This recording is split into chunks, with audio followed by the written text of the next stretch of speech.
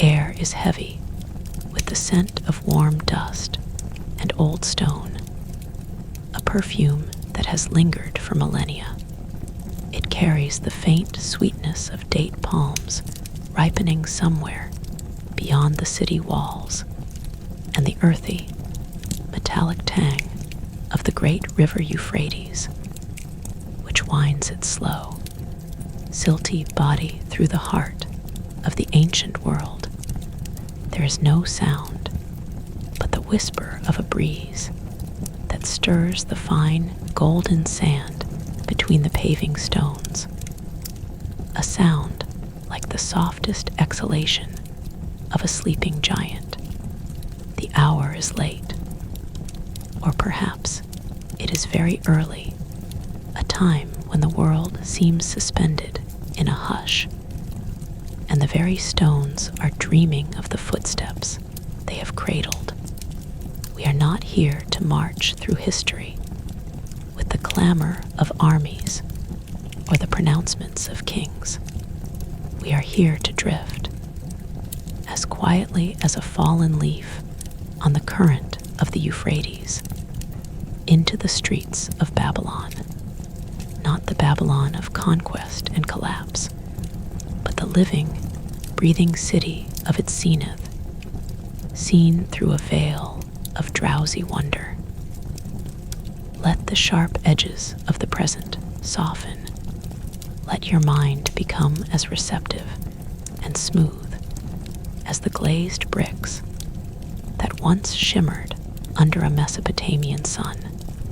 We will walk, but without moving, down the processional avenues and into the quiet, narrow warrens where the true life of the city pulsed like a slow, steady heartbeat.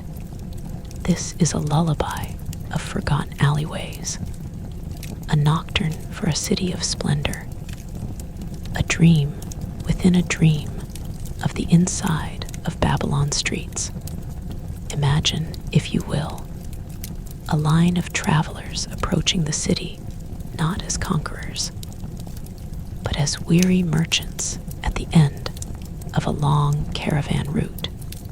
Their camels, with their soft, padded feet, make almost no sound on the compacted earth of the road that has, for days, been a mere track through the alluvial plains.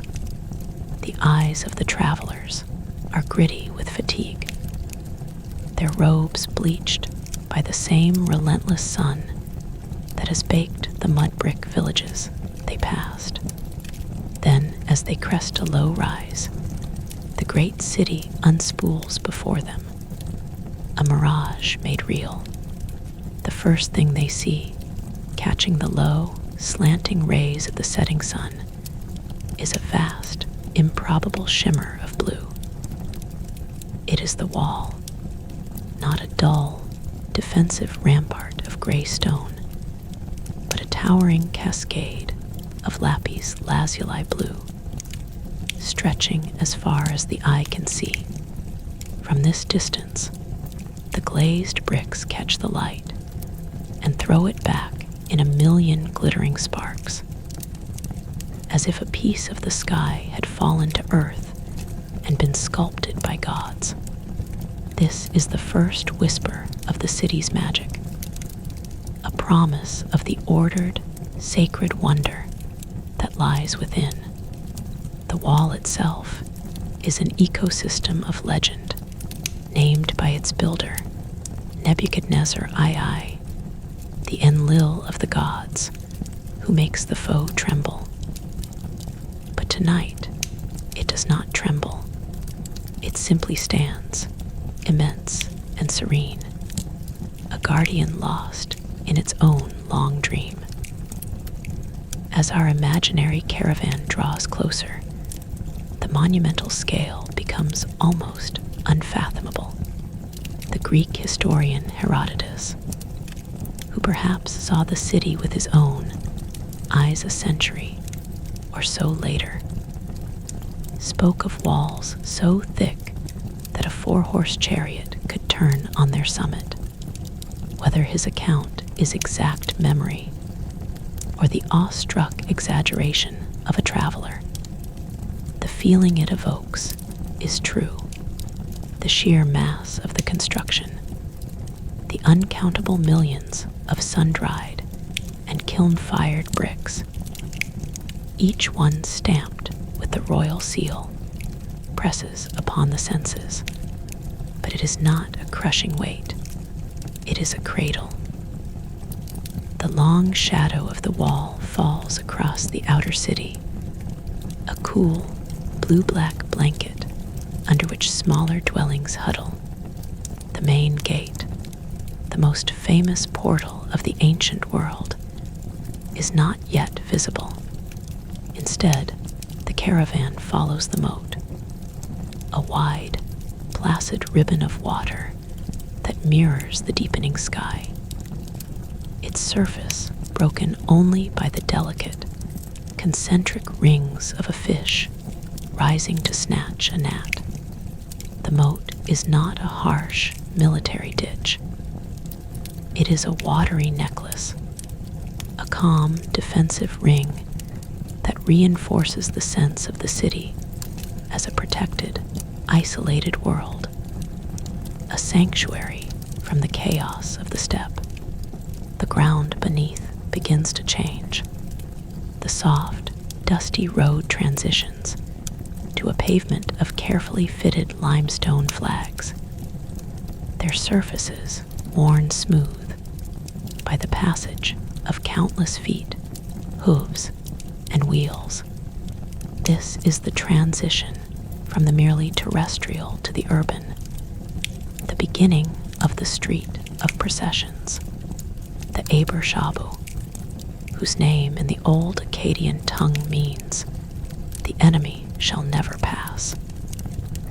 But the feeling here is not one of belligerence. It is one of solemn, graceful welcome. The paving stones are light, almost creamy in the twilight, and they are bordered by smaller, darker stones that create a simple, elegant geometry. Along the edges, there are curbs, a detail so modern, so civilized, that it grounds the fantastical scale into a practical, comforting reality. The city is built by minds that considered the flow of water, the comfort of feet, the order of things.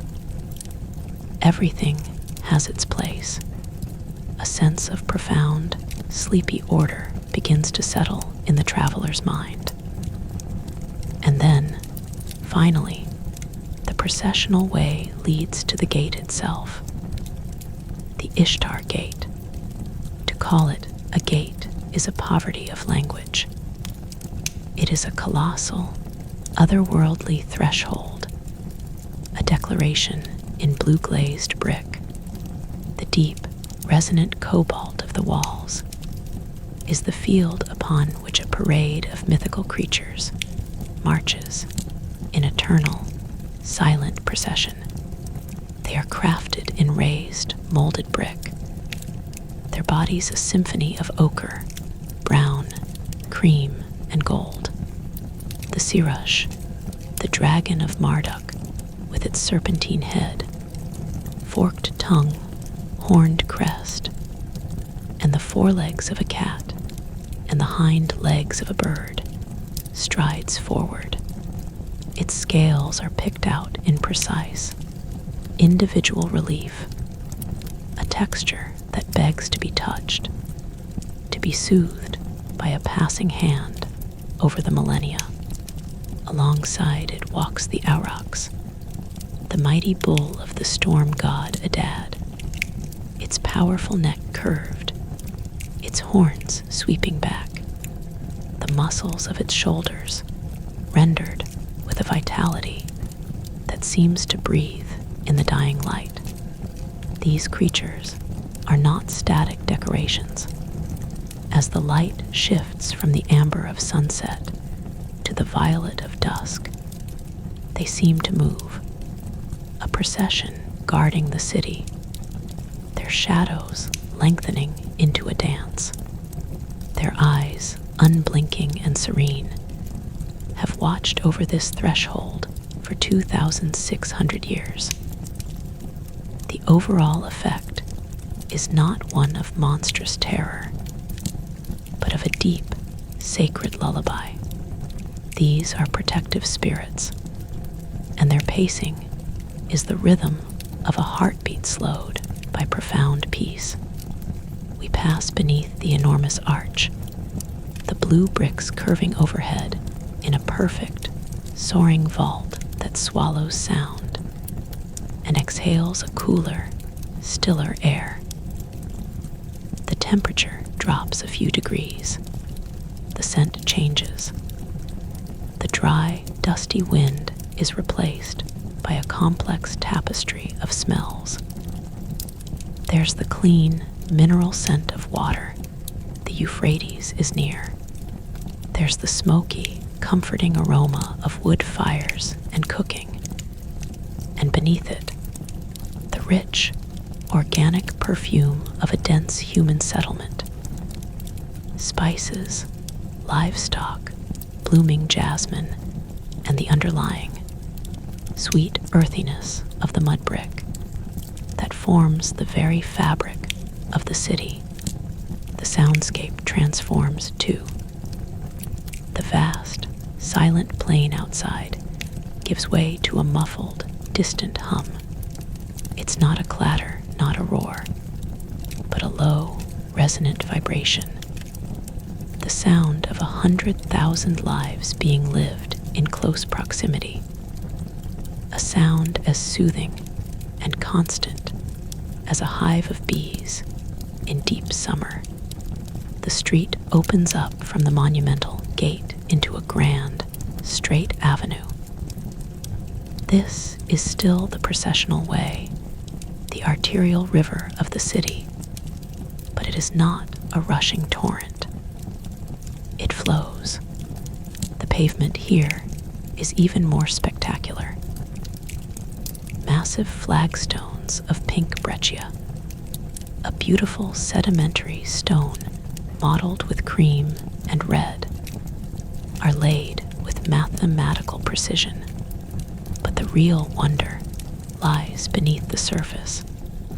Nebuchadnezzar, in his own inscriptions, tells us, "I fashioned the Aber Shabu, the street for the processions of the great Lord Marduk, with slabs of mountain stone. I caused it to shine like the day." And on the underside of every single one of those slabs, a secret message was inscribed, buried in the asphalt and mortar, a prayer to the god Marduk, a direct line from the king's heart to the divine, hidden from the eyes of man, but humming an eternal vibration of devotion into the very ground they walked upon. To step here is to walk on a river of silent prayer. The knowledge sinks into the bones, making the stride slower, more deliberate, more drowsily respectful. The sun is all but gone now, and the city begins to illuminate itself in a fashion more intimate and warm than the sun. Along the edges of this grand avenue, set into brackets on the walls of temples and palaces, cressets of oil begin to flicker into life. A small boy, the son of a temple attendant, touches a long, burning reed to a wick soaked in sesame oil. A tiny flame unfolds, orange and gold, like a desert bloom. He moves from lamp to lamp, a silent choreographer of the night. His small form, a fleeting shadow against the immense, storied walls. The flames multiply, casting dancing, undulating shadows that make the carved dragons and bulls on the walls seem to sway gently. as if nodding to sleep. The air above the flames shimmers with a faint, sweet smoke. The light is not harsh, not a flood that banishes the night, but a gentle, warming presence that pushes back the darkness with a soft, golden palm. It is a light to dream by.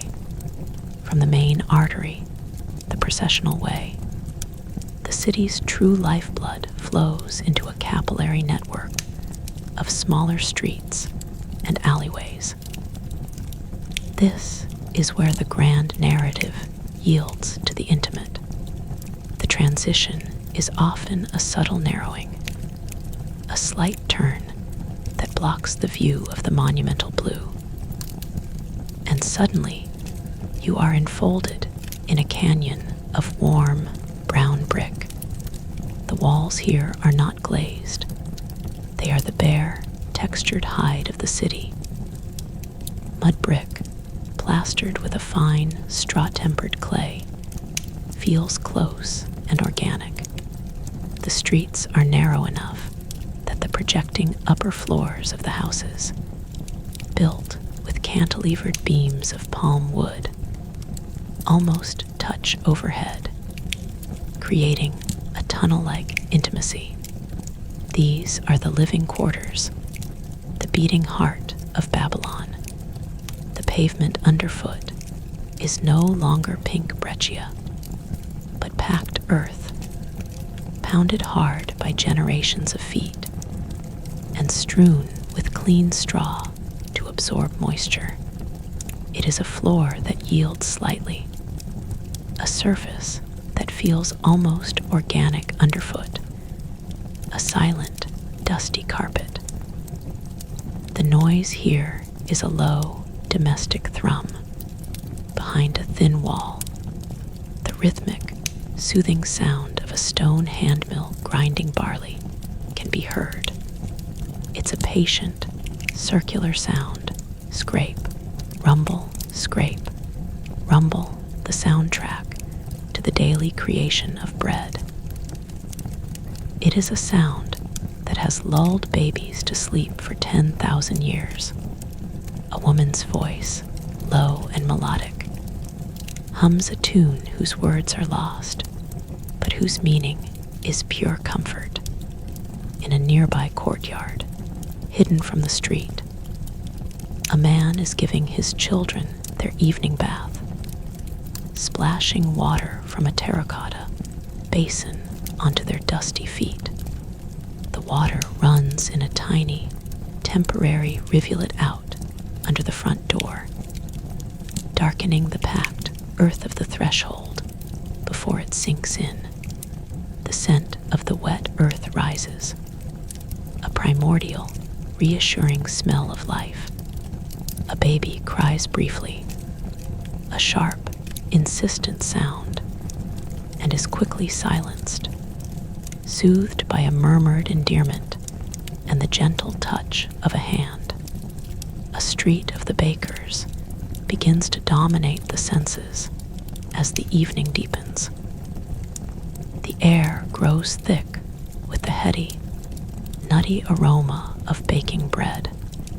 The great ovens are beehive-shaped structures of fire brick, their interiors glowing with a soft, orange-red pulse.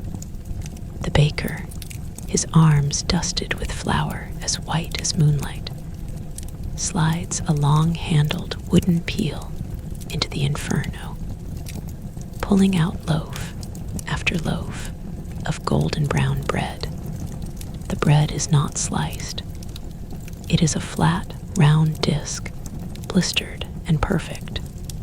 The heat radiating from the open door of the bakery is a palpable force, a blanket of warmth that pushes back the cooling night air. A small crowd has gathered, not an impatient, jostling queue, but a quiet collection of neighbors, exchanging low, murmured gossip as they wait for their evening loaves. The hiss of steam escaping from a fresh loaf, as it is cracked open, is a small, perfect symphony. A child is given a fragment, and the look of sleepy contentment on her face as she chews the simple, warm miracle is a universal, timeless portrait of peace. A little further down, the lane opens unexpectedly onto a small square. In its center stands a well, its raised stone rim worn into deep grooves by the ropes of millennia. The well is the social nexus, the morning newspaper, and the evening theater of the quarter. Even now, as the first stars begin to prick the velvet sky, a few women are gathered, their tall water jars balanced perfectly on their heads or resting on the well's edge. Their voices are a gentle, rippling murmur, the liquid consonants of Akkadian running together like the water in their jars. They are not rushing. The act of drawing water is a ritual, a moment of communal pause. The iron handle of the bucket creaks, a low, mournful note, as a clay pot is lowered. There is a distant, hollow splash. Then the sound of water cascading from the lifted pot into a jar. A bright, crystalline note in the quiet evening. The water itself, drawn from the deep, sweet aquifer beneath the river's silt, sparkles in the lamplight like a liquid sapphire. One woman, her task done, does not immediately leave. She leans against the warm stone of the well, tilting her head back to watch the stars emerge. Her world, for a moment, is perfectly, deeply still. The streets of Babylon were famously laid out on a grid, a fact noted with admiration by Greek visitors. This was not the organic, tangled warren of many ancient cities. The main thoroughfares ran parallel to the Euphrates, and the cross streets ran down to the river, ensuring that, from any point in the city, a cooling breath of air from the water could find its way into the lungs of the metropolis. This logic is deeply soothing. It is the architecture of a mind that valued order, clarity, and the gentle passage of air. The streets are aligned with the cardinal directions, a terrestrial mirror of the celestial order. To walk here is to move within a great cosmic plan, a mandala made of mud and brick, where the human soul can feel itself correctly oriented, not lost, but located. The very straightness of the streets, the way they conduct the river breeze, creates a sense of gentle, directed purpose.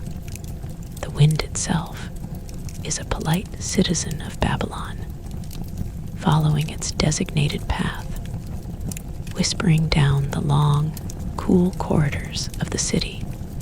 That breeze now begins to stir, carrying with it the unique scent of the riverfront. It is a place of its own texture and rhythm. The quays of the Euphrates are built of baked brick, layered with bitumen, a dark, glossy, waterproof skin that holds the city's lifeblood in its banks. Here, the soft slap, slap, slap of water against the moorings is the foundational pulse. Merchant ships, their lateen sails furled like sleeping wings, rock gently on their moorings. Their cargoes have been unloaded.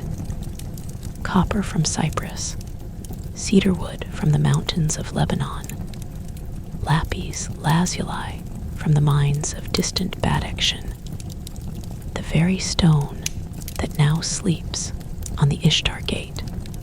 The wealth of the world has seeped into the pores of this key.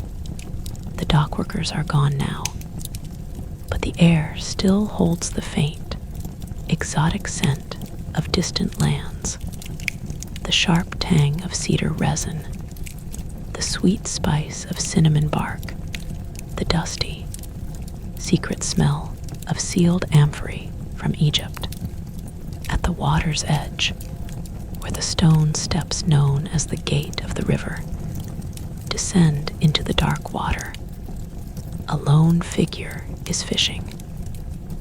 He is an old man, his silhouette as still and patient as a heron. His line is a simple length of twine, his hook a bent thorn. He does not expect a great catch at this hour. The fishing is an excuse for this liquid, meditative silence. The water laps against his feet, a rhythmic, cooling touch.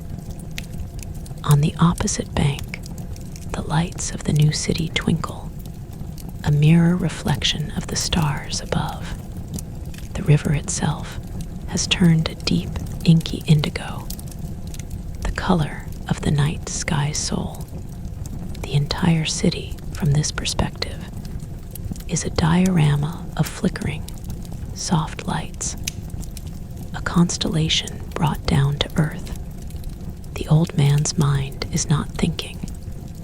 It is floating, drifting like the small, round craft, the quafa, that bob on the river's surface, their wicker frames as light and buoyant as a water beetle. It is from this river that the city draws its most legendary breath, the whisper of a wonder that may have been real, or may have been the deepest longing of the human heart for a perfect, verdant sleep, the hanging gardens. If they existed, and where they existed, is a mystery that only adds to their dreamlike power. The script of the streets tells us that somewhere, perhaps near the palace, perhaps rising from the very banks of the Euphrates, there was a mountain of green. Imagine leaving the flat, angular canyons of the residential quarters and ascending. The streets would begin to slope, or perhaps a series of stepped ramps would lead upward. The sound of the city would recede, replaced by a new soundscape. The rustle of leaves, not in a gentle breeze, but in a constant, living whisper, the sound of a microclimate. The air would grow cooler, exponentially fresher, saturated with the scent of damp soil, flowering myrtle, and the resinous perfume of pines and junipers brought from a distant northern land. The structure was a series of tiered terraces, a man-made mountain, its vaulted galleries filled with soil deep enough to cradle the roots of mature trees. The engineering was a silent, hydraulic symphony.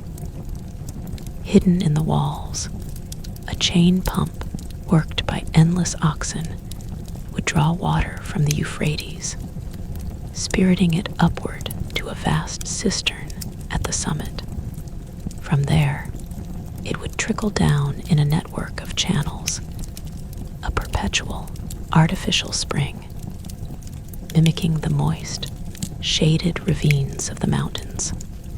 To walk the streets of this garden was to be removed from Babylon while still within it. The flagstones were dappled with cool, deep shade. The sound of dripping water, a constant, percussive plink on broad leaves, was a lullaby. The sight lines were blocked by cascades of ivy and fronds of date palm, creating intimate, secluded bowers. Here, a queen from a mountainous land, the story goes, could sleep and dream of home. The flat, harsh light of the plain completely forgotten. It was a vertical, interior street, a path ascending into a dream of green, a place where the very concept of a street transcended the horizontal and reached for the sky. But the city, in its true, earthy incarnation, was not just a place of grandeur or engineered nature. Its true, sleepy pulse was felt most keenly within the unremarkable walls of a common home. The streets served as a conduit to the front door, a portal into a world of profound, cloistered tranquility. The typical Babylonian house turned a blank, windowless face to the street. It was an architecture of radical interiority. The door was a simple wooden frame, perhaps painted with a dash of red ochre to ward off evil spirits, and it opened not into a home, but into a vestibule. This small, dark passage served a single, vital purpose: to create a buffer, a visual and oral airlock between the public life of the street and the private sanctuary of the home. To step through that door was to leave the world of trade, noise, and strangers behind. The floor underfoot changed from packed earth to smooth, cool plaster. The darkness of the vestibule was a soft, welcoming embrace, and at its end, a second door opened onto a burst of light. The central courtyard, the Tarbasu, was the sky room of the house. It was open to the heavens, and the first thing a visitor would see was the starry square of night sky framed by the four walls of the house, a private, personal piece of the cosmos. The air in the courtyard was still and protected. The hard edges of the street were banished. The space was often adorned with a small garden, not of hanging grandeur, but a few precious, fragrant plants. A pomegranate tree, its scarlet blossoms now dark, sleeping globes, a henna bush, its leaves the source of 1,000 wedding night perfumes, a tangle of jasmine, its white stars glowing in the dim light, and filling the entire space with a scent so sweet and heavy it was almost a liquid. The sound here was a private fountain. A shallow basin lined with bitumen collected the cool splash of a small, spigot-fed jet of water. The sound was a silvery, continuous shimmer in the still air, an acoustic balm that dissolved all thought. The family life of a Babylonian household gathered in this courtyard. On the roof, a flat space reached by an outside staircase from the courtyard. The family would sleep on the hottest nights, and even now, the low murmur of a parent telling a story to a child drifts down. The story is from the Epic of Gilgamesh, a tale so old its roots are in the very clay of the city. The voice is a low, rhythmic drone, telling of the wild man Enkidu, the cedar forest, and the boatman Urshanabi on the waters of death. The child's eyes are wide, reflecting the Milky Way, which which the Babylonians called the celestial Euphrates, a river of light flowing through the sky, the connection between the heavenly and the mundane, the mythic and the domestic, is seamless. The street outside, the house around, the sky above, all are part of the same uninterrupted, sleeping body of the world. Moving further into the depths of the city, the character of the streets shifts from domestic to commercial, but the dreamlike quality does not shatter. It simply takes on a different texture. The marketplace, or souk, is a vast, open plaza near the temple complex, but its borders are formed by narrow streets dedicated to a single craft. On the street of the goldsmiths, the forges are cold and silent, but one workshop still has a light burning.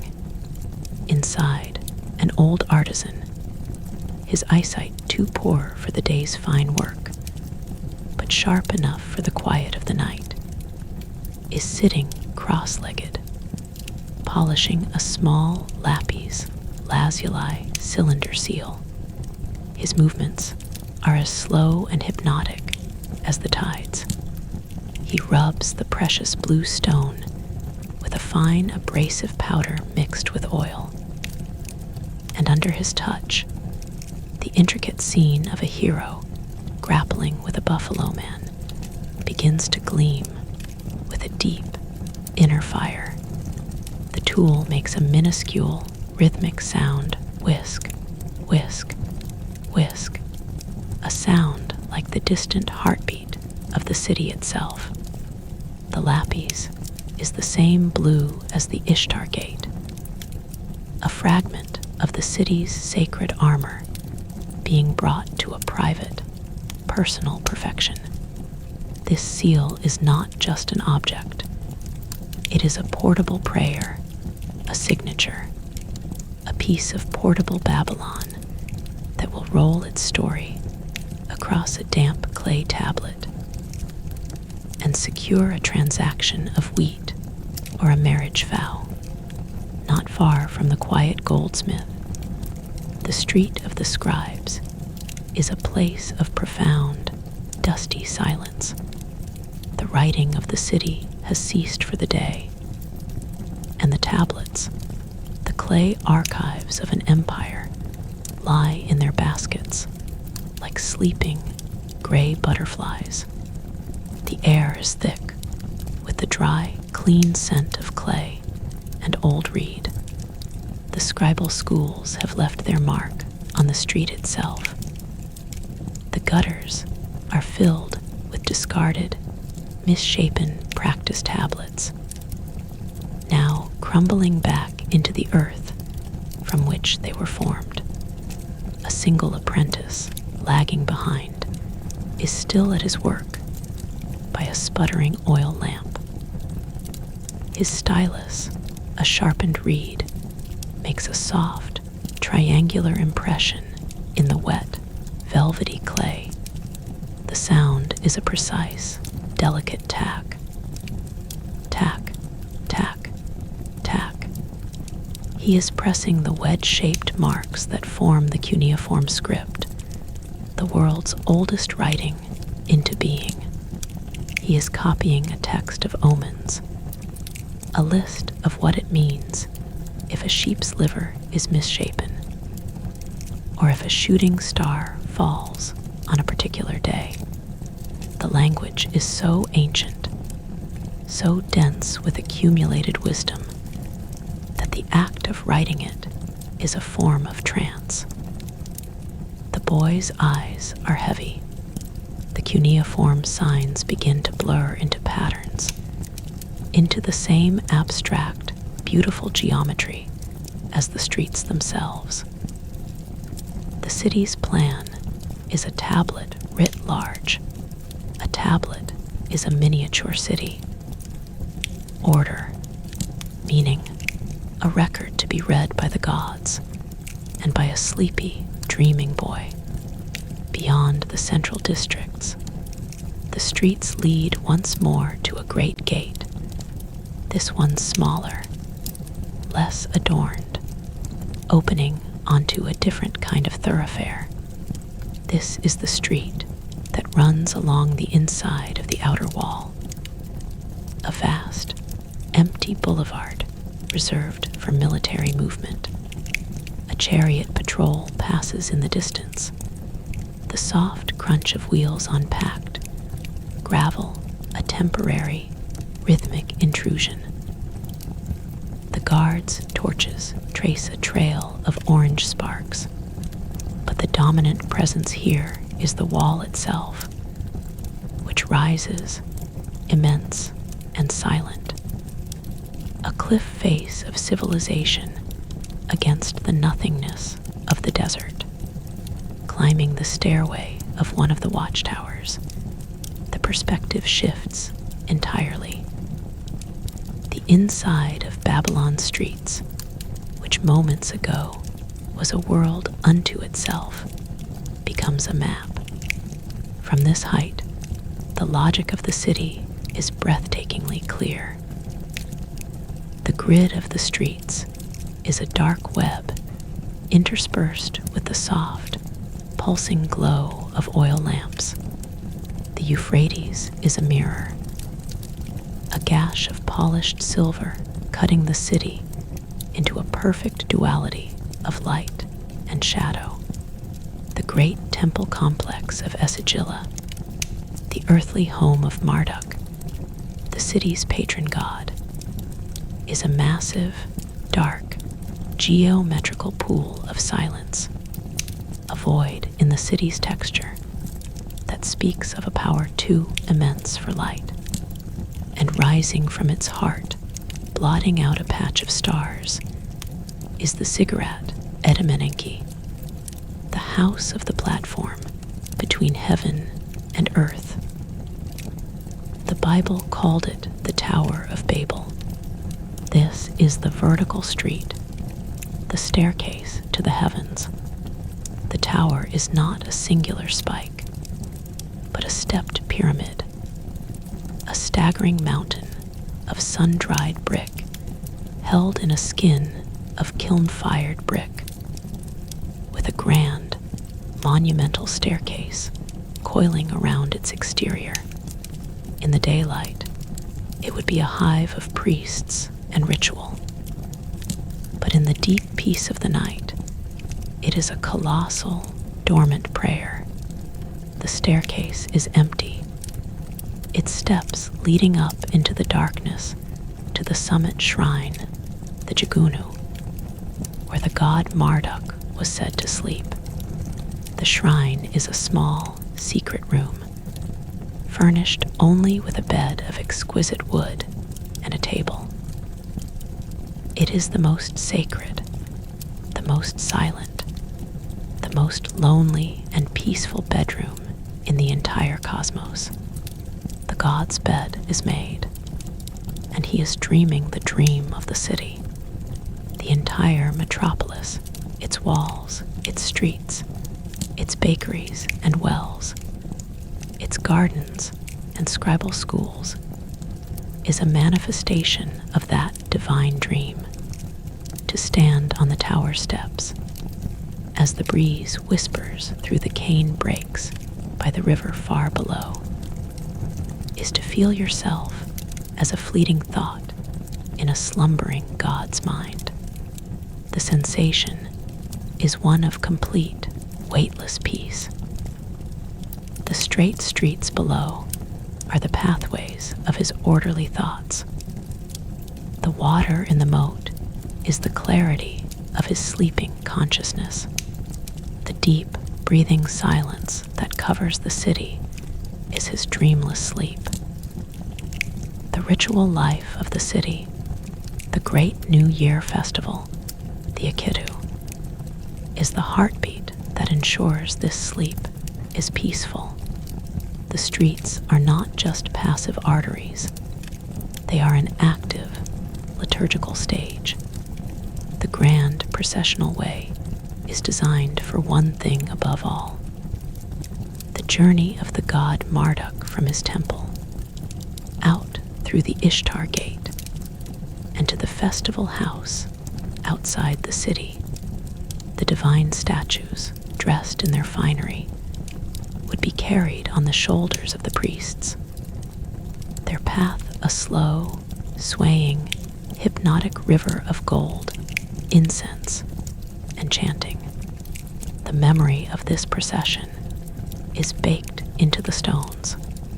The asphalt mortar that holds the flagstones is mixed with a ritual ingredient: a faint trace of wine, a libation poured at the dedication of the street, making the very ground a participant in the sacred mystery. Even now, in the silence of the night, if you were to press your ear to the smooth, cool surface of the processional way, you might not hear the specific sound, but you could feel the deep, slow resonance of a million processional steps, a vibration that is the city's own mantra, the hum of cosmic order, back down on the ground, in the snaking back alleys. The proximity of the houses fosters a unique nocturnal intimacy. In the deep, moonless hour before dawn, the world is at its most still. Even the dogs, the scavengers of the city's edge, are silent. A woman, unable to sleep, lights a single lamp in her courtyard. Its light spills over the wall, casting a dim, golden halo onto the wall of the house opposite. For a moment, two houses are connected by a fragile, luminous bridge. The woman hums a lament, a song of the weaving goddess Adu. Her voice, so low it is barely a whisper, a sound absorbed by the dense mud brick. She is weaving, her simple vertical loom making a gentle, wooden click-clack sound. She is weaving a piece of cloth for her son's tunic, and the rhythm of the shuttle is the same rhythm as the baker kneading dough, as the scribe pressing his stylus, as the oarsman dipping his blade in the Euphrates. It is the rhythm of Babylon itself, a steady, creative, life-sustaining beat. The thread she uses is dyed with madder, a soft, sunset pink, and in the lamplight, it glows like a vein of living warmth. The silent, windowless facade she presents to the street gives no hint of this internal, vibrant world. The street is not a place of display. It is a place of discretion, a shell that protects a pearl. In this hour, the interplay of light and shadow is a character in its own right. The lamps cast shifting, ephemeral patterns. The shadows of palm, fronds from a courtyard garden, projected onto a rough-cast wall, sway in a breeze that cannot be felt at street level. They look like the dancing plumes of a distant, ghostly procession. A cat, a sleek, sacred creature of the goddess Bastet, whose worship had drifted over from Egypt, picks its way silently along the top of a mud brick wall. Its eyes catch the faint glow of a lamp, two tiny, liquid amber flames in the darkness. It pauses, one paw delicately lifted, a living hieroglyph. It is hunting a gecko, another small, silent denizen of the Babylonian night. The gecko, frozen, is a gray, perfectly still spirit against the warm brown of the wall. The tension is not violent, It is a quiet, natural drama, a tiny ripple in the ocean of the city's sleep. A gentle, rhythmic tapping sound begins to echo down the narrow lane. A night watchman, a guard of the quarter, is making his rounds. He is not a forbidding presence, but a comforting one. He carries a tall staff and a small clay lantern that swings gently at his belt, creating a wobbling pool of light that travels with him. He taps the staff on the ground with every other step, a slow, reassuring code. Tap, tap, tap. The sound tells everyone in their sealed, private courtyards that the public realm is watched, that the order holds, that they may continue their dreaming without fear. The watchman pauses at the corner of the street of the bakers and yawns. A wide, profound yawn that seems to draw in the silence and exhale it again, even deeper. He sees the cat on the wall, and they share a moment of mutual, wordless acknowledgement. He is the shepherd of sleeping streets, his slow, ambling route a lullaby of its own, moving back towards the river, where the air is slightly cooler. The quays tell a story of quiet preparation. The city's life, though it sleeps, is poised for the dawn. A baker's assistant, a young man with sleep still clouding his eyes, is already at the communal oven, coaxing the embers back to life from their nightly slumber. The poker scrapes through the ash, uncovering a bed of glowing, ruby-red coals. He adds a few split logs of palm wood, and the flames leap up with a soft, hungry whoosh. The first promise of the new day's bread is a puff of smoke that rises from the oven's chimney, a dark, fragrant plume against the pre-dawn sky of royal blue. On the river, a fisherman, the son of the old man from the night before, is checking his nets. The small, circular coracle dips and sways under his practiced movements. The water laps against its tarred sides. He hums a simple, wordless tune, a melody as old as the river itself. The sound carries perfectly over the still water, a clean, liquid note. It is the first active sound of the waking city, yet it is still wrapped in the hush of the night. It is not an alarm clock. It is a gentle, aquatic invitation to awareness. The first pale hint of dawn is a cool, lemon-yellow stain on the eastern horizon, seen from the top of the ziggurat. But down in the deep canyons of the streets, the darkness is still complete and velvety. The transition of light in Babylon is a slow, staged descent.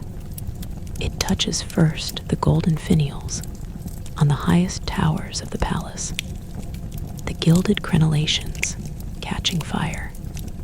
Then it flows down the massive face of the Ishtar Gate, the blue-glazed bricks beginning to absorb the light, their color deepening from indigo to a brilliant, celestial sapphire. The mythical beasts of the gate are the next to be blessed. The golden ochre of the Sirush's body begins to glow from within, and its raised, scaly texture casts 1,000 tiny, perfect shadows for the first time that day. The bulls of Adad seem to lift their great heads, their horns catching the light. The street in front of the gate is still in shadow, gate itself is a radiant, sunlit promise. The processional way is a river of darkness heading towards a waterfall of light. Slowly, so slowly it feels like a held breath, the light creeps down the walls and finally touches the paving stones of the processional way. The pink breccia flags, cool and gray in the dark, bloom into their warm, veined color. The deep grooves left by the wheels of countless chariots and carts are revealed as lines of dark shadow, a script written by traffic. The light is still soft, still without heat, a gentle, luminous hand that strokes the city awake. The soundscape begins to deepen. The first sparrow chirps a tentative, solitary note from a nest of mud and straw tucked into a crack in the wall. It is answered by another, and then another, until a small chorus of them fills the air. The sparrows of Babylon have made their homes in the same brick niches that house the cuneiform foundation pegs, the sacred deposits that protect the building. The divine and the mundane, the prayer and the nest, are part of the same structure. A door creaks open. It is a small, seemingly inconsequential sound, the groan of a wooden hinge. But it is the sound that finally breaks the spell of the night. It is the sound of a house exhaling its sleeping inhabitants into the street. A woman steps out, a tall clay water jar balanced on her shoulder. She wears a simple tunic of undyed wool, and her feet are bare on the packed earth. Her face is calm, still softened by sleep. She does not rush. She walks with the same slow, deliberate grace of the night watchman, her body a pendulum. She heads towards the well in the small square. Behind her, the street is slowly filling with the gentle, purposeful activity of early morning. The carpenter's stall, which was a dark, locked maw, is now open, and the scent of fresh-cut cedar and the rhythmic rasp of a saw join the symphony. The carpenter is cutting dovetail joints for a chair, the precise geometry of his work, a small-scale model of the city's grid. His movements are steady, hypnotic. The water drawer reaches the well. The iron bucket handle begins its familiar, creaking song. The splash of water is brighter, louder, more energetic than it was in the twilight, as if the water itself is eager for the day. The woman fills her jar, and with a smooth, practiced motion, she lifts it to her shoulder and begins the walk back. The water sloshes gently against the terracotta neck, a rhythmic, liquid sway. She passes the Baker S, and the street is now truly perfumed with the divine scent of the first batch of bread. The baker's child, the one who was given the warm fragment the night before, is now sitting in the doorway, solemnly chewing on his breakfast. His mother's loaf is the entire world, and it is enough. The woman with the water jar stops to exchange a few brief, murmured words with the baker's wife. Their conversation is a soft patter, a sound as pleasant and meaningless as the cooing of doves. It is the social glue, the daily reaffirmation of community.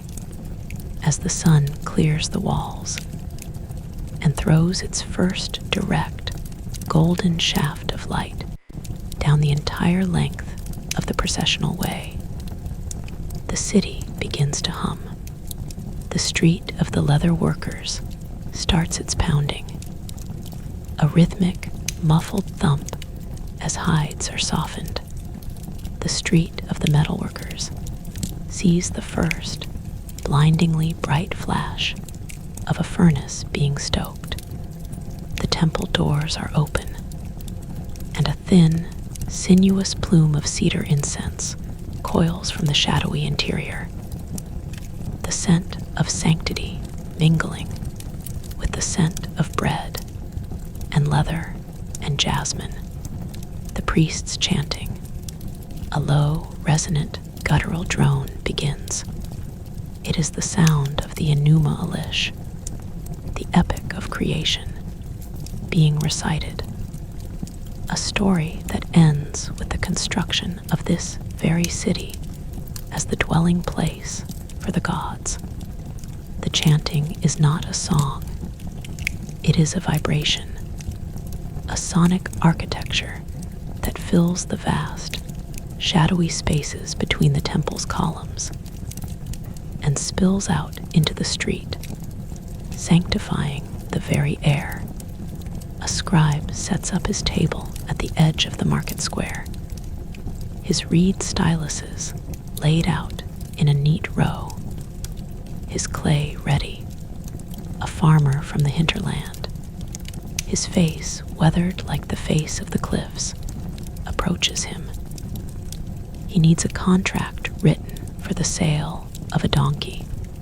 The scribe listens, his head tilted, and then he wets his clay tablet and begins. Tack, tack, tack. The sound is a precise, intellectual counterpoint to the physical thumping of the leather workers.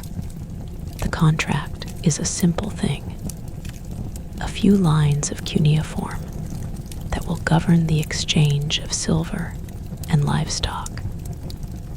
But it is part of the vast legal architecture that makes the city function. The farmer's seal, a crude piece of shell with a simple design, is rolled across the wet clay, leaving its unique mark. The act is as solemn as any temple ritual. The day wears on, but the sleepy, dreamlike quality of the streets does not entirely dissipate. It merely adapts to the presence of the sun. In the narrow residential lanes, the awnings are drawn lengths of course, woven goat hair stretched from roof to roof.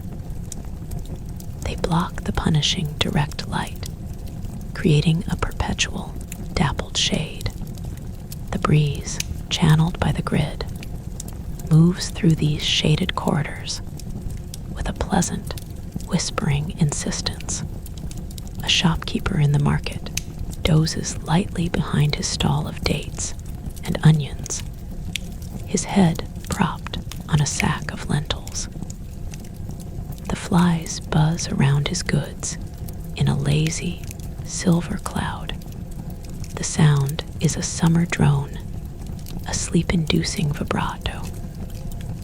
A customer approaches, and the shopkeeper awakens not with a start, but with a slow, serene return to consciousness, a smile already on his lips. The pace of a Babylonian street, even at the height of business, is not a frantic rush. It is a slow, steady flow, a meandering river of humanity that understands the tyranny of the sun and respects the shade. From the palace quarter, a different sort of sound emerges. It is the deep, resonant strumming of a lyre, its sound box covered in the skin of an ox, its strings made from the gut of a sheep. A musician is practicing for the evening's banquet. The melody is a slow, pentatonic scale, melancholic and profoundly beautiful. It floats over the top of the mud brick walls, mingling with the chanting of the priests and the cawing of the ravens that have taken up residence in the upper terraces of the hanging gardens. The music is the soul of the city made audible, an abstract expression of the same longing for order and beauty that laid out the streets and glazed the bricks. A group of children playing in the cool, dusty shadow of the Ishtar Gate pause in their game to listen. They are playing a game with Knucklebones, the ancient ancestor of jacks, and the bones scatter across the pink flagstones. One girl's gaze is caught by the towering dragon above her, the Sirush with its forked tongue and its proud, sacred stance. She does not see a monster. She sees a guardian, a familiar, benevolent presence as constant as the sun and the river. The afternoon is the time for the bathhouse. The streets leading to the bathhouse are some of the most social in the city. The structure is a large, domed building.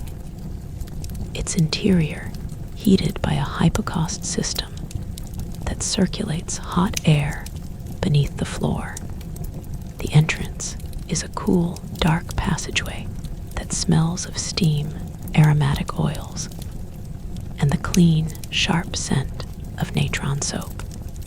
The transition from the dusty, sun-baked street to the cool, humid, murmuring interior of the bathhouse is an act of profound sensory transformation.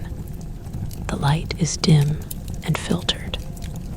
The sounds are a liquid, echoing murmur, and the heat enfolds the body in a heavy, relaxing embrace. Inside, on the heated stone slabs, the people of Babylon, the merchant, the scribe, the metalworker, the water drawer, shed their public roles with their tunics. The distinctions of the street dissolve in a universal human vulnerability. The masseur works with slow, rhythmic pressure, kneading the tired muscles of a goldsmith who has been hunched over his tools all morning. The sound of a gentle slap, a soothing, percussive massage, echoes softly. A friend ladles warm water over another's back. The cascade, a soothing, liquid sheet. The conversation here is slower, deeper, more philosophical.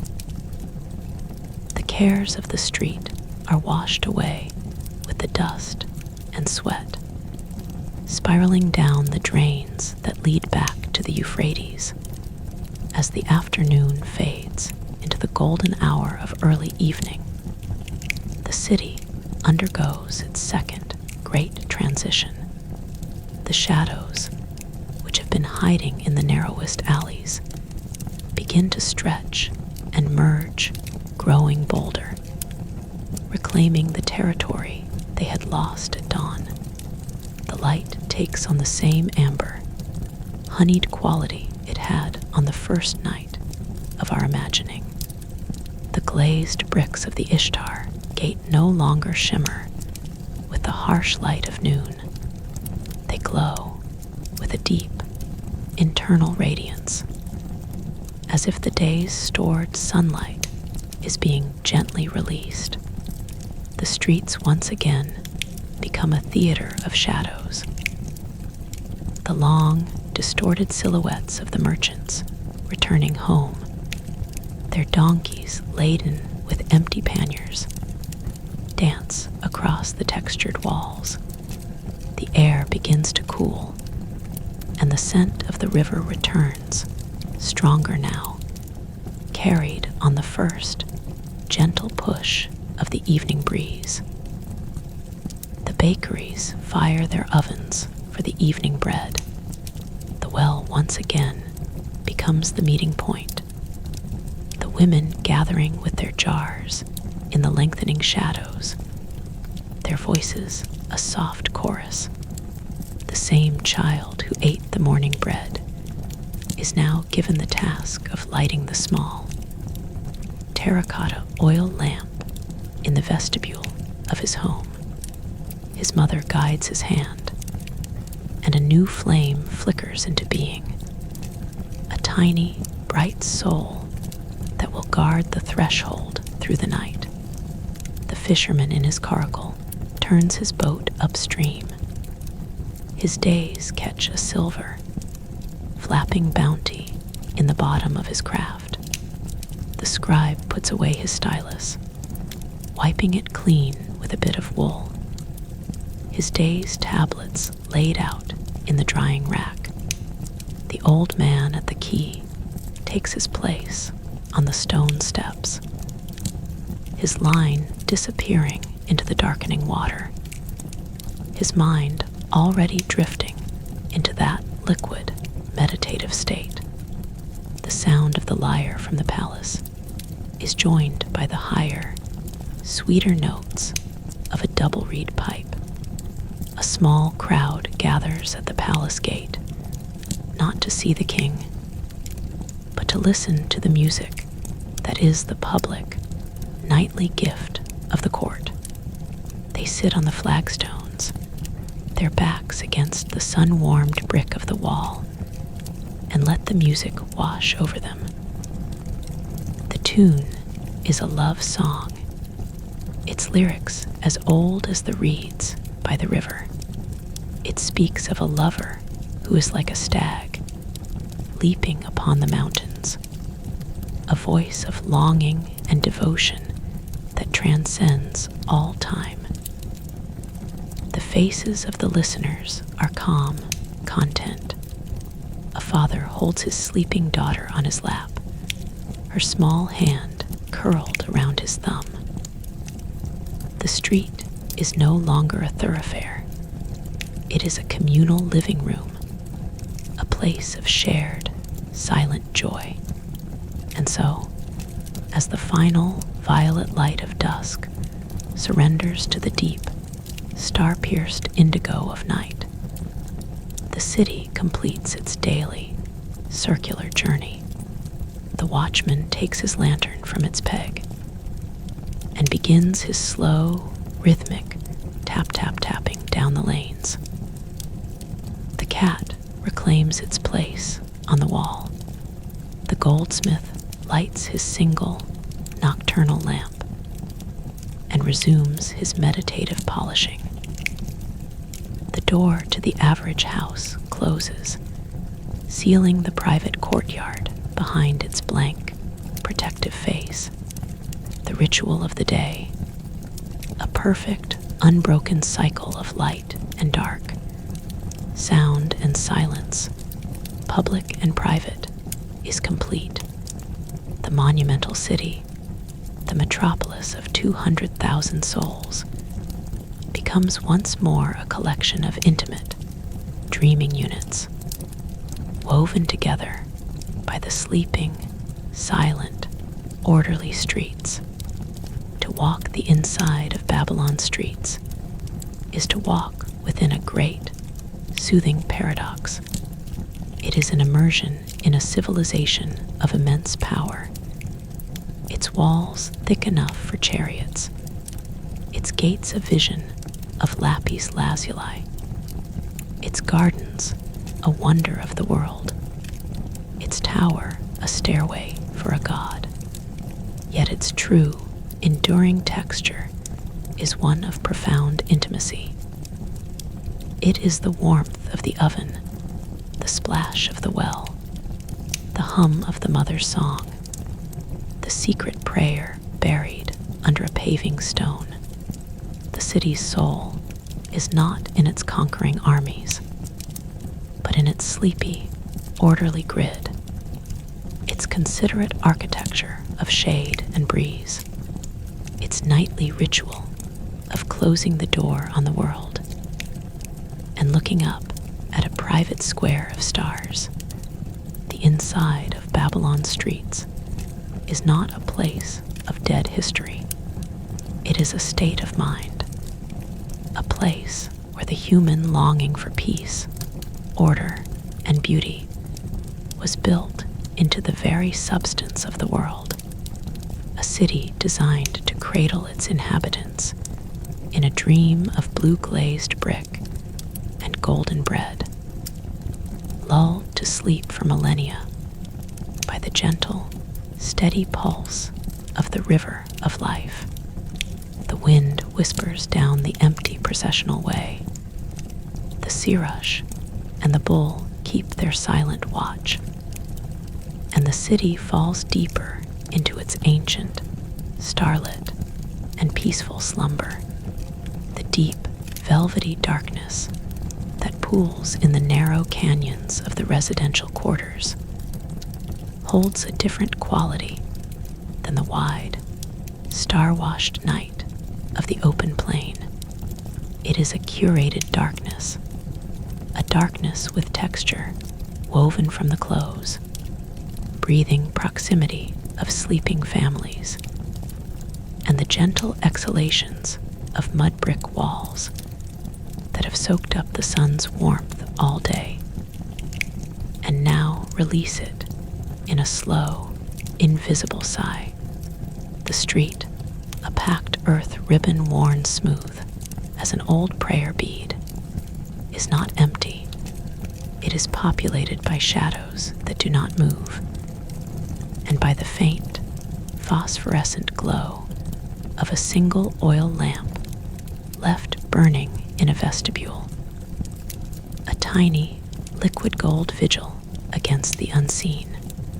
The city in this hour is a single, immense, sleeping organism, and its streets are the quiet pathways of its dreams.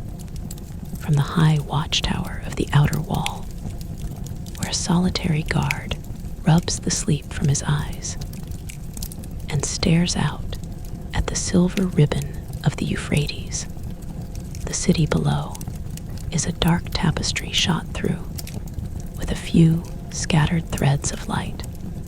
The guard's name is Belibni, a common name meaning the Lord has created, and his world has shrunk to this platform of baked brick. The slow arc of the constellations overhead and the comforting, rhythmic tap of his superior staff echoing from a distant parapet. The constellations themselves are a celestial street map, the great river of the Milky Way, which the astronomers of the temple call the celestial Euphrates, mirrors the earthly river below, dividing the sky into two orderly halves. The star they call Marduk, the brightest point of light, travels a straight, predictable path through this heavenly grid, just as the processions of his earthly statue travel down the Aber Shabu. The order is absolute. The guard yawns, a deep, chest-expanding yawn that seems to draw the peace of the city into his very bones, and his thoughts begin to drift down from the celestial to the familiar.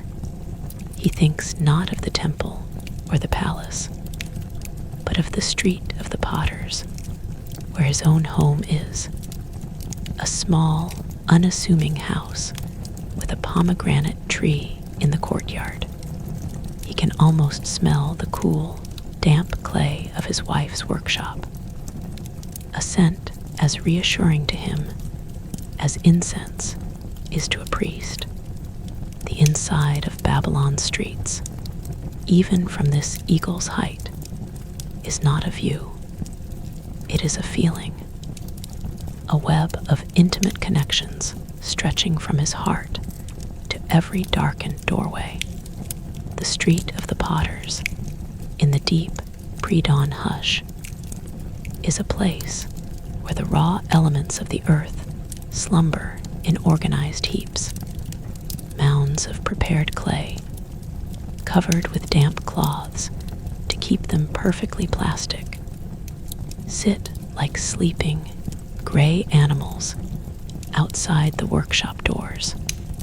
The potter's wheel, a low, heavy stone disc mounted on a vertical axle, is a silent, motionless altar.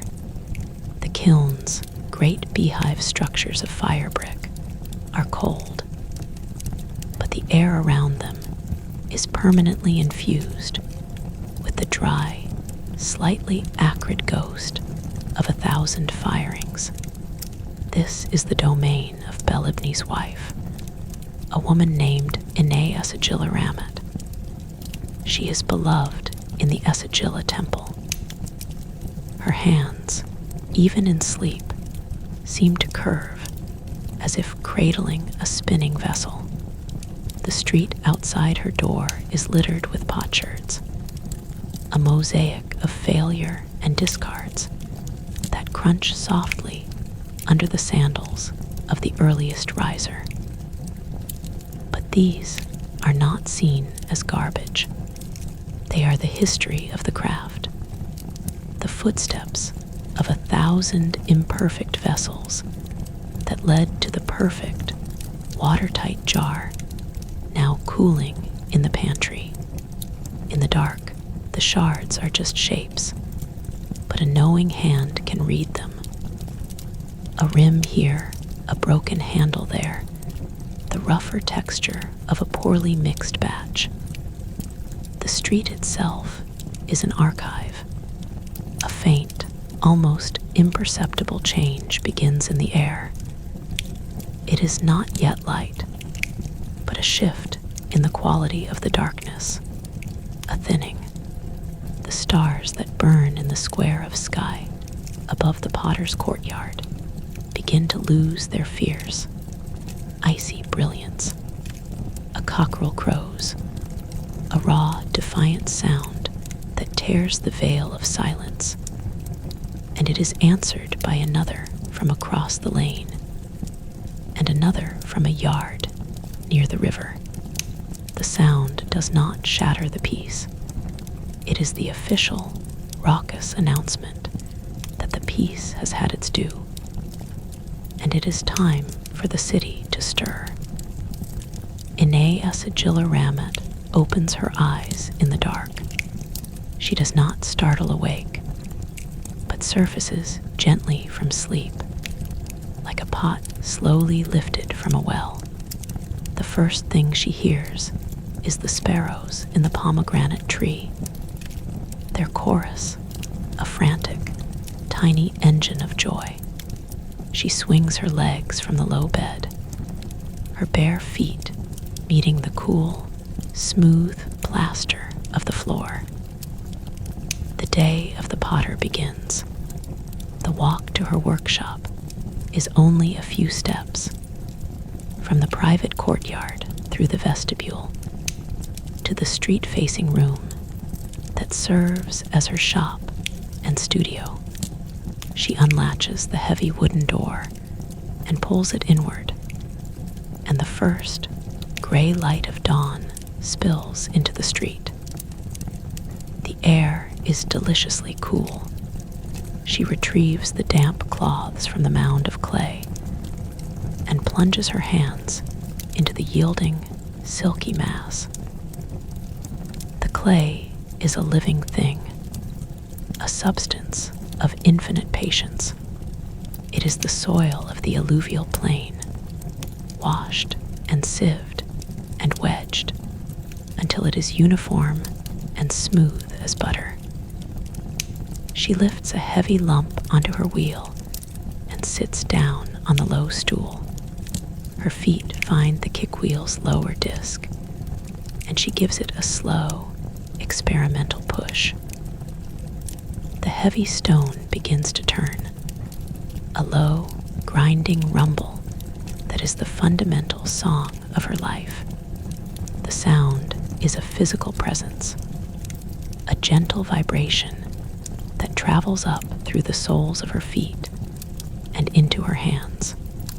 She wets her hands in a bowl of water, the droplets scattering like liquid jewels, and then she places them on the revolving clay. The centering is a quiet, fierce battle.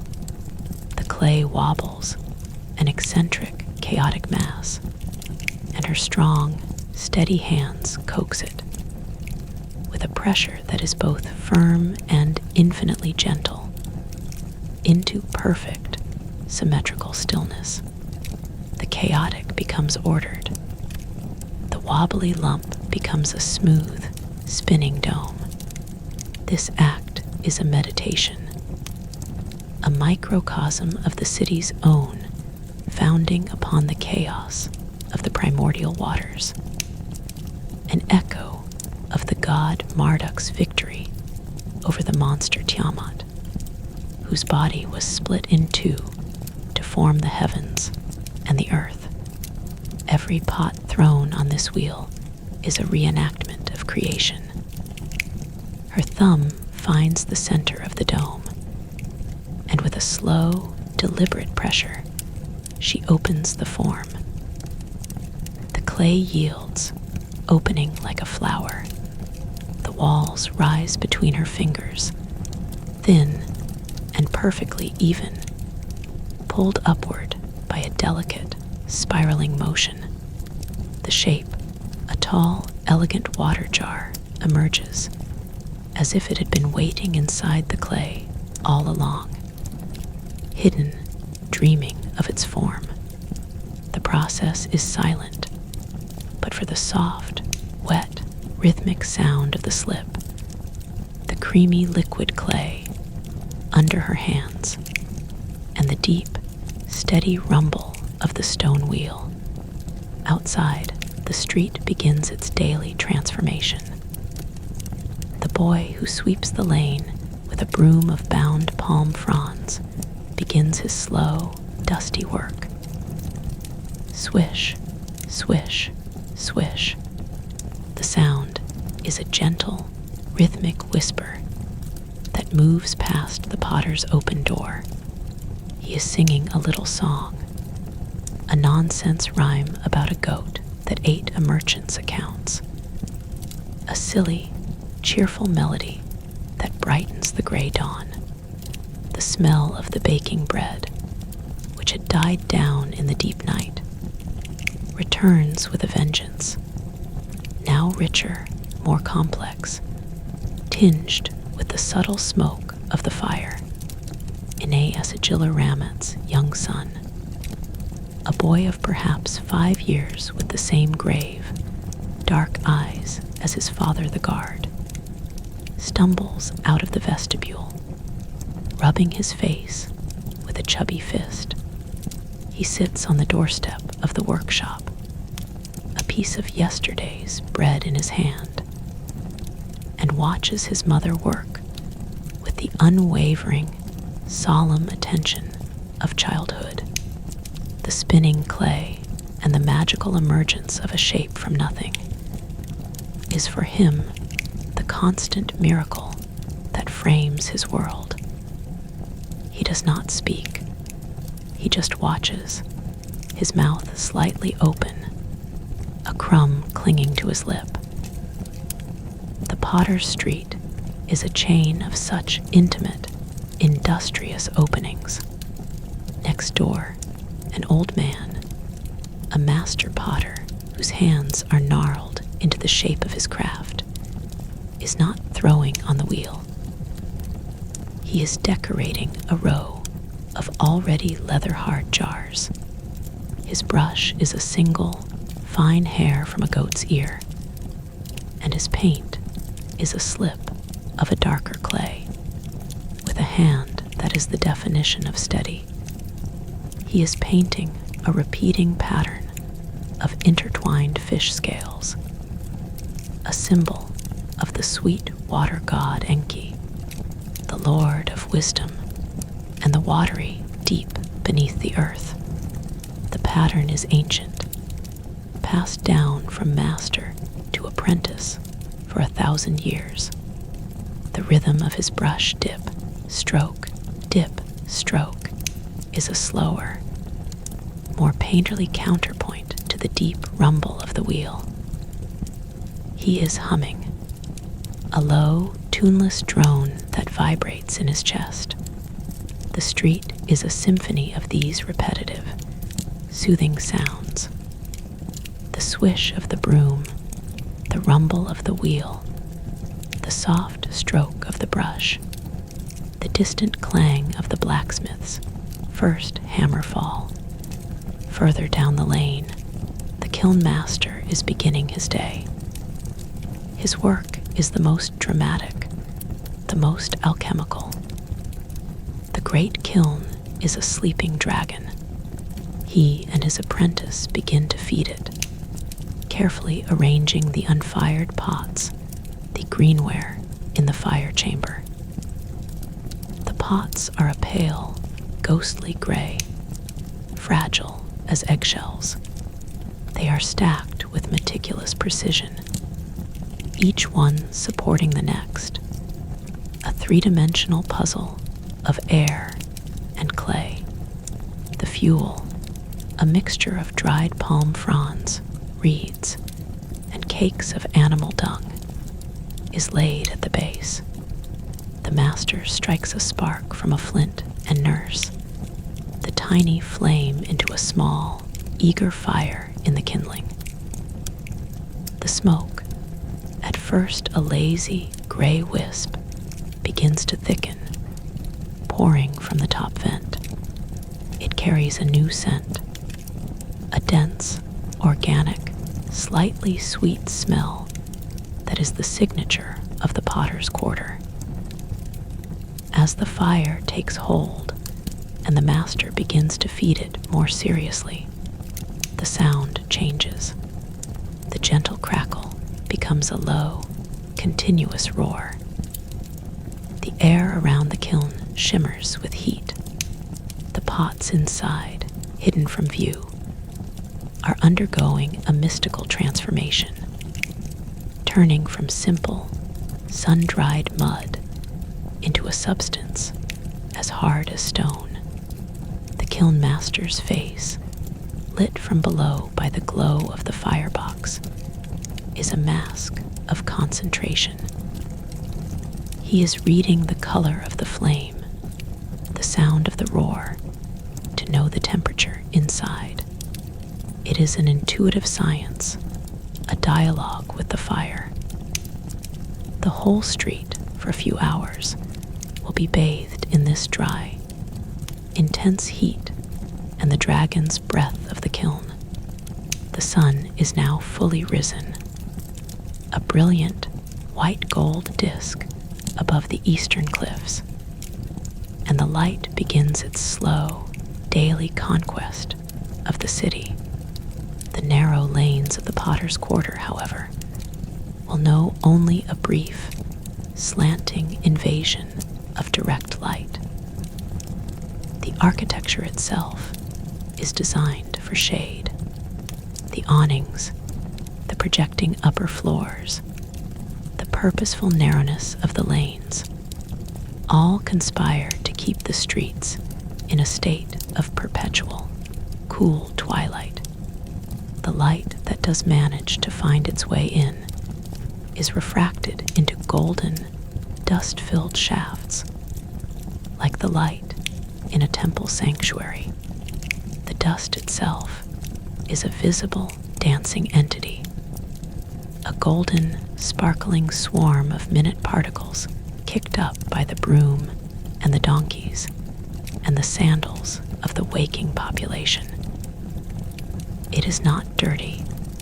It is the very stuff of the city, the crumbling skin of its mud brick buildings, floating in the air, catching the light, a shimmering urban pollen. The water drawers are making their third or fourth trip to the well by now, and the rhythm of their passing is the city's secondary pulse. The well in the small square at the end of the street of the potters is a hub of constant, gentle activity. The square is paved with the same pink breccia as the processional way, salvaged or taken from a grander project, and laid here in a slightly irregular but charming patchwork. The women's voices are a constant, liquid murmur, a counter-melody to the men's deeper, less frequent rumbles of conversation from the doorways. The conversation is the lifeblood of the street. It is not hurried. A woman balances her jar on the well's rim and recounts a dream she had about a snake in the courtyard, a potent omen that needs to be interpreted. An older woman, her face a beautiful map of wrinkles, listens intently and diagnoses the dream with the same methodical care a physician would give to a liver. A small offering must be left by the door tonight. A tiny cake of barley flour, a pinch of salt, the ritual, the interpretation, the sharing. This is the invisible architecture of the street. A web of meaning and mutual care as strong as any brick wall. From the well, the water travels into the houses, and its journey creates a transient, miniature geography. A woman carrying a full jar walks with a smooth, swaying, hip-shot gait. A drop of water occasionally sloshing over the rim and leaving a dark, temporary constellation on the dusty ground. The track of these drips maps the paths of domestic life. A fleeting, dotted line connecting the public well to the private kitchen. A child tasked with carrying a smaller jug follows his mother, his entire body a study in precarious concentration. He does not spill a drop, and his face, when he finally sets the jug down in the courtyard, is alight with quiet, profound pride. The water is then poured into the great, porous clay storage jar that stands in the coolest corner of the pantry. The water seeps through the clay's micro-fissures and evaporates, a process that magically cools the liquid inside to a delicious, cellar temperature freshness. The jar sweats, a fine, beaded moisture on its surface, a miracle of domestic physics. The day deepens, and the city's commercial heart begins to beat with a stronger, more insistent rhythm. The sounds of the domestic quarters are joined by the more complex, polyphonic roar of the market. The souk is not a single space, but a sprawling, interconnected district of specialized streets and open plazas, each with its own unique sensory signature. To leave the quiet, shady lane of the potters and enter the main market thoroughfare is to be plunged into a river of humanity. The street widens dramatically. The sun, no longer blocked by awnings, beats down on a sea of white linen and dark, oiled hair. The sounds are a deep, resonant roar, a constant, undulating wave of noise composed of 1,000 individual voices, the braying of donkeys, the bleating of goats, the clucking of chickens in woven reed cages, and the ceaseless, rhythmic background percussion of commerce. The chink of silver being weighed, the soft thud of a sack of grain being dropped, the frantic, high-pitched bargaining of a spice merchant, the street of the butchers is a place of stark, visceral reality. The ground underfoot is no longer dusty or paved, but a dark, compacted slick of blood and offal, constantly swept by boys with buckets of water into a central drain that runs down the middle of the lane. A small, red-tinged river heading for the Euphrates. The air is thick, metallic, and raw.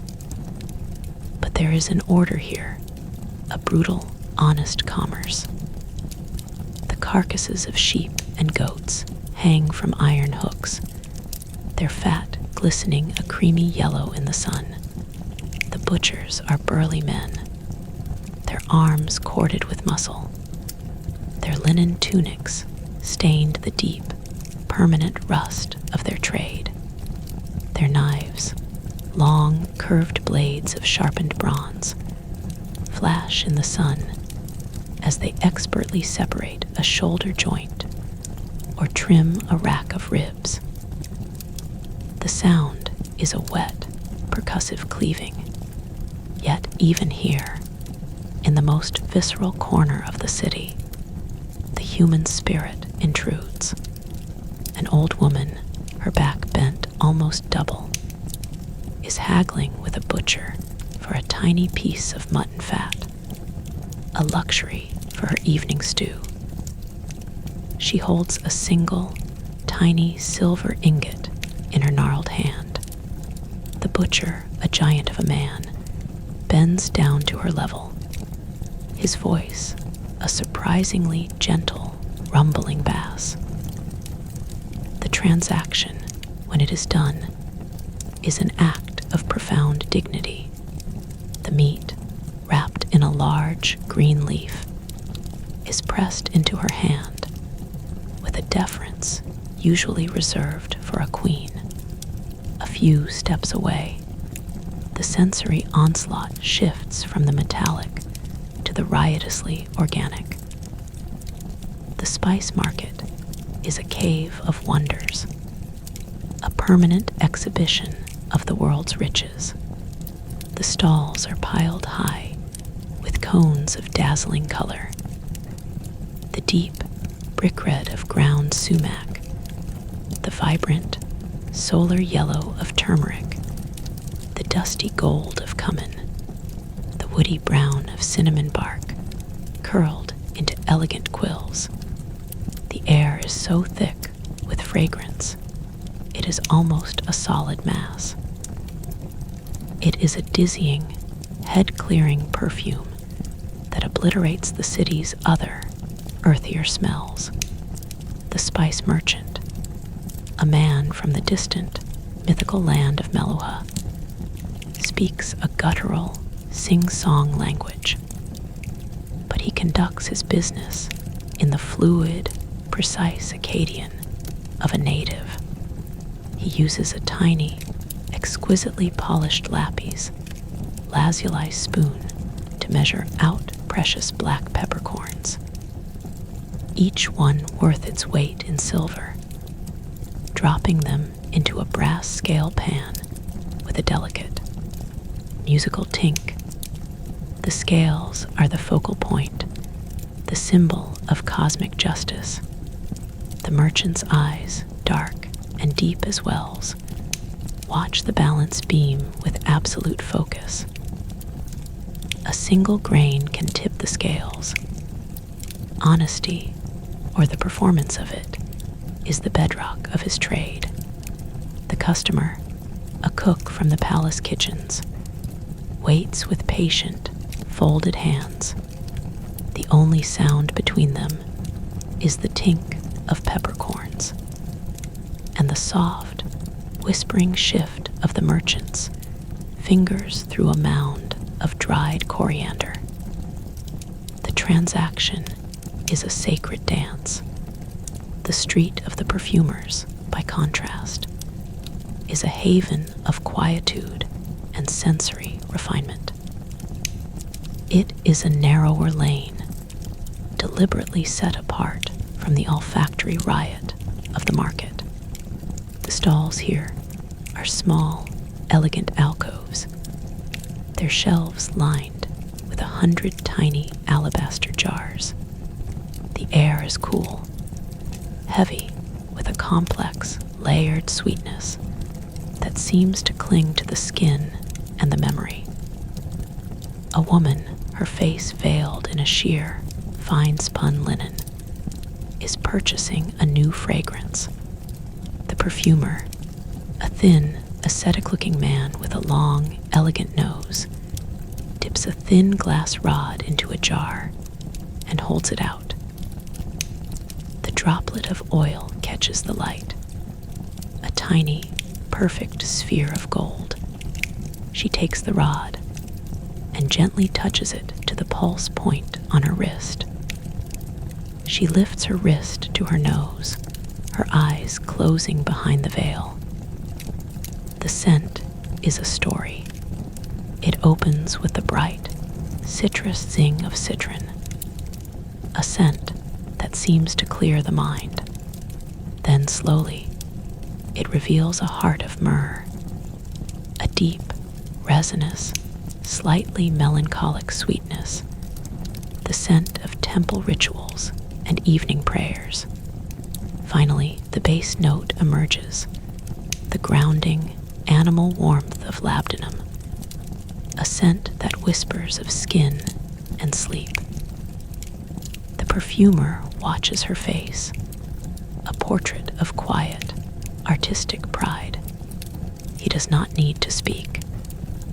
The scent has told its own story, and the woman, opening her eyes, simply nods. The small, sealed alabaster jar is exchanged for a coil of silver, and the new, invisible part of her identity becomes a drop of liquid gold in her palm. As the sun climbs to its zenith, a great, languorous torpor descends upon the city. The heat is a physical weight, a golden, shimmering blanket that smothers the frantic midday sounds. The market's roar subsides to a low, exhausted hum. The awnings are drawn tighter. Even the flies seem to doze, their buzzing a lazy, intermittent drone. The city understands and respects the siesta. The narrow streets become rivers of deep, cool shadow, and the doorways are filled with sleeping figures. A porter, his great load of bricks set aside, lies sprawled on the packed earth, his head resting on a coiled rope, his mouth slightly open, breathing the deep, rhythmic breaths of the profoundly exhausted. A scribe has dozed off over his tablet, his stylus still held loosely in his fingers, leaving a faint, accidental mark on the clay. A stray cuneiform sign for sleep, perhaps. The city's pulse slows to a crawl. The only things that move are the sentinel ravens, perched high on the parapets of the ziggurat, their black, glossy feathers shimmering with an iridescent heat shimmer, and the slow, shadowy movement of the water in the moat and the canals. This is the hour when the streets dream their own dreams. A collective, unspoken nap that unites the king in his thick-walled palace with the humblest potter in his doorway. In this great, silent pause, the inner life of the courtyard homes becomes a secret, shaded Eden. The city's architecture, which presents a silent, windowless face to the street, opens its heart inward. Ine Asagilla Ramat has left her wheel. The clay on it is covered with a damp cloth, a still, gray form waiting to be reborn. She is sitting in the cool, damp shade of her courtyard, her son asleep on a mat beside her. The pomegranate tree filters the harsh sun into a dappled, moving mosaic of light and shade that plays over the plaster floor. The small fountain in the center of the courtyard is the only sound, a quiet, silvery, continuous plash. She is eating a simple meal, a piece of the cool, slightly sour flatbread from the morning, a small bowl of lentil stew fragrant with cumin, and a fresh, crisp cucumber. The food is eaten slowly, reverently. Each bite is a moment of communion with the fertile land that the Euphrates waters. The cool, quiet courtyard is not just a space. It is a state of being, a profound interiority that is the true gift of Babylonian domestic architecture. The street, the market, the noise of the empire are all locked outside the blank, protective wall. Inside, there is only the water, the tree, the sleeping child, and the slow, sacred rhythm of breath and digestion. Not far from this quiet courtyard, in a completely different dimension of the city, the afternoon heat creates a different kind of paradise. The terraces of the hanging gardens are a vertical cascade of coolness. If the city below is a furnace, the gardens are its air-conditioned soul. The chain pumps, powered by a slow, endlessly circling ox, keep the water flowing. It rises through hidden, bitumen-lined pipes, a secret, engineered artery, and then it spills out into the highest terrace, from which it descends in a series of artful, trickling cascades and shaded, whispering runnels. The sound here is a liquid, polyphonic chorus. The splash of the waterfall into a stone basin, the gurgle of the irrigation channels, the drip, drip, drip of water from a broad, waxy leaf. The air is thick with the scent of wet soil, cool moss on the stones, and the exotic, intoxicating perfume of the flowering shrubs, jasmine and myrtle, and the mysterious, imported rose of Jericho. The trees, massive cedars and cypresses, whose roots are cradled in vaults of brick, create a dense, green canopy that filters the sun to a gentle, emerald green twilight. To wander these terraced, winding paths is to forget the desert, to forget the city, to forget time itself. It is a dream engineered from brick and water, and an ancient, royal longing. The queen for whom these gardens were built is a legend now, but her longing for mountain mists and the rustle of green leaves is preserved in every stone, in every drop of water, a monument to love, made more lasting than any temple. A lone gardener, his skin as brown and wrinkled as a walnut, moves with infinite slowness, a clay pot in his hand, watering a tender fern. He is the sole, silent priest of this green, vertical temple. The afternoon wanes. The ferocity of the sun breaks. The shadows, which had been hiding directly underneath the walls, begin to stretch out, exploratory, tentative at first. And then, with a long, cool, confident stride, the city collectively exhales. The doorways disgorge their sleeping occupants. The market, like a hibernating beast, begins to stir. The first tentative sounds of the evening commerce return the call of a water seller, the bleating of a goat being led home, the distant, rhythmic clang of a coppersmith's hammer starting back up.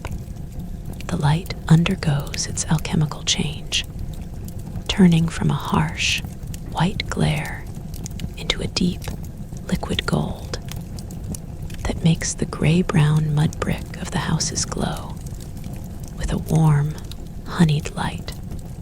The air cools, and the breeze that always arrives with the evening begins its gentle, predictable push down the long, straight streets, carrying the scent of the river and the promise of night. This is the hour of the barber surgeon. His shop is on a corner, open to the street, its two walls lined with low, mud brick benches. He is a man of immense dignity and a gentle, methodical touch. His tools are laid out on a linen cloth. Bronze razors, obsidian scalpels with edges sharper than any modern steel, tiny tweezers, and small clay pots filled with mysterious salves. A man sits on the bench, his chin covered in a thick, soapy lather made from the ash of the soapwort plant. The barber sharpens his razor on a leather strop with a rhythmic, hypnotic sound: shoop, shoop, shoop. The blade, when he turns to his customer, flashes in the golden light. The shave is a slow, intimate ritual. The barber's hands are astonishingly steady, moving the bronze blade with the precision of a scribe's stylus.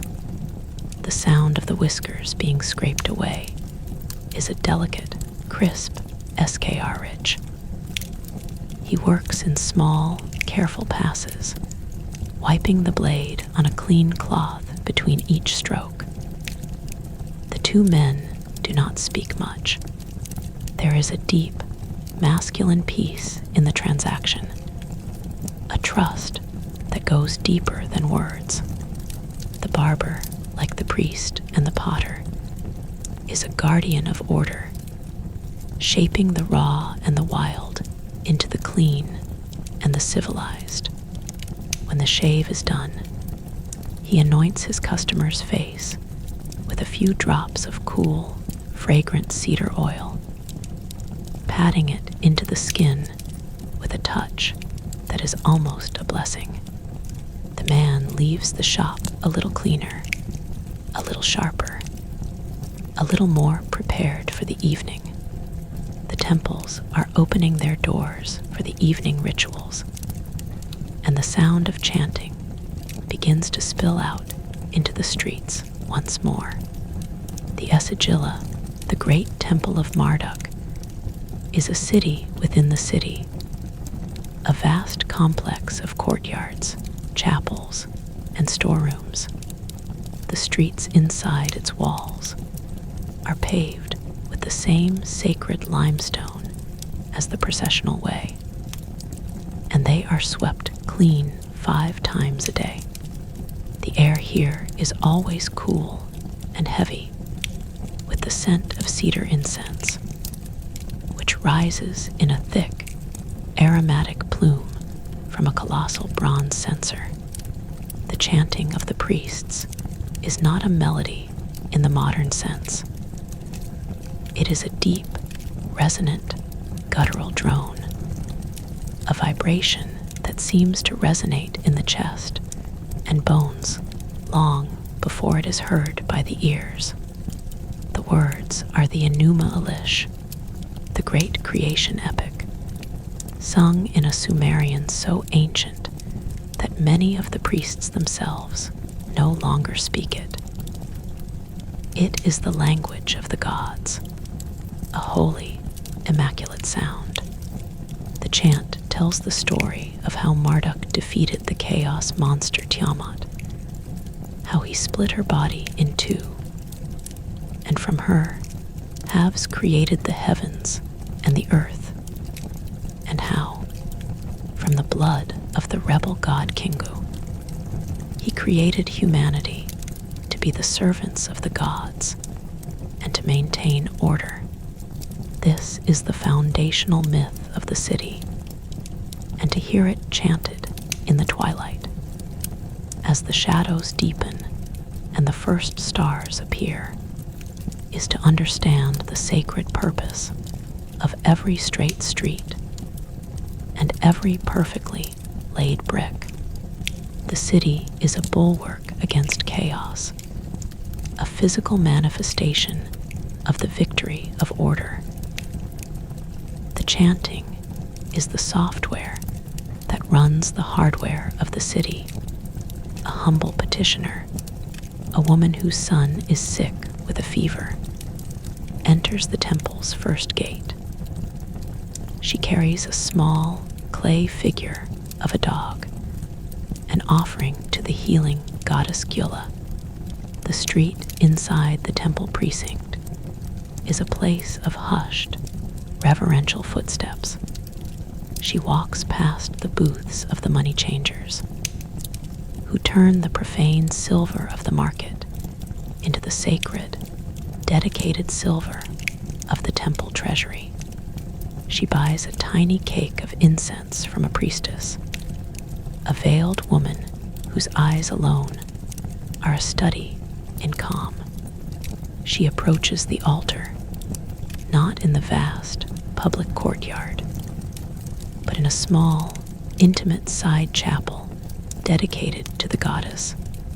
Here, the smell of sickness and worry, the unspoken scent of a mother's fear, is gently overwhelmed by the sweet, clean smoke of the incense. She places the small dog figurine on the altar, where it joins 100 other little clay dogs, a silent, loyal army of proxy prayers. She speaks her fear aloud, her voice a fragile, tearful whisper in the vast, resonant silence. A priestess of Gyula, a woman trained in the healing arts, listens. She places a cool, dry hand on the mother's forehead and murmurs a counterspell, a soothing, rhythmic incantation designed to drive the fever demon from the boy's body. The ritual is a powerful placebo, a transfer of the burden of fear from the lone, frail shoulders of the mother to the immense, institutional shoulders of the temple, the city, the cosmic order itself. The woman leaves the temple, walking back down the sacred street, and her burden, though not yet lifted, is now shared. The streets of the temple complex are a pipeline for fear to be transformed into hope. The sun sets in a final, spectacular conflagration of orange, pink, and violet over the desert.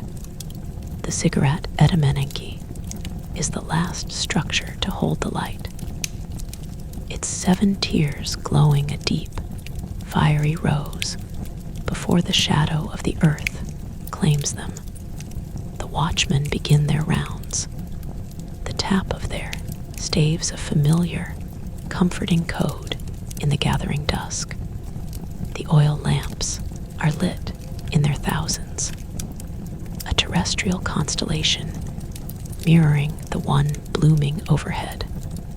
The streets of Babylon, which had been a furnace, then a hive of commerce, then a hushed place of worship, now transition into their most intimate, most human form. The evening promenade, the rooftops become the city's living rooms. The flat roofs of the houses, connected by low walls and the occasional bridge of a palmwood plank, are the social space of the family after the heat of the day. A man and his wife sit on a woven mat, looking out over the grid of lamplit streets below.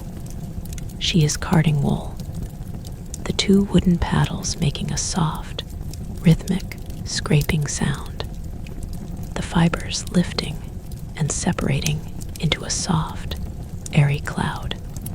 He is recounting the day's gossip from the market, his voice a low, pleasant rumble. Their children are playing a game on the next roof with the neighbors' children. Their high, clear laughter, a sound of pure, uncomplicated joy that floats out over the darkened alleyways. The roofs are a parallel city, a place of breezes and stars and quiet, familial conversation, hidden from the street below, but open to the vast, starlit sky. The view from here is of 1,000 such tiny, private dioramas, each one a small island of lamplight and quiet human connection. On the main thoroughfares, the evening promenade is a slow, graceful river of people. The citizens of Babylon, released from the heat, have donned their finest white linen tunics, their best jewelry of lapis and carnelian. They walk with a slow, deliberate pace, the purpose of the walk being not to get anywhere, but to see and be seen, to be part of the living, breathing body of the city. The air is filled with the gentle, formal murmur of greetings. "May Shamus grant you life," one man says to another. "May Marduk protect you," comes the reply.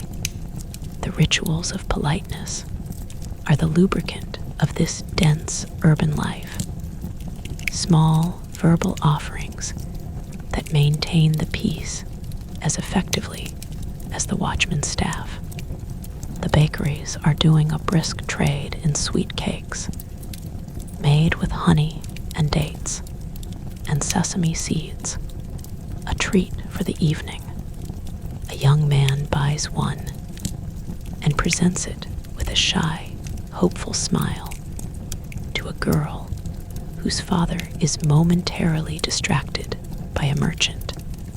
The streets of Babylon at night are a labyrinth of such small, hopeful gestures.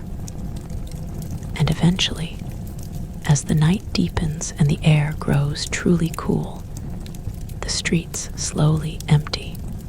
The promenaders return home. The children are carried, already asleep, from the roof to the courtyard beds. The lamps are extinguished one by one. The city, which had been a body of light and laughter, becomes once more a peaceful, sleeping giant. The watchman makes his final round, his tap a slower, more deliberate beat. The river, always the river, is the last voice, the eternal liquid sotto voce, a ceaseless murmur against the bitumen keys. The stars wheel in their orderly, celestial streets above. The Sirush and the bull on the Ishtar gate, visible in the silver blue light of the moon, keep their ancient, silent watch. The inside of Babylon streets, in this deep, peaceful, pre-midnight hour, is not a place of stone and clay. It is a container for a profound and beautiful dream. The dream of order, of community, of a life lived in harmony with the gods and the river and the turning stars, a lullaby composed of 1,000,000 gentle breaths, sung in a city of blue-glazed brick and golden, sleeping bread. The world holds its breath, and the dream continues. The world holds its breath, and the dream continues. It deepens, settling into the very marrow of the mud brick bones of the city. A slow, thick, honey-like darkness that pools in the narrowest alleys and fills the vast, empty boulevards with a silence so profound it seems to hum. The hour is past midnight, that strange, liminal time when the veil between the living and the dead, between the waking world and the realm of dreams, grows thin and permeable. The moon, a slender crescent of polished silver, has long since set, leaving the sky to the fierce, undiluted rain of the stars. Their light, cold, and impossibly distant, is still enough to cast the faintest of shadows, a ghostly, monochrome tracing of the city's geometry.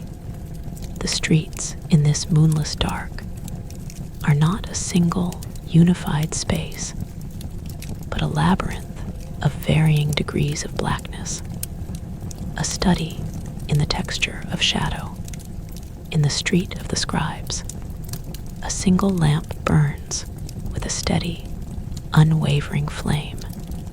It is not a flickering domestic cresset, but a carefully calibrated lamp with a precisely trimmed wick, its flame sheltered from the breeze by a tall alabaster shade. This is the lamp of Nabuzur-Ridan, a callow priest, a chanter of lamentations, and one of the most important men in the city at this silent hour. His title is a paradox, for his task is not to lament, but to observe, to watch, to measure the pulse of the cosmos itself. He is an astronomer, an astrologer, a keeper of the celestial clock, and his street is the night sky, the small, open-aired room on the roof of the temple of the god Nabu. The divine scribe is his observatory. The walls are covered in cuneiform tablets that record centuries of planetary movements, eclipses, and the heliacal risings of stars. The data, compiled over generations, is the city's most precious intelligence, for it was believed that the gods placed their messages in the stars, and to read them was to know the future. Nabuzur-Ridan is an old man, his beard a waterfall of silver, his eyes, though shadowed with age, still sharp and clear. He sits motionless on a low stool, a damp clay tablet on his lap, a stylus in his hand.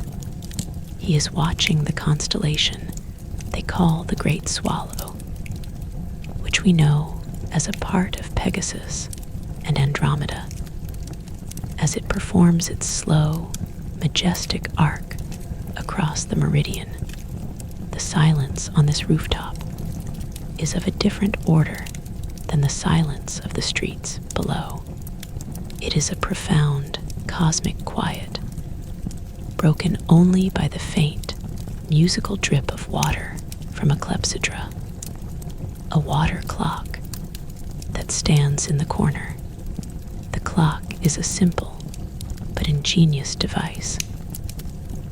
A large, conical clay pot filled with water, with a small, precisely calibrated hole at the bottom. As the water drips out, the water level falls past marked lines on the interior wall, each line corresponding to a watch of the night. An apprentice, a boy of 12, with an expression of intense, solemn concentration, watches the water level with unwavering attention. His task is to call out the passing of the hours, to ensure the rituals of the temple are performed at their exact appointed times. The rhythmic drip, drip, drip is the acoustic signature of this nocturnal street, a sound more precise and predictable than any heartbeat. The priest makes a soft, clicking sound with his tongue, and the boy immediately places a small, prepared lump of wet clay into his master's hand. Nabuzurridin squints at the cross staff of his sighting instrument, a thin rod of cedar marked with precise increments, and aligns it with the bright, unwavering heart of the planet they call Nibiru, the Ford-bearer. He notes its position relative to the star Regulus, the heart of the lion. His stylus moves across the clay with a series of tiny, urgent, tacking sounds.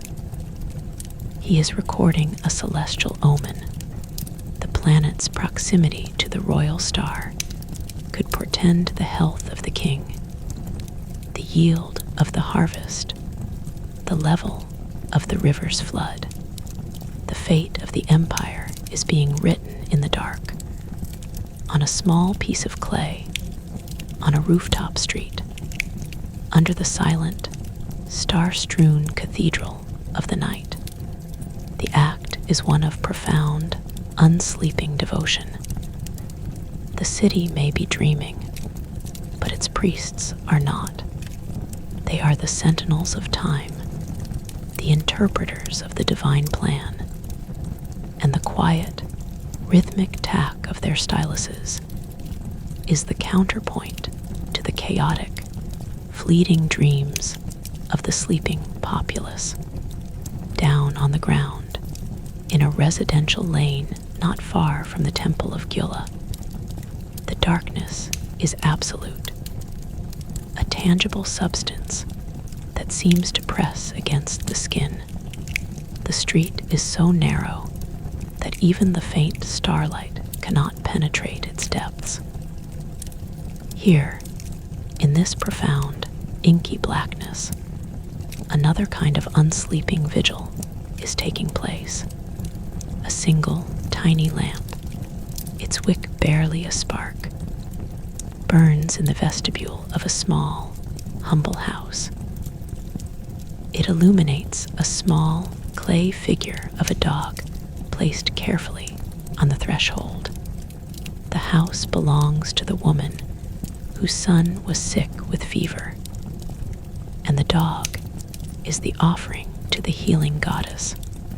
Inside, the central courtyard is lit by a slightly larger lamp, its flame shielded by a curved pottery shard to focus the light onto a small, intimate tableau. The boy, a child of perhaps 7 years, lies on a woven mat, his skin pale, his breathing shallow and too fast. His mother, the woman who visited the temple, kneels at his side, her face a mask of exhausted, desperate love. A dream interpreter, a Shalu, an old woman with a face like a dried riverbed, and eyes that seem to see into the other world, sits cross-legged at the boy's head.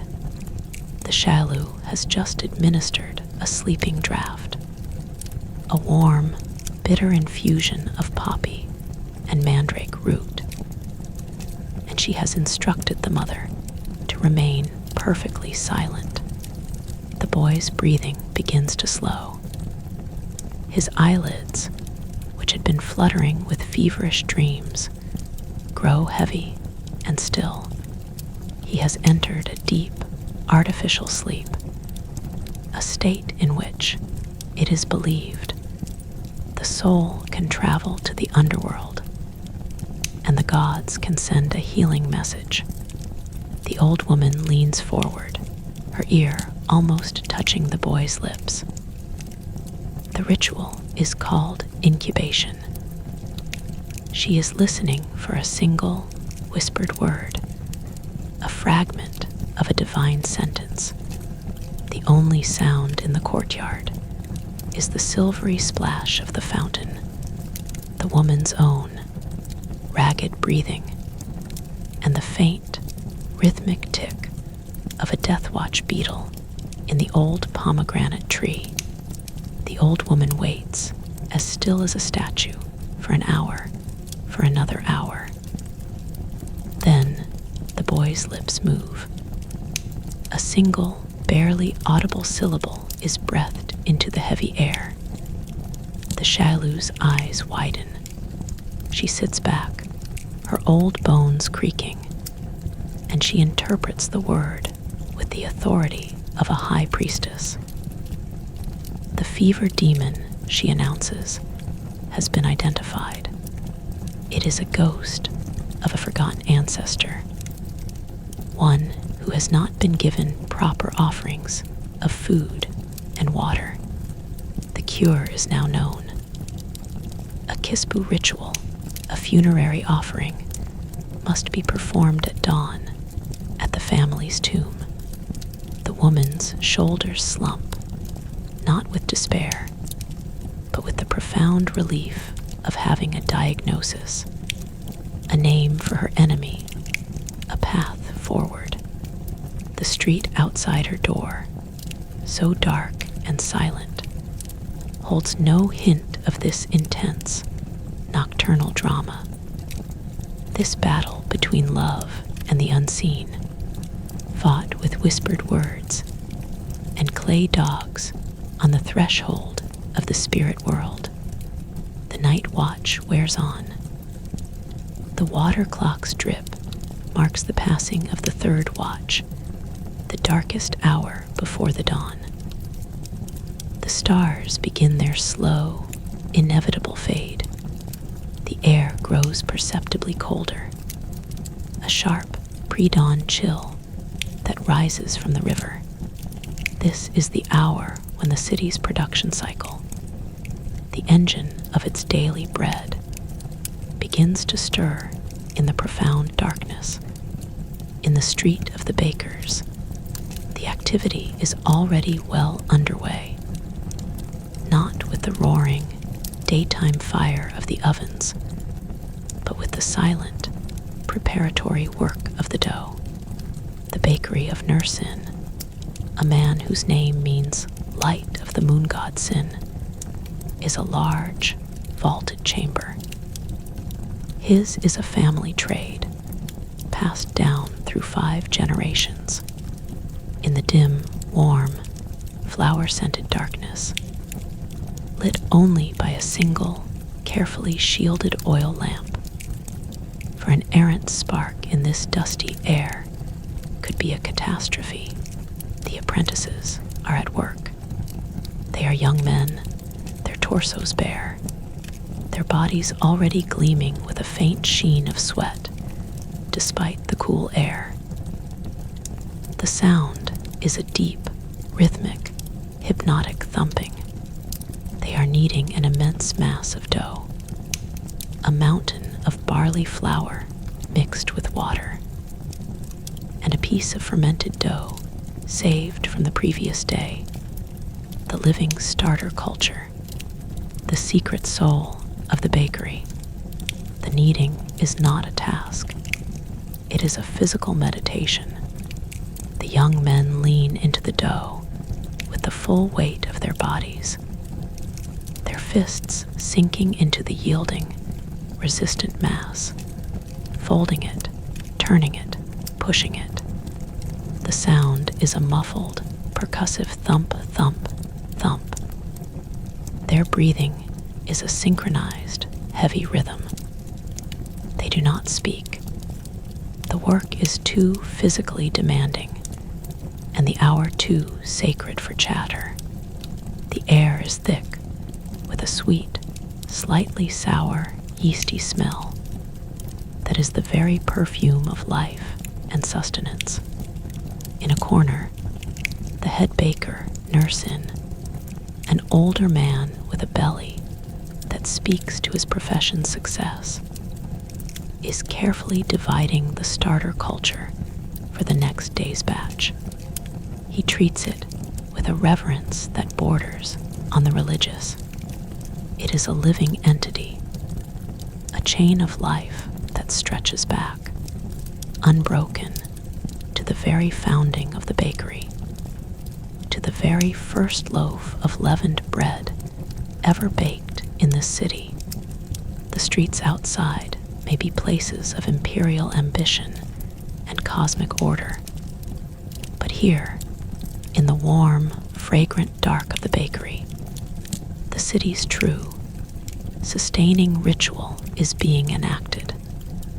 The quiet, muscular promise of bread for 100,000 mouths, simultaneously, on the quays of the Euphrates, another group of men are preparing for the day's nourishment. The night fishermen are pushing their small, circular caracals, the quafa, into the dark, silky water. The river at this hour is a mirror of absolute blackness, reflecting no stars because the sky above is still too dark.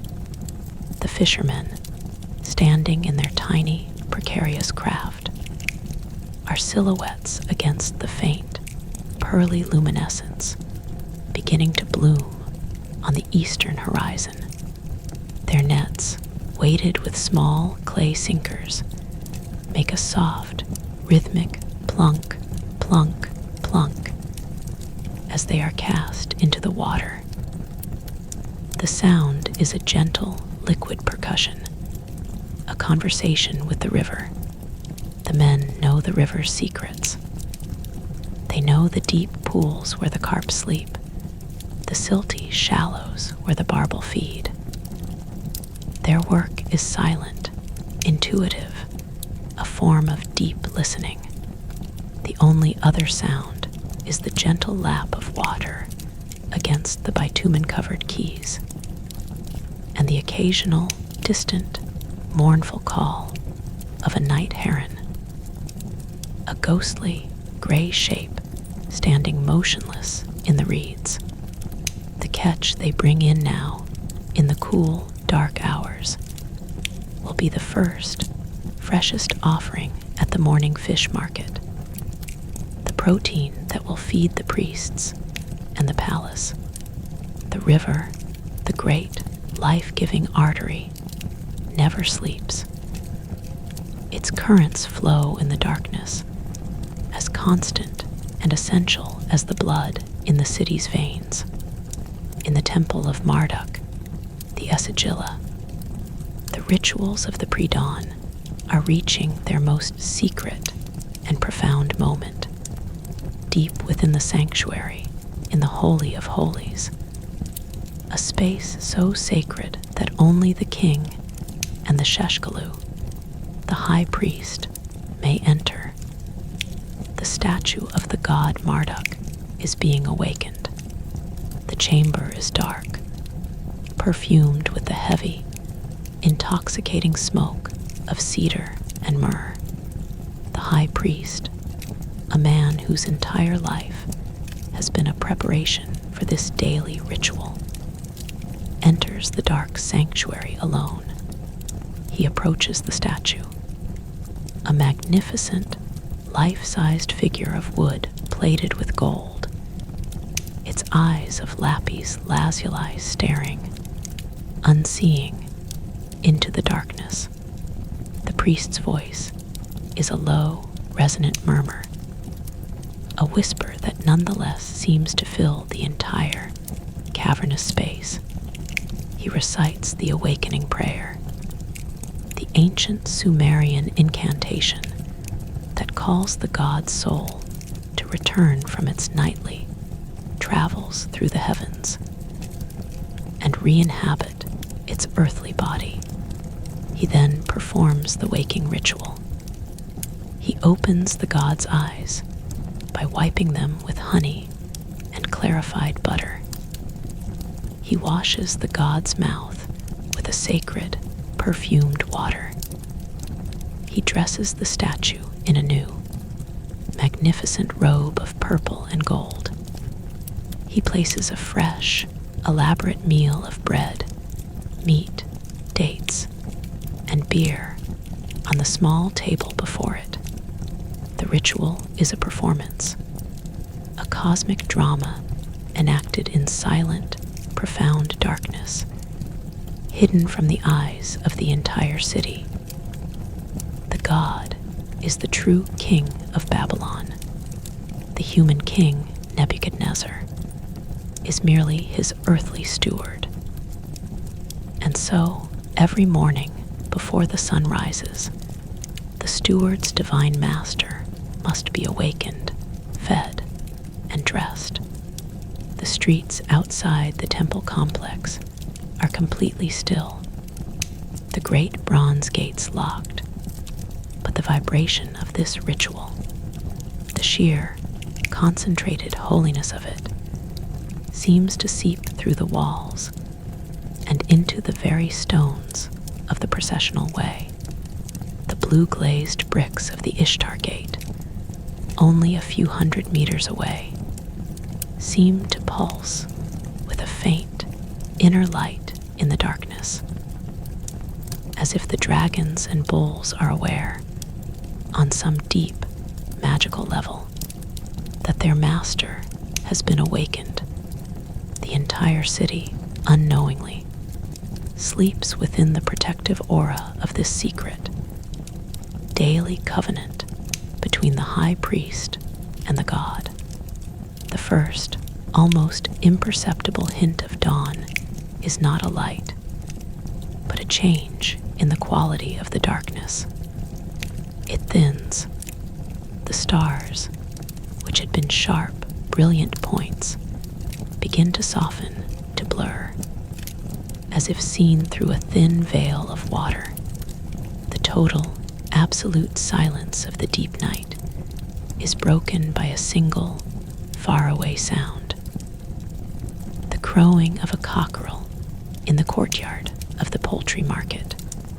It is a raw, triumphant, life-affirming shriek that shatters the dome of silence. It is answered, as always, by a chorus from across the city, a chain reaction of raucous, feathered alarms. For the humans in the streets, it is the unofficial start of the day. The watchman, whose shift is ending, gives a final, emphatic tap of his staff on a doorpost. Tap, tap, tap, a coded signal to the household that the night has passed safely, and the day guard is now on duty. In the street of the potters, Enea Sigillaramat, whose husband Belibni has just returned from the wall and is now sleeping soundly in the courtyard, is already at her wheel. The cockerel's crow was her alarm. The great kiln, which had been sleeping, is being woken by the kiln master. He and his apprentice are pulling out the fired pots from the previous day's firing, a process that must be done with immense care, for the pots are still warm and fragile. The air is filled with the unique, dry, ringing sound of fired ceramic, a delicate ping and clink as the pots are unstacked. The master inspects each one, tapping it with his fingernail. A good pot rings with a clear, bell-like tone. A cracked pot makes a dull, dead thud. The cracked ones are tossed onto the pile of shards in the street, adding another layer to the ceramic history of the lane.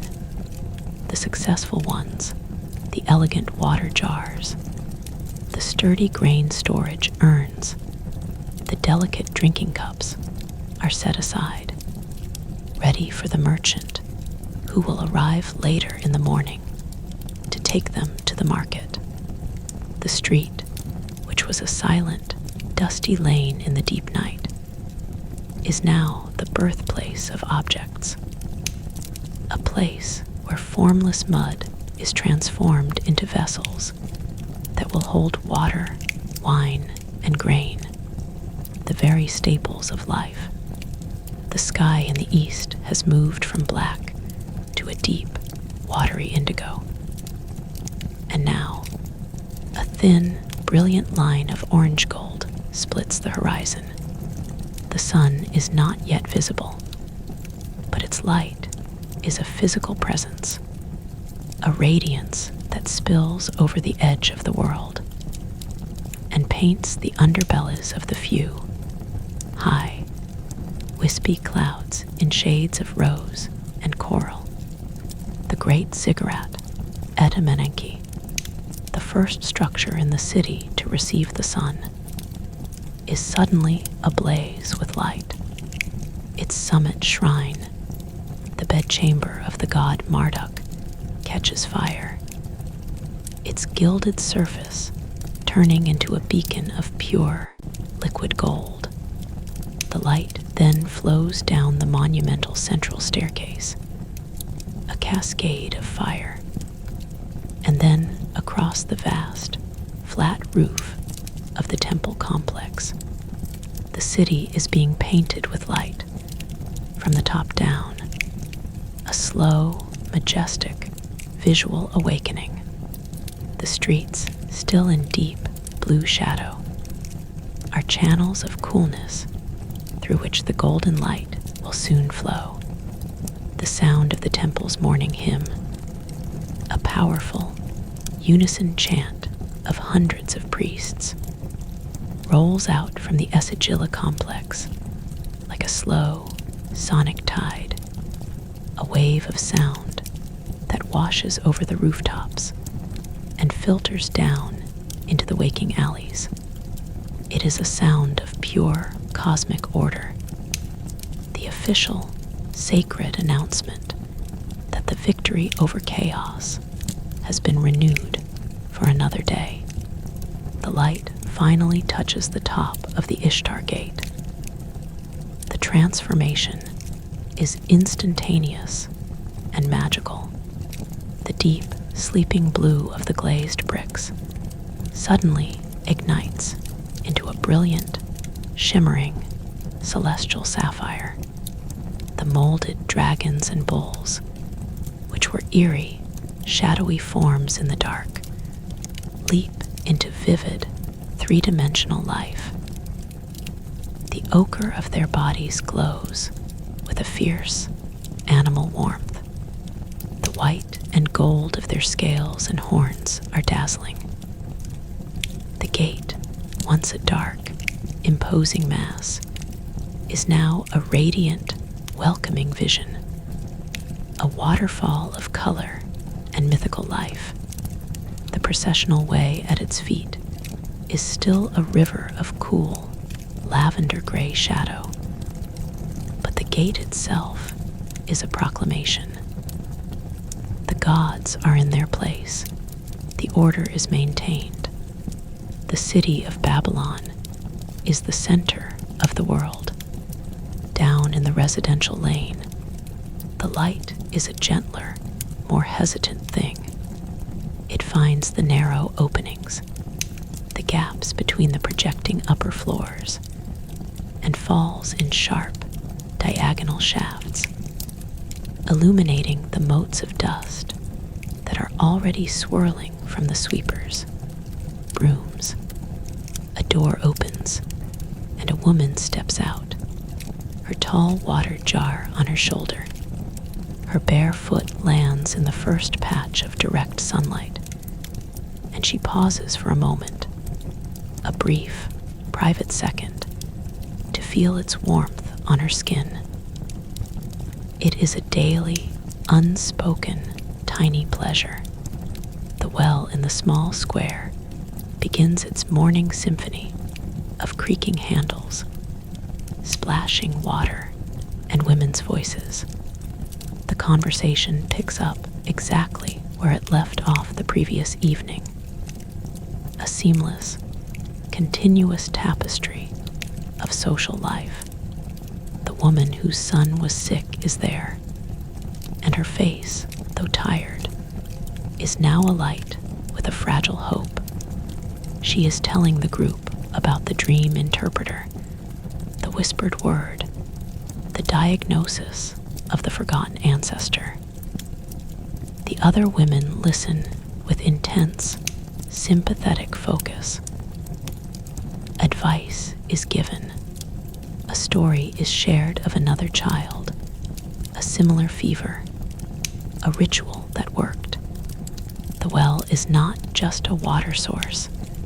It is a support group, a news network, a court of social opinion, the glue that holds the quarter together. The children are released into the streets. The smaller ones play naked, their skin already dusted with the fine, golden powder of the lane. Their games are a timeless, universal language. A game of chase, their high, piercing shrieks of laughter echoing off the close walls. A game with knuckle bones, the small, white bones scattering on the packed earth. A solemn, imitative game, with one child playing the role of a baker, carefully shaping a loaf of dirt and straw, and placing it in a pretend oven made of a broken pot. The street is their playground, their nursery, their school of life. They navigate the traffic of donkeys and porters with an instinctive, unthinking skill. Their small bodies weaving through the adult world. An old woman sitting on a doorstep and spinning wool with a drop spindle watches them with a soft, unfocused gaze, her fingers moving automatically, the spindle twisting and dropping in a hypnotic, rhythmic dance. The street in the morning belongs to the very young and the very old. The market district, by the time the sun has fully cleared the walls and the heat of the day has begun to build, is a roaring, swarming organism of its own. But the deep, structured order of the city's commerce is best observed in its specialized arteries. The street of the carpenters is a place of fragrant, rhythmic noise. The scent of cedar and cypress, and the cheaper, local palm wood hangs in the air. A clean, sharp, woodsy perfume. The carpenters are already at work. Their adzes and saws and chisels creating a symphony of industrious sound. The rasp of a saw through a thick plank of cedar is a deep, rhythmic CHRR. The tap, tap, tap of a chisel, a controlled, percussive beat. The smooth, slicing whisper of a plane, peeling away a thin, fragrant curl of wood. The carpenters are building a new door for a temple storeroom, its surface being meticulously carved with a repeating pattern of rosettes. The master carpenter, a man with a permanently squinting eye from a lifetime of checking straight lines, holds a plumb line, a simple piece of string with a bronze weight, to the door frame. The line is a perfect, vertical, unwavering truth. The street of the carpenters is a place where raw nature is shaped by human ingenuity into the precision of a right angle. The contrast with the sinuous, organic curves of the potter's wheel, is the fundamental dialectic of the city's soul. The straight and the curved, the molded and the carved, both striving for order, both devoted to the creation of beauty and utility. A few streets over, the street of the gold and silversmiths is a quieter, more intense domain. The forges here are small, enclosed spaces, and the air shimmers with a dry, metallic heat. The goldsmith is working on a pectoral, a magnificent piece of jewelry for a noblewoman. He holds a tiny blowpipe, a reed with a clay nozzle, to a small, intensely hot charcoal fire. With a gentle, perfectly controlled puff of his breath, he directs the flame onto a tiny granule of gold, the size of a pinhead, that sits on the surface of the pectoral. The gold melts just for an instant and fuses to the surface in a perfect, tiny sphere. This is the art of granulation, and it requires a lung capacity and a breath control that borders on the yogic. The sound is a soft, sustained fu, the breath of creation. Beside him, an apprentice is carefully weighing out silver coils on a tiny, exquisitely sensitive balance scale. The scales are the symbol of his trade, the ultimate arbiter of honesty. The weights they use are tiny, perfectly smooth stones, their mass checked against the temple standard.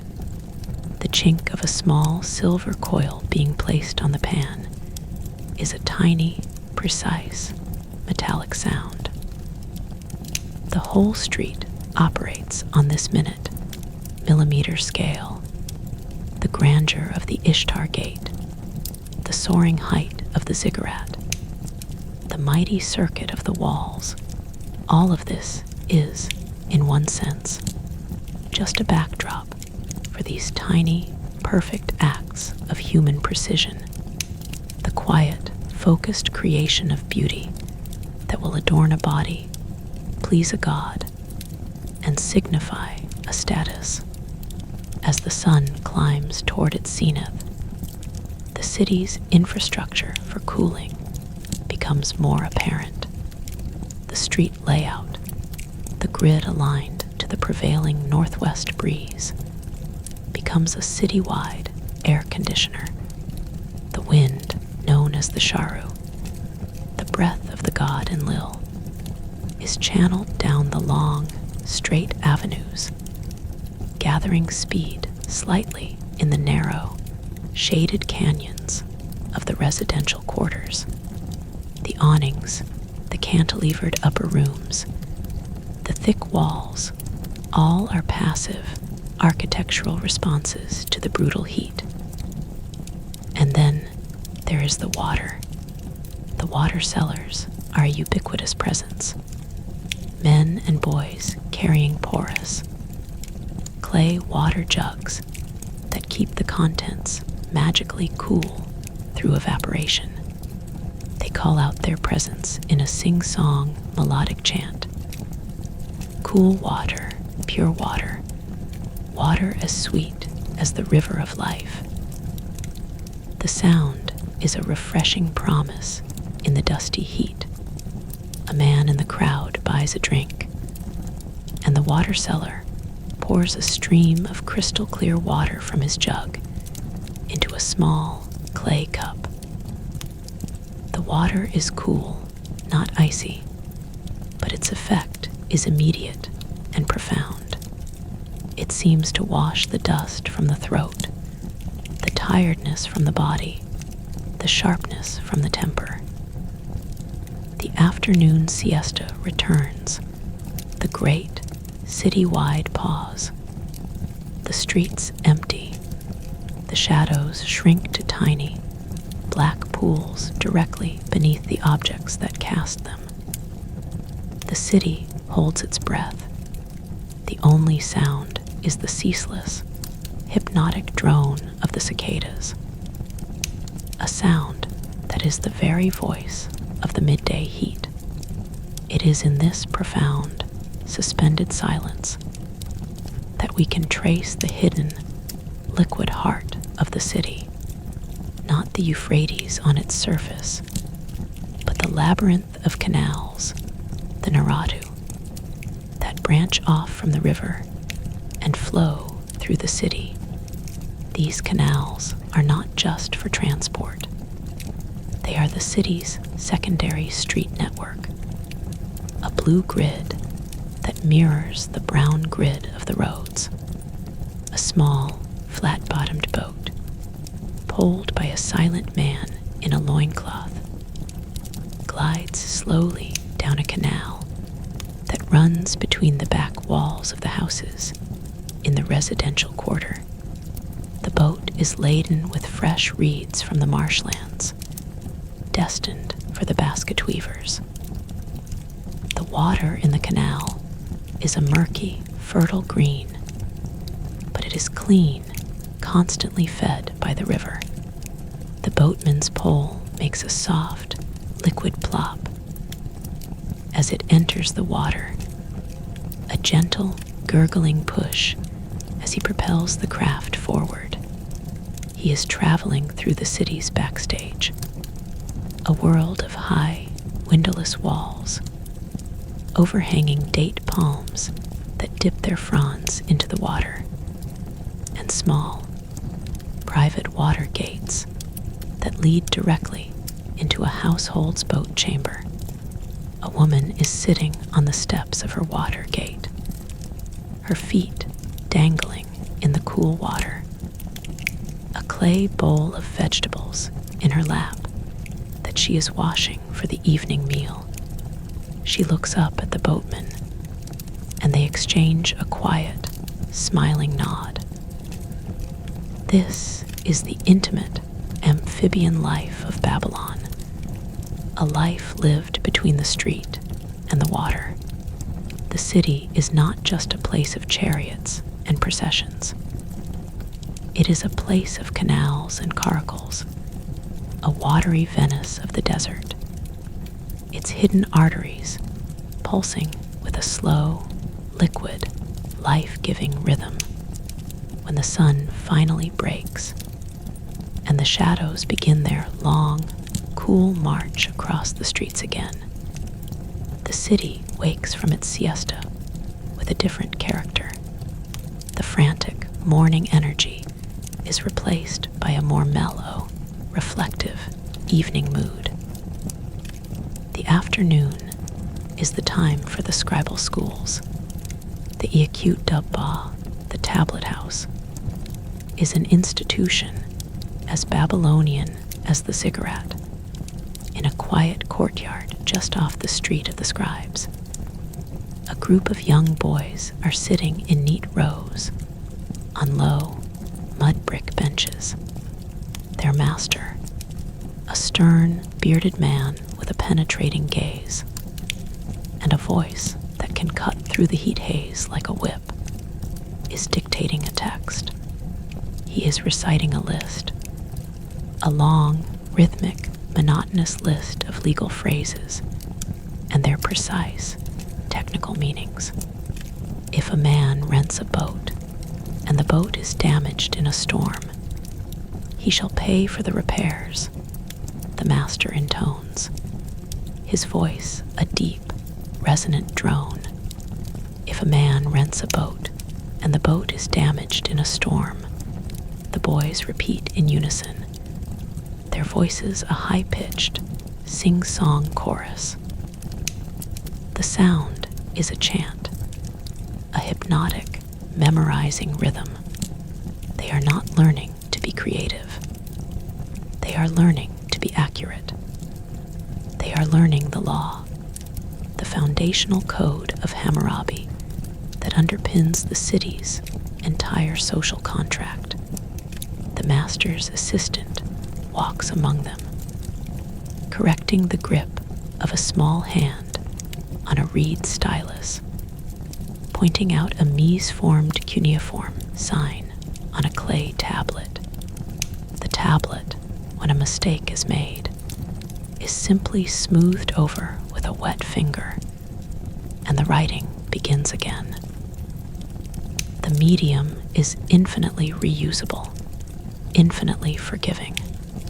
The street outside the school is filled with this rhythmic chanting, the sound of civilization replicating itself, of order being imprinted, wedge by tiny wedge, onto the next generation.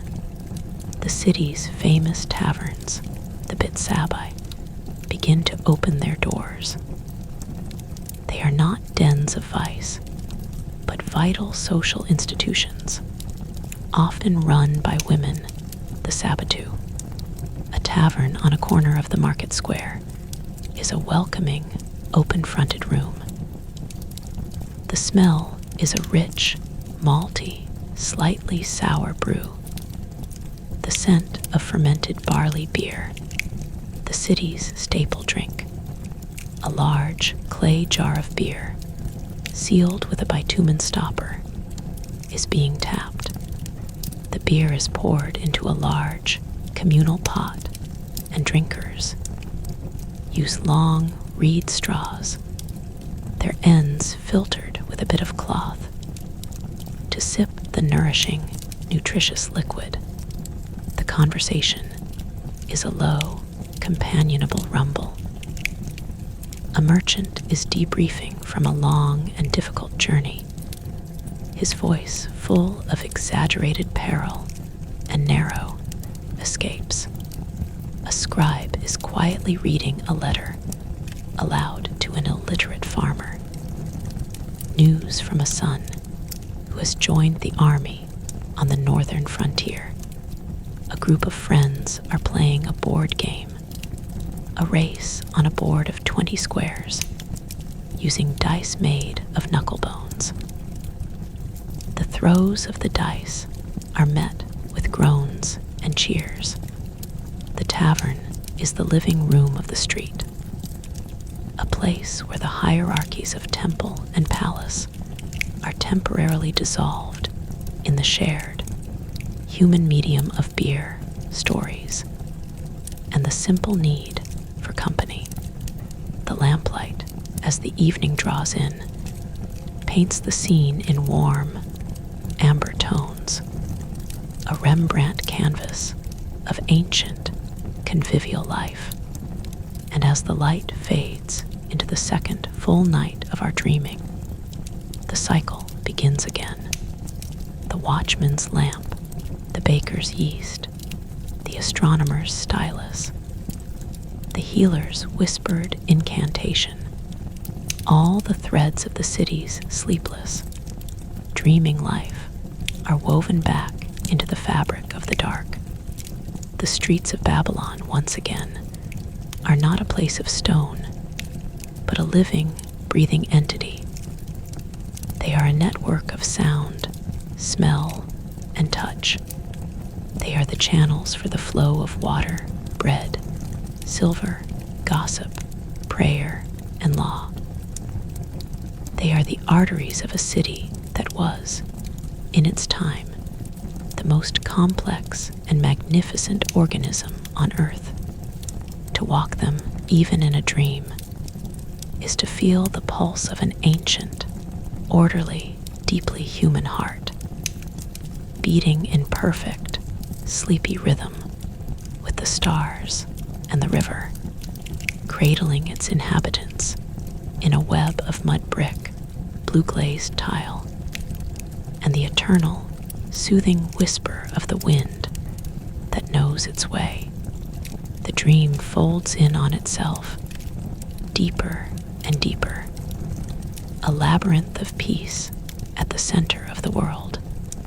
And from that labyrinth of peace, the dream unfurls a new tendril, a silken thread that pulls us gently from the rooftops and the sleeping courtyards down down to the water's edge, where the Euphrates, the city's great liquid artery, pulses with a secret, nocturnal life that is invisible to the sun.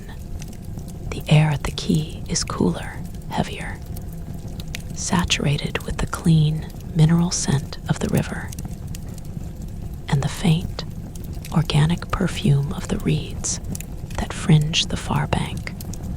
The water itself, in the profound darkness of the moonless hour, is not black, but a deep, liquid slate, a moving, breathing obsidian mirror that reflects no stars, only the occasional, wobbling trail of gold from a solitary, bobbing lamp on a small boat.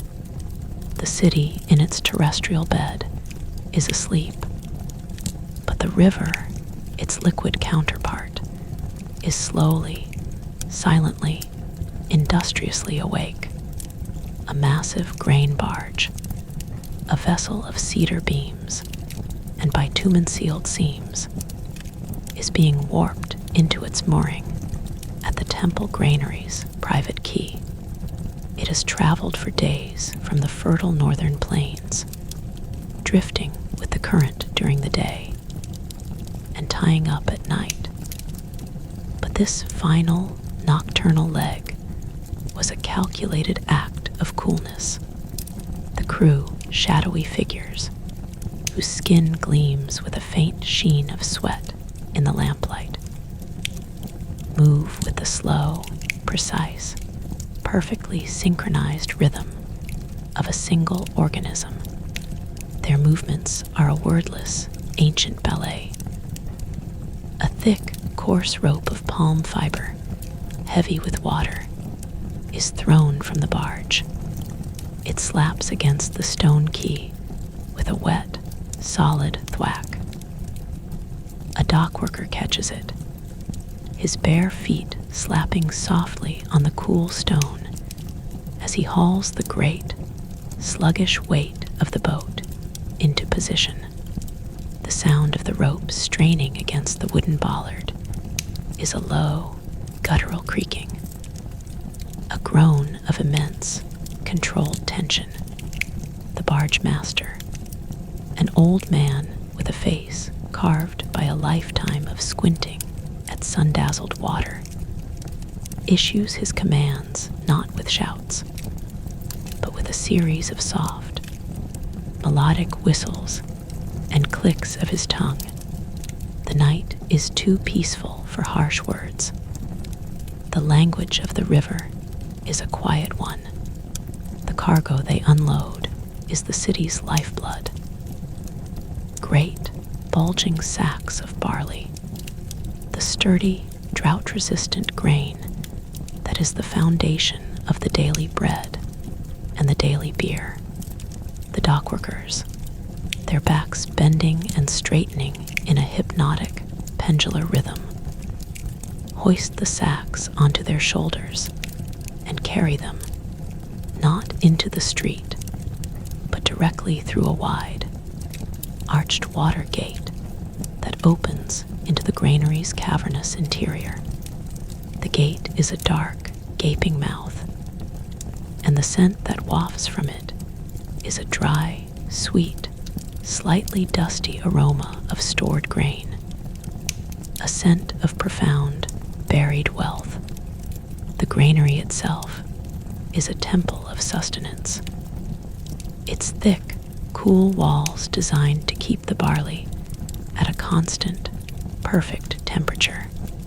Inside, by the light of a single, carefully shielded lamp, a temple scribe, his stylus never far from his hand, meticulously records every sack on a damp clay tablet. His tack, tack, tack is the quiet, administrative heartbeat of this transaction.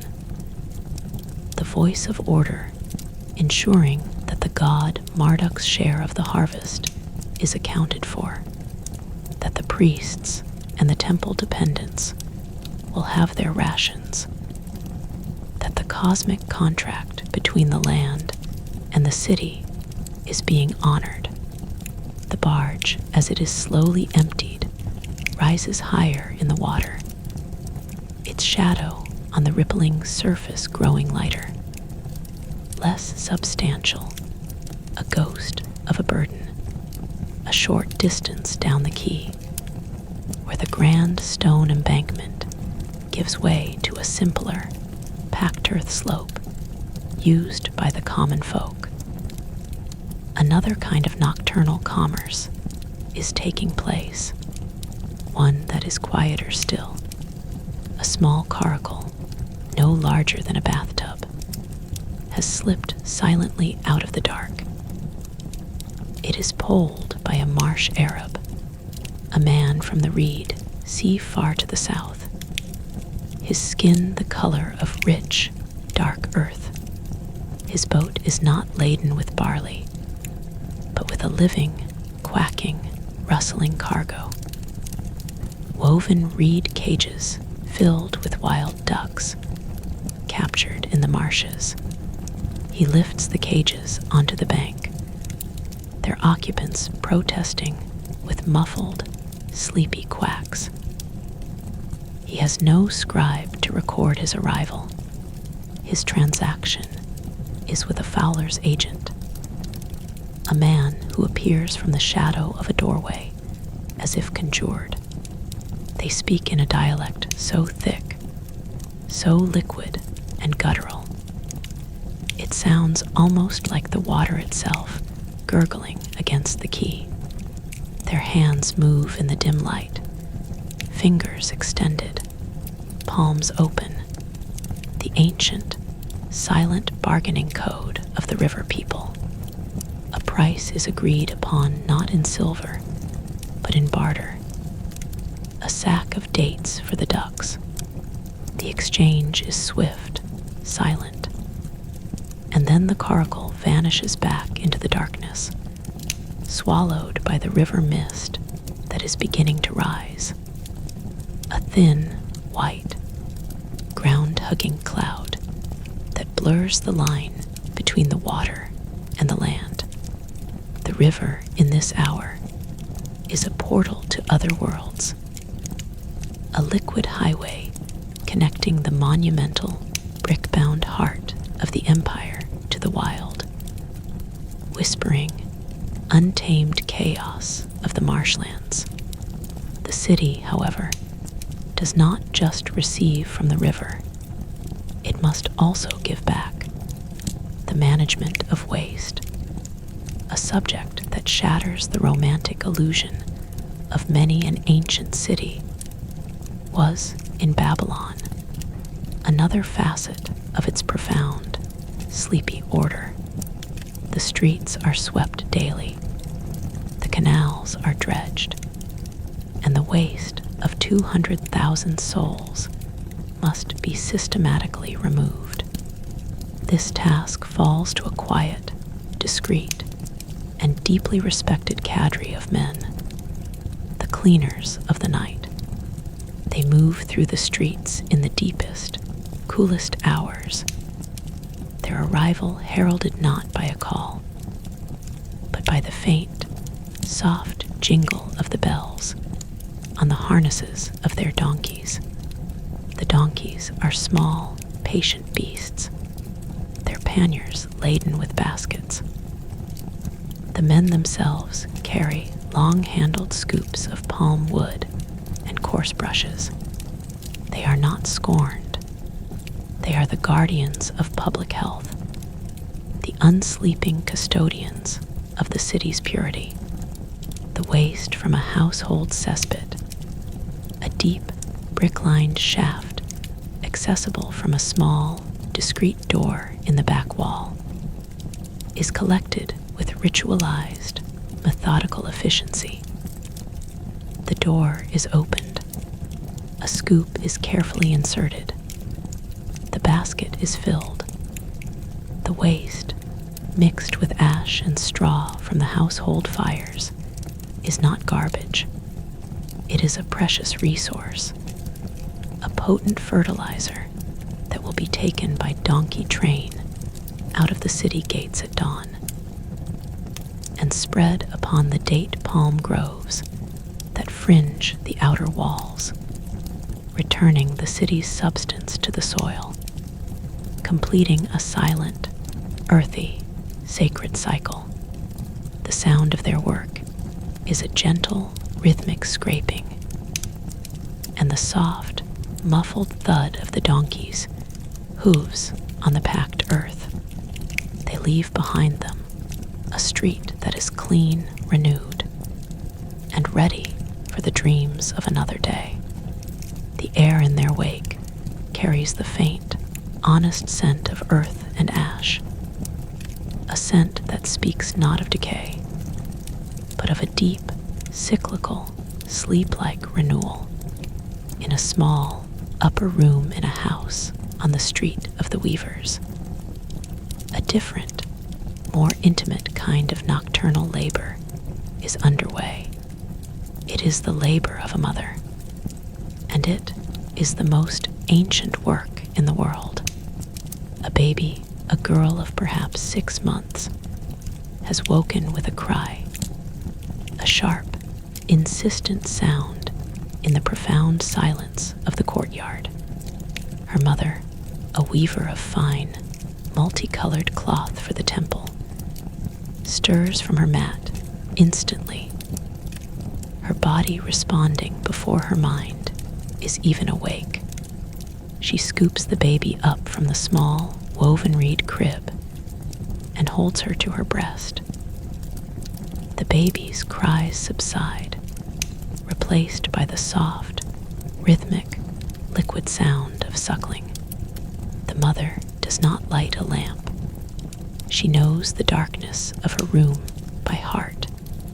She sits on a low stool, her back against the cool, plastered wall, and she begins to rock, a slow, steady, automatic motion that is the primordial pendulum of comfort. Her eyes, half closed, see nothing, but her ears are tuned to the soft, contented gulps of her child. Outside, in the street, a lone dog barks, a distant, hollow sound, and then is silent. A night breeze rustles the dry fronds of the date palm in the courtyard. The mother begins to hum, a tune so old it has no name, a melody that was old when the first brick of the first city was laid. It is a lullaby, a simple, descending scale of 3 notes, repeated endlessly, a sonic cocoon that wraps around the child, a promise of safety, of warmth, of a world that is ordered and good. The baby's suckling slows, becomes intermittent, and finally stops. A tiny, warm hand uncurls from the mother's finger and falls, limp with sleep, onto the soft wool of her tunic. The mother does not stop humming. She sits there for a long, long time, rocking gently in the silent, loving dark. The lullaby, a quiet, private thread, woven into the vast, sleeping tapestry of the city, and in the vast, sprawling complex of the royal palace. Sleep is a more elusive, a more complex creature. Nebuchadnezzar, the king, the builder, the shepherd of his people, lies alone in his great bedchamber. The room is immense, its walls paneled with fragrant cedar and inlaid with ivory and gold. The air is cooled by a gentle, artificial breeze, the breath of servants who, in an adjacent room, rhythmically pull on cords that wave enormous fans of palm frond. But the king cannot sleep. He rises from his bed, a magnificent construction of gilded wood and rare, embroidered fabrics and walks barefoot out onto his private terrace, a space high above the city. The guard at the door, a giant of a man in a helmet of burnished bronze, does not move, does not even turn his head, but his eyes in the dark follow the king with a mixture of reverence and concern. The terrace overlooks the entire city. Nebuchadnezzar places his hands on the warm, blue-glazed brick of the parapet, bricks that his own grandfather might have laid, and he looks out. His city is a pool of darkness, pierced by a few scattered, dying embers of lamplight. The ziggurat, Etemenenki, looms to his left, a black, colossal stairway dissolving into the star-strewn mist. The Ishtar Gate, his greatest artistic triumph, is a mere smudge of deeper blue in the distance. The hanging gardens, his gift of green to a homesick queen, are a silent, rustling silhouette. The weight of it all, the sheer, impossible weight of stone and brick and empire and expectation, settles on his shoulders. His insomnia is a quiet, lonely burden. He is not troubled by thoughts of war or rebellion. His mind, on these sleepless nights, fixates on a single, terrifying word: impermanence. He has built walls that can turn a chariot, gates that gleam like the heavens, a tower that scratches the belly of the sky.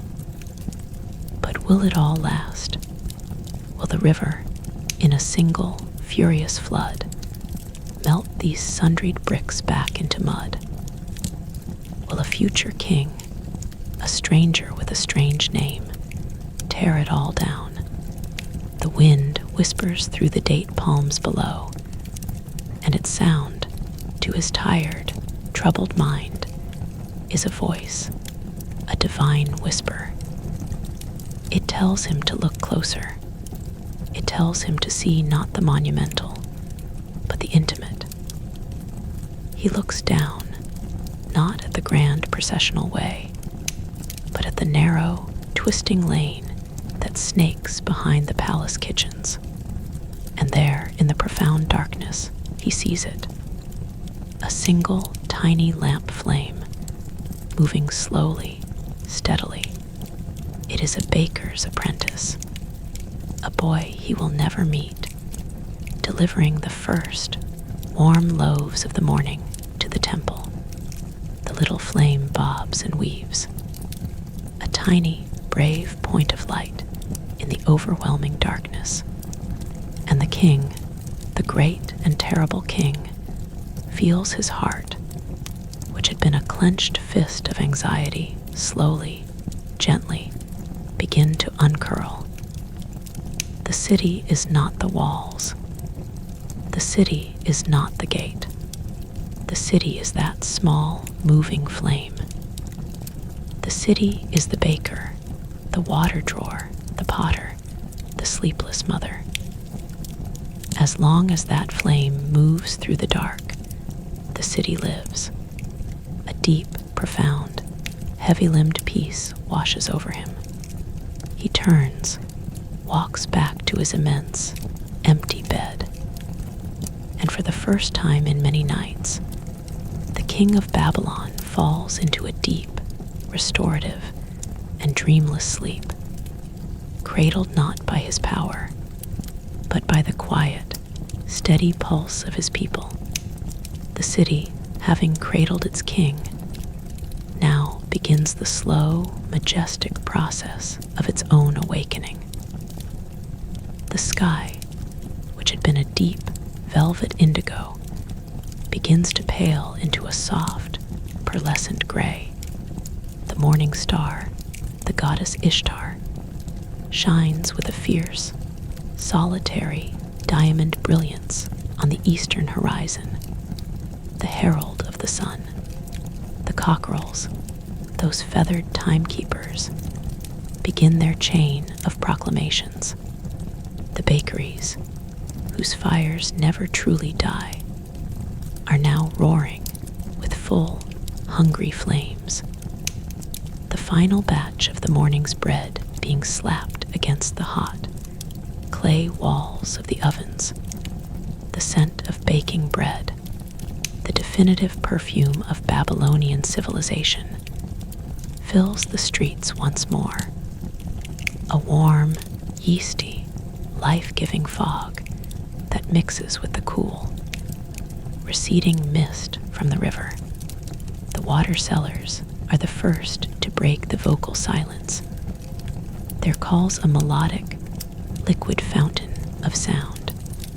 The well in the small square begins its daily symphony of creaking iron and splashing, crystalline water, and the soft, communal murmur of women's voices.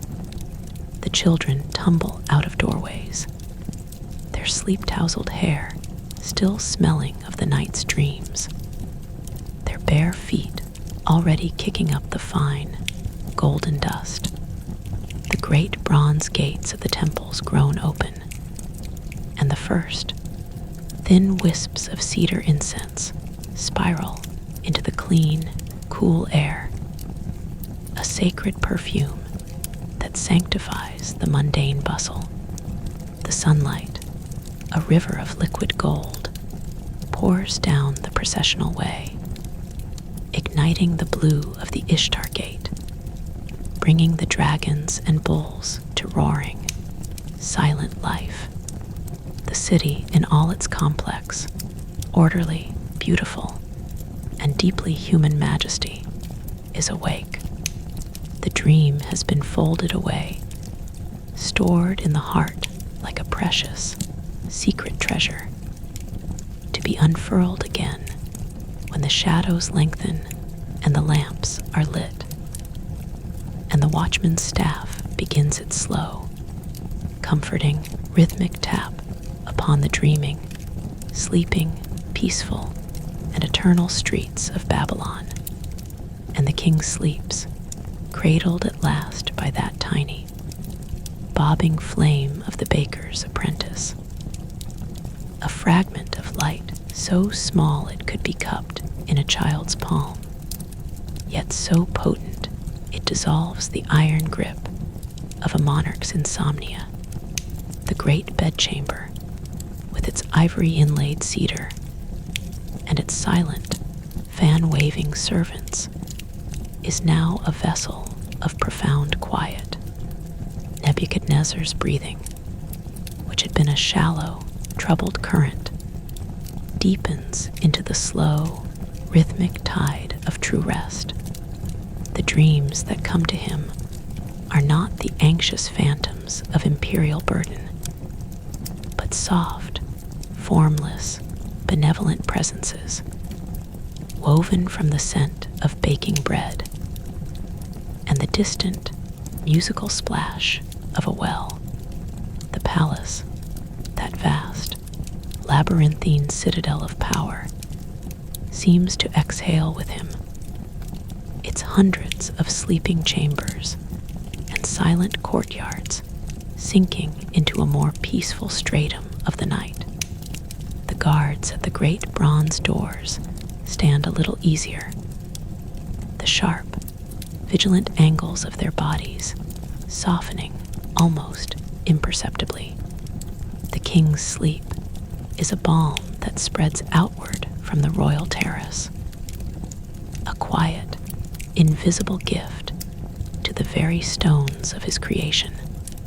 And so, as the deepest, darkest hour of the night gives way to the first, almost imperceptible thinning of the sky, the city begins its slow, majestic roll from one side of the dream into the other.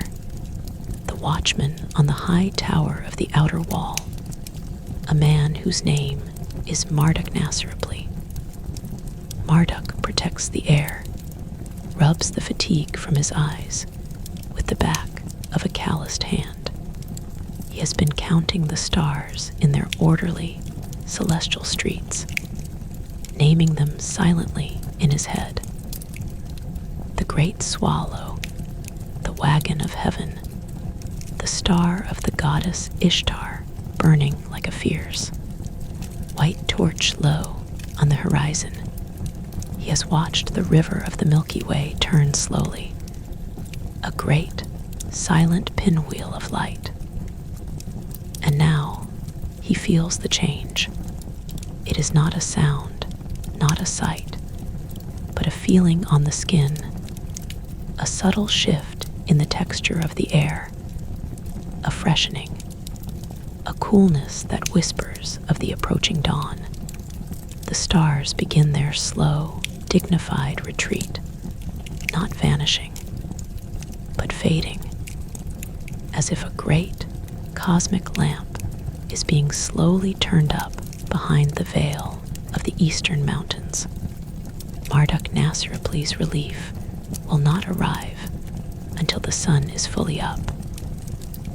He has another watch to endure, but the profound, pre-dawn stillness is a reward in itself. He leans his spear against the parapet and wraps his thick, woolen cloak more tightly around his shoulders. His breath, a faint, white plume in the cooling air. He looks down, not at the heavens, but at the city below his city.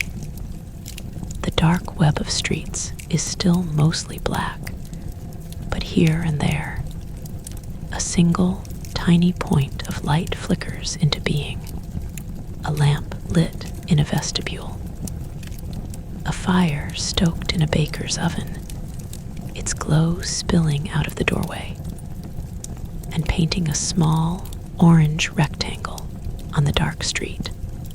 These lights are the first, tentative syllables of the day's great story. They are the visual counterpart to the baker's, apprentice's flame that the king saw, a constellation of human industry waking before the sun. The watchman smiles, a slow, private, weary smile. He is not a wealthy man, nor a powerful one. He is a sentinel, a pair of eyes, a small, essential part of the city's protective shell. But in this quiet, cold, magnificent hour, the city seems to belong to him alone.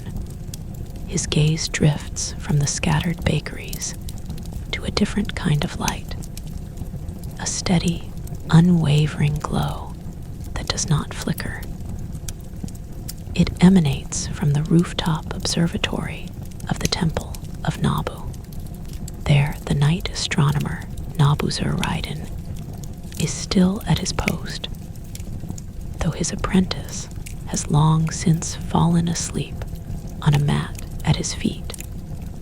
The stylus slipped from his fingers. The old priest's silver beard catches the faint light of the alabaster lamp, and his eyes, though rimmed with red and shadowed with a profound, bone-deep weariness, are still sharp, still fixed on the heavens. He has just witnessed a rare and beautiful thing, a shooting star, a brief, silver scratch on the dark canvas of the sky, falling in the constellation of the Lion. He has already recorded it on a fresh tablet, his cuneiform writing small and precise. A great star flashed across the sky, its light like a torch from east to west, and it vanished in the constellation of the Lion. He has added the precise time of its passing, as measured by the patient, dripping water clock, and now he is waiting, watching the area of the sky where it vanished for any further sign, any divine whisper. The omen is ambiguous.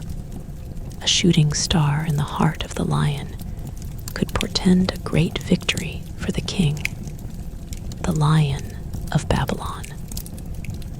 Or it could signify the death of a great man. The interpretation will be the work of the chief diviner, the Baru, who will spend the morning consulting the ancient, sacred lists of omens. Nabuzurridan's only task is to observe and to record, to be the faithful, unsleeping eye of the city. The weight of meaning is for others to bear. He rolls the damp clay tablet carefully between his fingers and places it in a basket, where it joins a dozen others, the night's harvest of celestial whispers. Soon the sun will erase the stars, and he will descend from his rooftop street to the quiet, cool darkness of his chamber, and surrender to the deep, well-earned sleep of the day. Down in the city, the first tangible, physical response to the approaching dawn is happening not in the bakeries, nor in the temple, but in a long, low, open-sided building near the Ishtar Gate, the royal stables. The scent here is a warm, earthy, animal perfume of hay manure, and the sweet, dusty smell of horses. The stable master, a man named Kalbu, whose name simply means dog, a humble, protective name meant to ward off evil, is already moving among the stalls. He carries a small clay lamp, its flame revealing the sleek, dark forms of the king's horses, the proud, sacred animals that pull the chariot of the sun god Shamus and the war chariot of the king. The horses are beginning to stir. A soft, velvety muzzle is thrust towards Kalbu, and a low, rumbling nicker of greeting breaks the silence. The sound is a vibration of pure, animal trust. Kalbu murmurs back, a low, guttural, affectionate stream of nonsense words, and his free hand finds the horse's forehead, stroking the white star between its eyes. He checks the hay racks, the water troughs, the state of the hooves. The horses are more than animals. They are partners in the Empire's power, living engines of prestige and war, and they are treated with a reverence only slightly less than that afforded to the temple's divine statues. The rhythmic grinding of their teeth on the barley in their feed bins is a steady, percussive sound, the fuel of the empire being converted into muscle and speed. The stable boys, young lads who have just begun their apprenticeships, are roused from their nests in the hayloft. They move, sleepy-eyed and clumsy, to begin the day's endless, cyclical labor of mucking out the stalls. Their wooden scrapers making a soft, rhythmic shushing sound against the stone floor. The street outside the stables, a wide, paved lane that leads directly to the processional way, is still empty, but the sound of the horses, their snorts and nickers, and the soft thud of their hooves is the first deep animal bass note of the city's waking symphony. The light, meanwhile, has been gathering its strength. The thin lemon-yellow line on the eastern horizon has swollen into a great, molten band of orange and gold. conflagration that seems to be consuming the edge of the world. The high, wispy clouds are no longer just rose and coral. They are ablaze with a fierce, celestial fire. The ziggurat, Etemenenki, the first structure to receive the sun, is no longer just a dark silhouette. Its summit shrine explodes into light, a beacon of pure, blinding gold that seems to pulse with a life of its own. The light cascades down the monumental staircase, each step a distinct plane of light and shadow, and then floods the vast, flat roof of the Temple of Marduk. The Esagila, the secret ritual of awakening the god, has just concluded. The high priest, his soul still vibrating with the sacred words, emerges from the Holy of Holies, blinking in the sudden, dim light of the outer sanctuary. The god has been fed, dressed, and honored. The cosmic order has been renewed. The doors of the temple, those immense, bronze-plated portals, are slowly, ceremonially pushed open by teams of shaven-headed priests. The deep, sonorous groan of the bronze hinges is a sound that carries for blocks. A sacred, mechanical roar that announces to the waking city that the house of the Lord is open for business, that the divine presence is ready to receive petitions and offerings. The groan of the temple doors is the cue for the city to fully open its eyes. The light has now touched the top of the Ishtar Gate, and the blue-glazed bricks ignite into their daily, miraculous conflagration of color. The dragons and bulls leap into their vivid, three-dimensional life, their ochre bodies glowing, their white horns dazzling. The processional way, that great, sacred artery, is transformed from a river of cool, gray shadow into a shimmering pathway of pink and cream flagstones, the secret prayers buried beneath them, humming a silent, eternal hymn to the rising sun. The first official foot to step onto the processional way this morning is not a priest or a merchant, but a small, feral dog, a lean, sandy-colored creature with one torn ear and a wary, intelligent gaze. He belongs to no one, this dog, but he is a citizen of the city nonetheless. He trots down the very center of the Grand Avenue, his claws making a soft, delicate clicking on the pink stone, his nose to the ground, reading the night's invisible history of scents.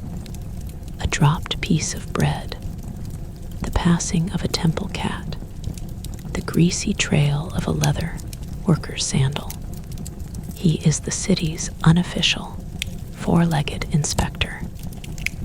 And for this brief, golden moment before the human torrent begins, the grandest street in the world is his alone.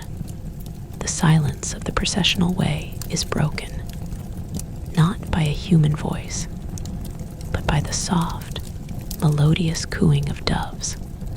A flock of them, white and gray, explodes from their roosts in the high, blue-glazed crenellations of the gate, their wings making a silken, whistling rush. They spiral down into the square, their shadows dancing on the flagstones. An old woman, the same bent-backed woman who haggled for mutton fat in the butcher's market, is the first human to enter the square. She carries a small cloth bag of barley crumbs. She scatters them on the ground, and the doves descend around her in a soft, feathered, cooing cloud. They are sacred birds, messengers of the goddess Ishtar, and feeding them is a small, daily act of piety and grace. The old woman's movements are slow, deliberate, her joints creaking like the temple doors. But her face, as she watches the birds, is a study in quiet, uncomplicated contentment. She is a tiny, human counterpoint to the monumental architecture around her, a living thread in the vast, ancient tapestry of the city. The light, now a warm, buttery gold, spills over the outer walls and pours into the eastern residential quarters, the Shamash Gate District, named for the sun god. This is a neighborhood of moderate prosperity, home to skilled craftsmen, successful merchants, and mid-level temple administrators. The streets here are wider than the narrow, intimate lanes of the Potter's Quarter, and they are paved not with packed earth, but with smaller, neat, perfectly fitted cobbles of a local, brownish stone. The houses are 2 stories high, their facades plastered with a fine, white lime wash that gleams softly in the morning light. The effect is of a clean, orderly, sun-bleached world, a place where a quiet, comfortable dignity prevails. In one such house, a man named Ibn Ishtar has created, is preparing for his day. He is a tupsharu, a scribe, but not a temple scribe or a market scribe. He is a palace scribe, a member of the king's own chancery. His work is not the recording of barley sacks or the drafting of donkey sales. His work is the crafting of royal correspondence, the careful, diplomatic phrasing of letters to distant vassal kings, the recording of the king's decrees, the immortalizing of royal achievements on cylinders of clay that will be buried in the foundations of future buildings. His tools are the same as any scribe's: a reed stylus, a clay tablet, a bowl of water. But the words he shapes carry the weight of an empire. Ibn Ishtar is a man of perhaps 40 years, with a neatly trimmed beard, intelligent, weary eyes, and the slightly stooped posture of a lifetime spent bent over a tablet. His wife, a calm, efficient woman named Amat Ishtar, maidservant of Ishtar, is helping him into his official tunic.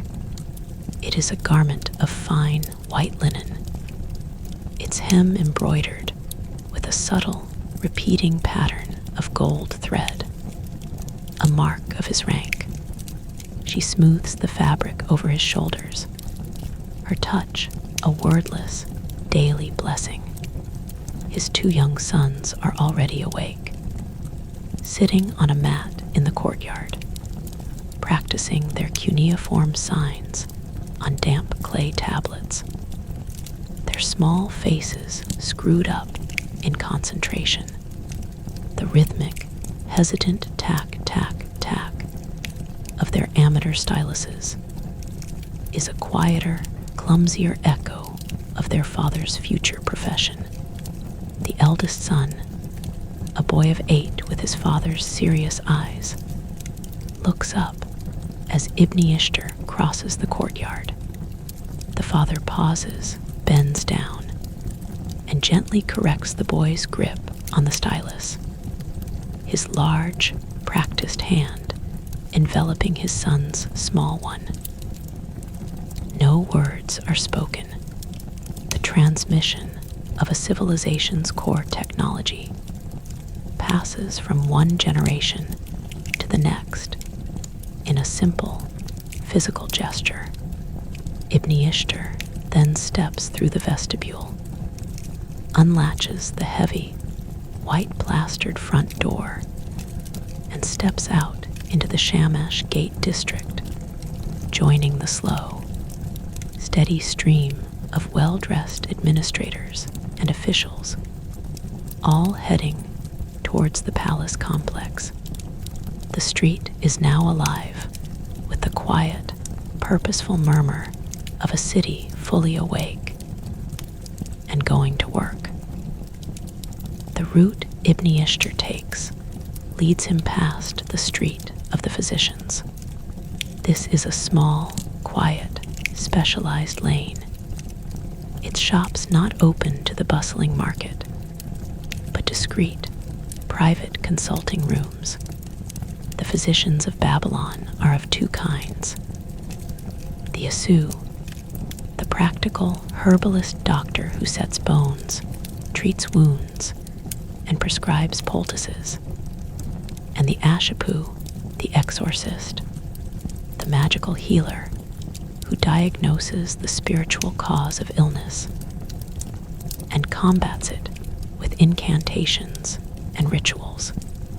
The air in this street carries a complex medicinal fragrance, a mixture of drying herbs, crushed minerals, and the faint, smoky residue of burnt offerings. A young Asu, a man named Sinaidanam, is just opening the shutters of his small practice. His consulting room is visible from the street. A clean, white-plastered space lined with shelves, holding hundreds of small clay jars. Each jar is meticulously labeled with a cuneiform inscription detailing its contents: crushed willow bark for fever, garlic paste for toothache, honey and cedar resin for infected wounds. He is preparing a poultice for a patient who has arrived early, a farmer from the hinterland, with a badly infected gash on his leg from a plowing accident. The farmer sits on a low stool, his face pale and sweating with pain and fear. Sinaidanam's hands are gentle, his movements slow and calm. He cleans the wound with a sterile solution of boiled water and vinegar. He then mixes a thick green paste of crushed herbs and applies it to the wound with a smooth, practiced spatula of palm wood. The farmer winces, then sighs as the cool, analgesic properties of the herbs begin to work. The physician then wraps the leg in a clean linen bandage, his voice a low, soothing murmur, explaining the follow-up care, the need for rest, the prayers to be offered to the healing goddess Gyula. The transaction is a profound one, a direct, compassionate intervention against suffering. The street, for this moment, is a place of quiet healing, a frontline in the ancient, never-ending war against pain and decay. A few doors down, a very different kind of consultation is taking place. An Ashipu, a man with a long, forked beard, and eyes that seem to see beyond the physical world, is examining a small clay figurine of a dog that a distraught mother has brought to him. The figurine is broken, a jagged crack running through its body. The mother explains, her voice trembling, that she found it this morning on the threshold, where she had placed it as an offering to Gyula for her sick son.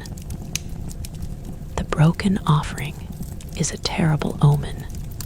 The Ashipu takes the figurine in his long, sensitive fingers and examines it carefully, not with his physical eyes, but with a kind of intense, focused intuition. He mutters a diagnostic incantation under his breath, a low, rhythmic, guttural chant. He then diagnoses the problem not as a clumsy passerby, but as a counterspell, an act of malevolent witchcraft by a jealous neighbor. The healing ritual must now be escalated.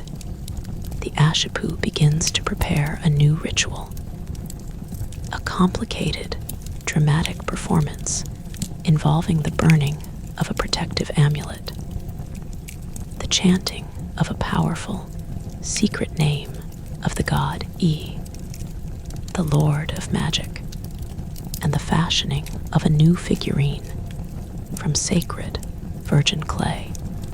The mother watches, her heart a knot of fear and hope, utterly dependent on this strange, intense man and his unseen powers. The street of the physicians is a place where the two worlds, the rational and the magical, the physical and the spiritual, coexist in a single, integrated system of healing, a testament to the Babylonian conviction that all illness was, at its root, a disruption of divine order. The sun climbs higher, its heat beginning to assert itself, but the awnings are drawn, and the thick, mud brick walls hold the coolness of the night. The streets are now in full, vigorous flow. The soundscape is a dense, layered, polyphonic roar. The street of the coppersmiths is a place of cacophonous, metallic industry. The sound of hammering is a constant, percussive, rhythmic assault on the eardrums.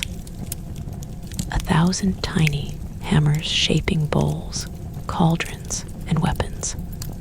The air shimmers with the heat of the forges and carries the sharp, clean, metallic tang of bronze. The master coppersmith, a man with a chest like a barrel and arms as thick as the branches of an oak, is overseeing the casting of a new temple door, a crucible of molten bronze, glowing a fierce, blinding orange-white, is being carefully tilted by a team of sweating apprentices. The liquid metal flows into a complex clay mold, a hissing, spitting river of light, and the heat that radiates from it is a physical force that pushes everyone back. This is the alchemy of the city, the transformation of raw ore, imported from distant, fabled lands, into objects of sacred and domestic power. A noisy, dangerous, and magnificent theater of creation. In stark contrast, the street of the carpet weavers, a covered lane near the temple, is a haven of quiet, colorful industry. The looms are large, vertical frames, and the weavers, mostly women, sit cross-legged before them, their fingers moving with a speed and dexterity that is almost hypnotic.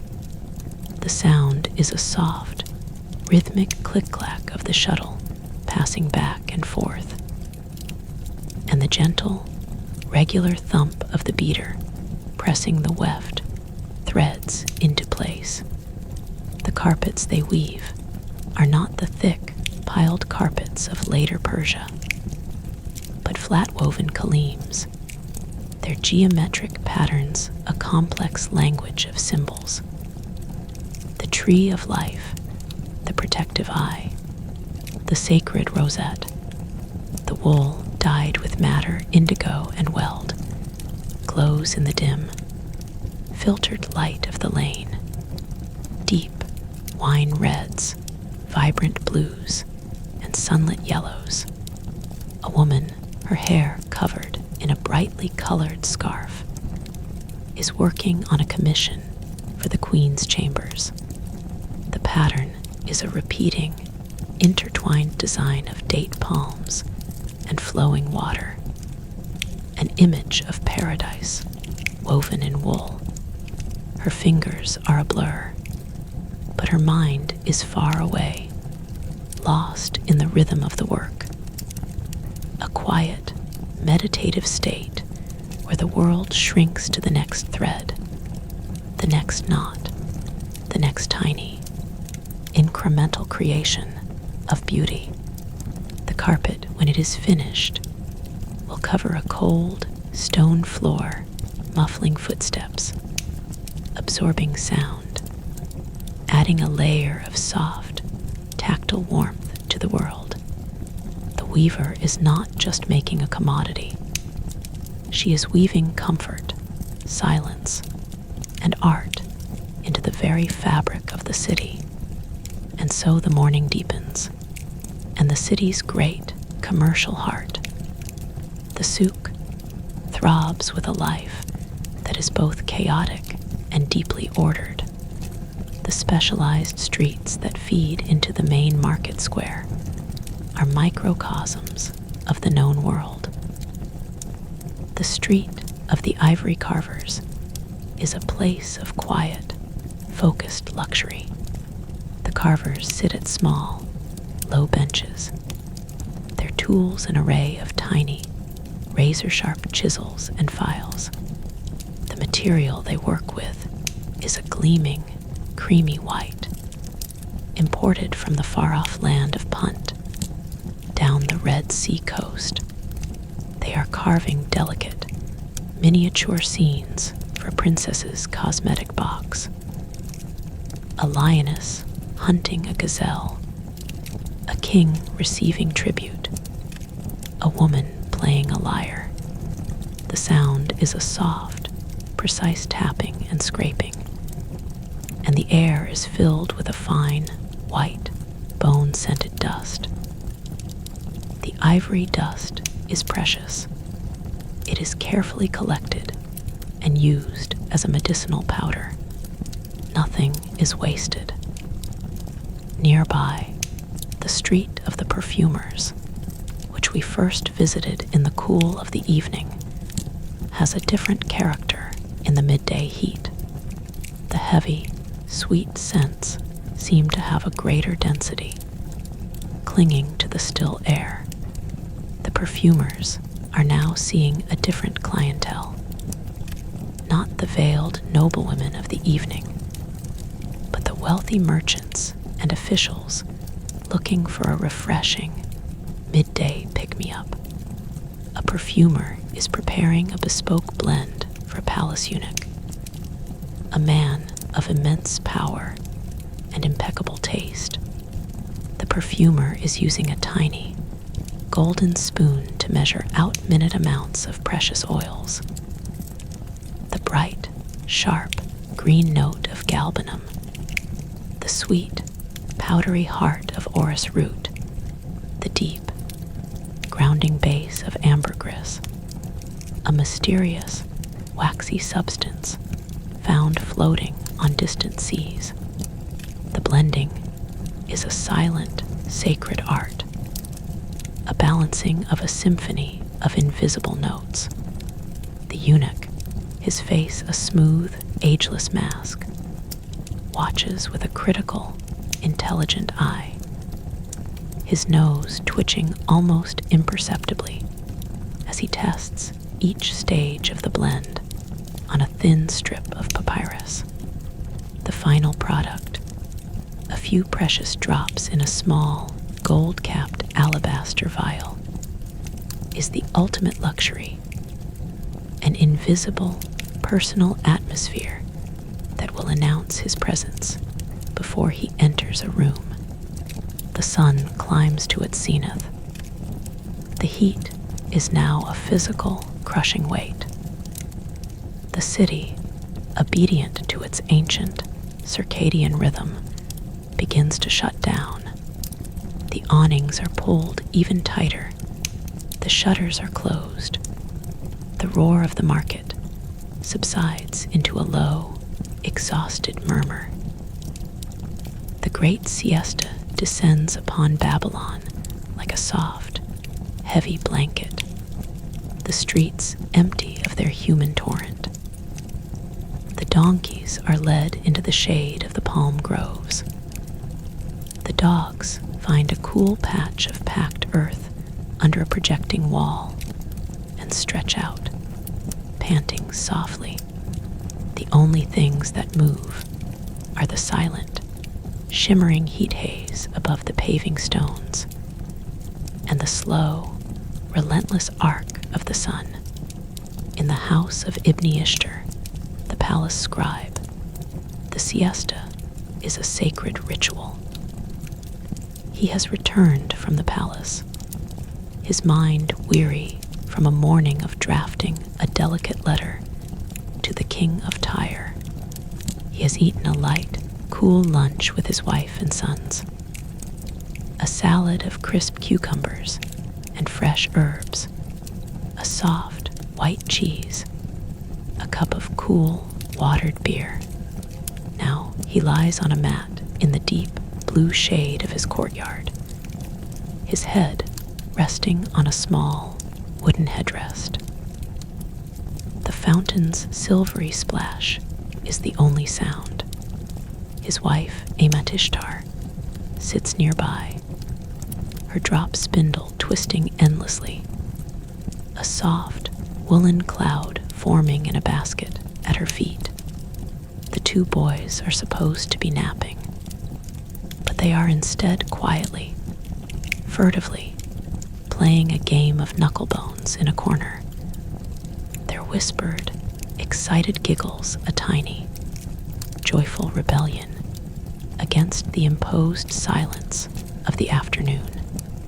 Ibn Ishtar is not asleep. His eyes are half closed, and he is watching a single, industrious ant navigate the vast, plaster plain of the courtyard floor. His mind, freed from the precise, demanding language of diplomacy, drifts into a gentle, formless state of reverie. He is not thinking of the king of Tyre. He is thinking of the feel of his wife's hand on his shoulder that morning. He is thinking of the way his youngest son's tongue sticks out of the corner of his mouth when he practices his cuneiform. The empire, with all its crushing weight and grandeur, fades away.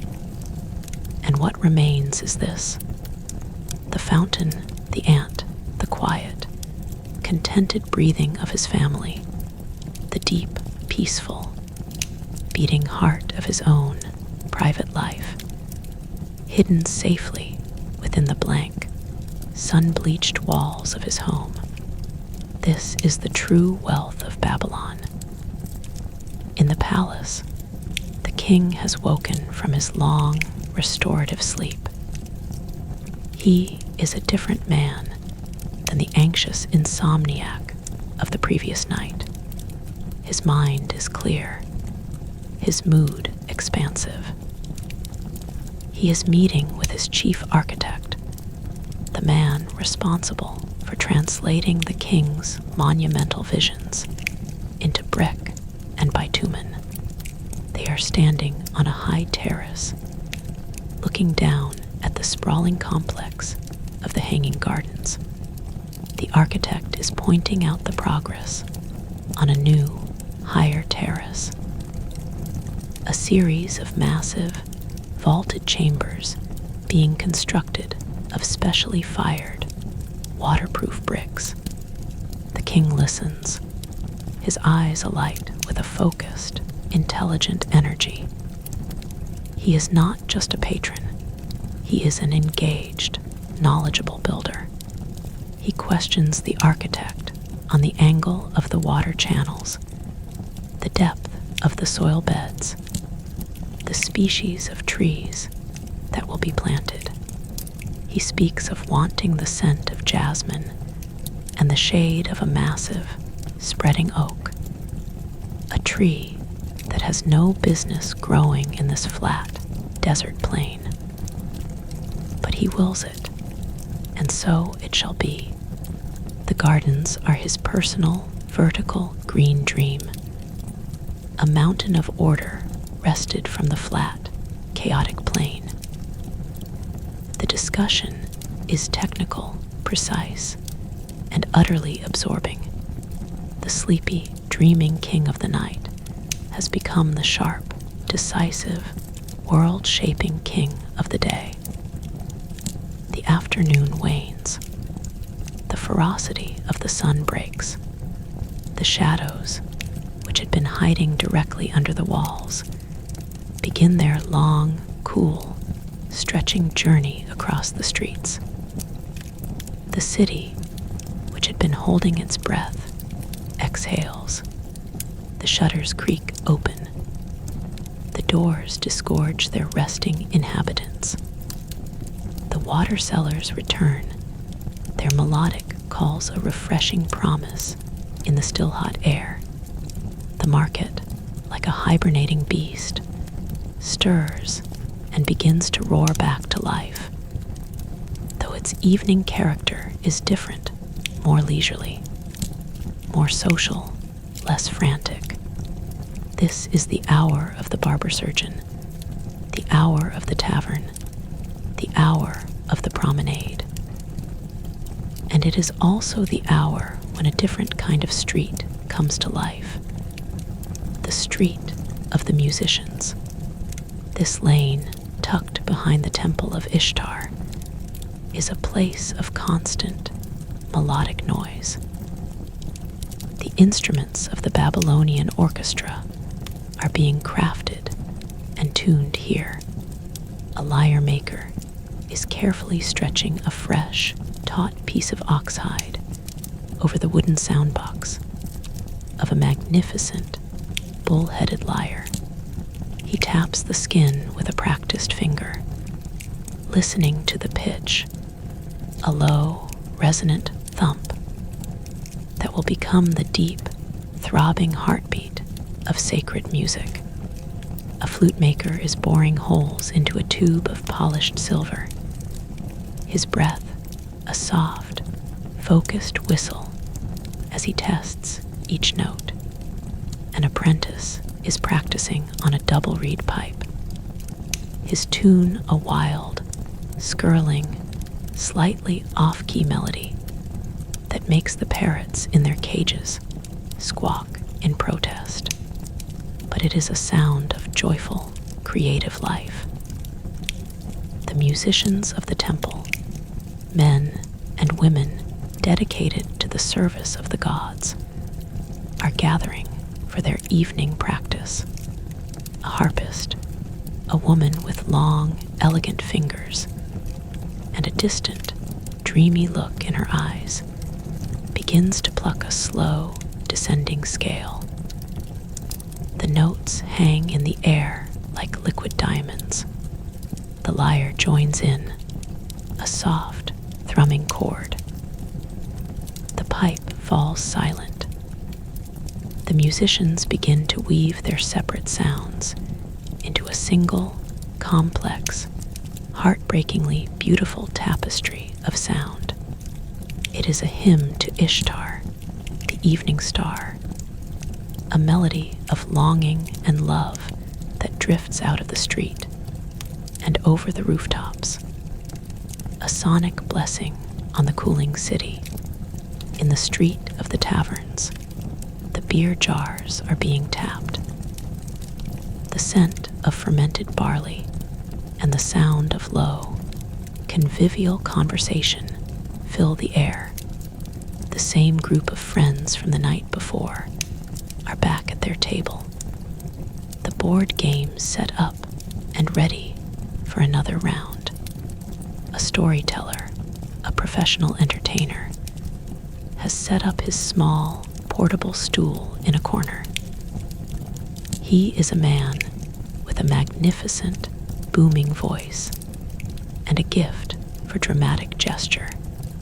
He is recounting a portion of the epic of Gilgamesh, the story of the hero's encounter with the scorpion men at the gates of the mountain of Mashu, the path of the sun, the patrons of the tavern, men of all classes and professions, fall silent, their beers forgotten, their eyes fixed on the storyteller. His voice rises and falls, a dramatic, rolling cadence.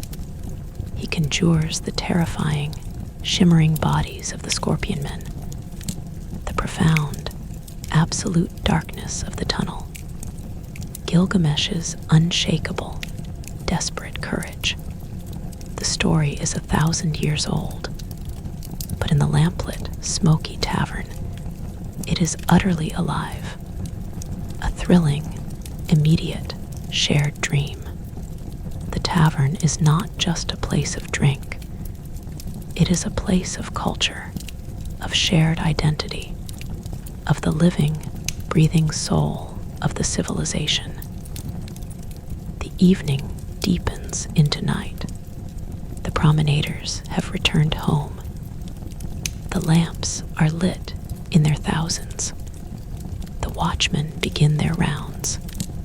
The city's nocturnal pulse, that quiet, steady, unsleeping heartbeat, begins to beat stronger.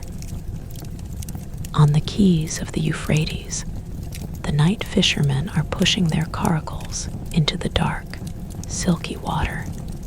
In the bakeries, the apprentices are beginning their slow, rhythmic kneading of the dough for the next day's bread.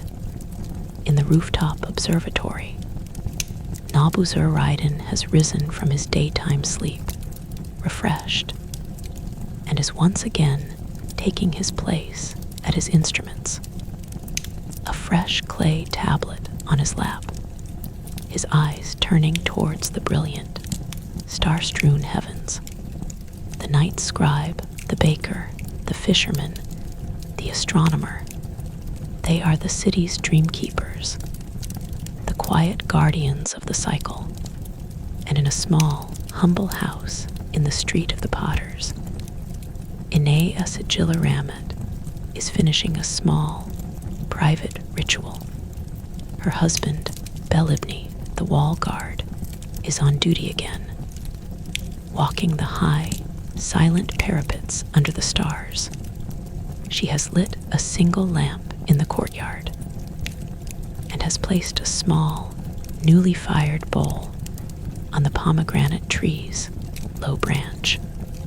The bowl is a thank offering, a perfect miniature vessel, her own creation, for the goddess of the hearth and home. Her son is asleep on his mat, his breathing deep and even. The baby, the one who was sick, has recovered, his fever broken by the healer's ritual and a mother's unending care. The house is silent, but for the fountain. The world is at peace. Inay Asajilaramat sits for a moment, her hands, still dusted with clay, resting in her lap. She does not think. She just breathes, feeling the profound, quiet, steady pulse of her home, her street, her city. A city that is, in this moment, the most peaceful and perfectly ordered place in the entire dreaming world.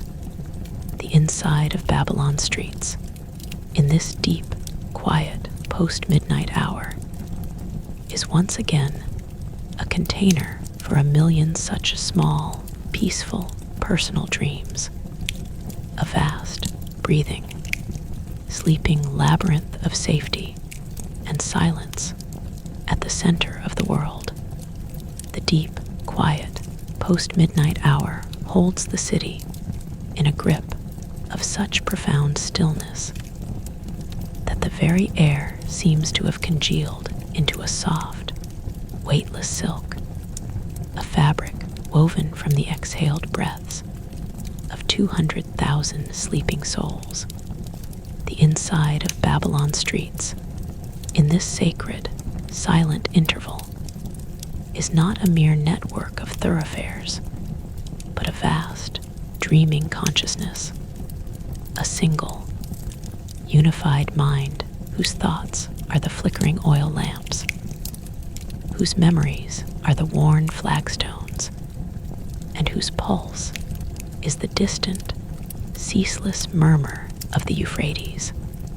The moon, a slender crescent of hammered silver, has long since slipped below the jagged line of the western desert, leaving the heavens to the absolute, imperial reign of the stars.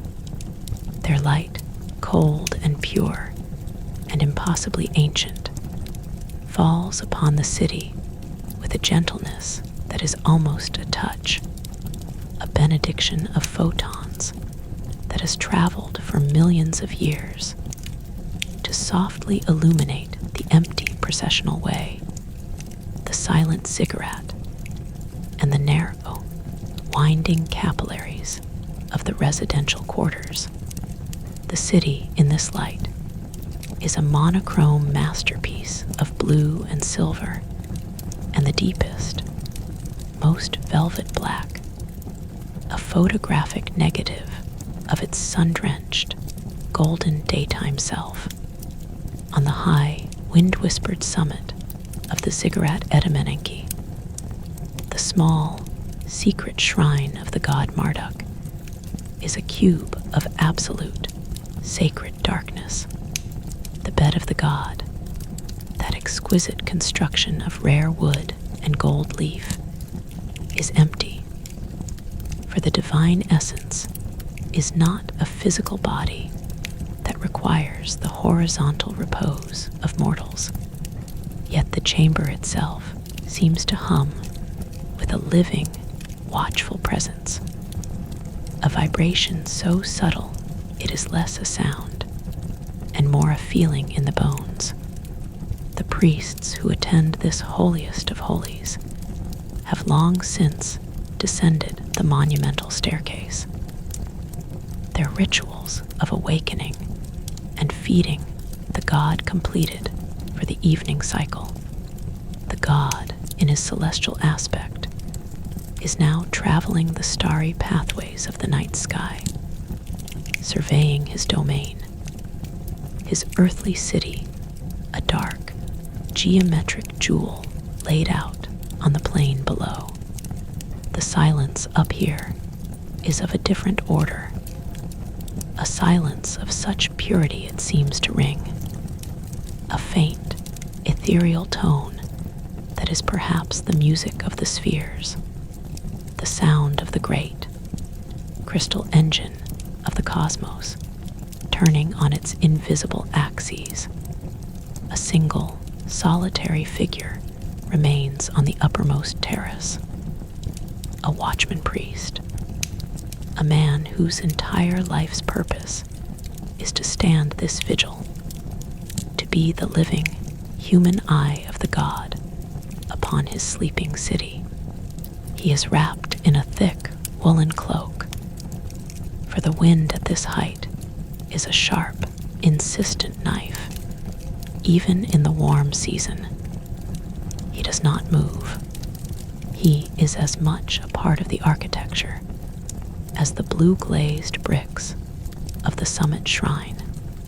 His mind is not thinking in words, but in pure, silent awareness, a state of meditation that has dissolved the boundary between himself, the ziggurat, and the immense, star-strewn void above. He is the city's highest, most silent sentinel, a tiny, flesh and blood apex to the great, man-made mountain of prayer. Far below, in the labyrinth of streets that spread out from the ziggurat's base like the cracked pattern of a dried riverbed, the silence is of a more intimate, more human texture.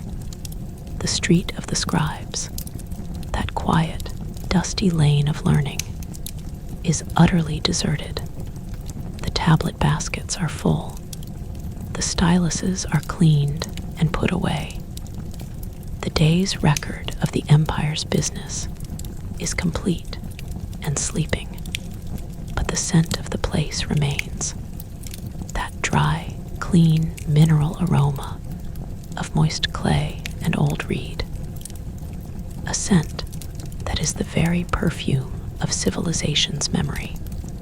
A single feral cat, the same sleek, sacred creature that patrols the walls at night, picks its way silently down the center of the lane. Its paws, those soft, padded instruments of stealth, make no sound on the packed earth.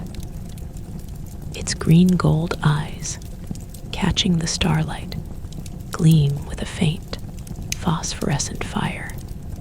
It pauses at the threshold of the scribal school, its ears swiveling, catching the faint, ultrasonic squeak of a mouse nesting in the straw of the mud brick benches.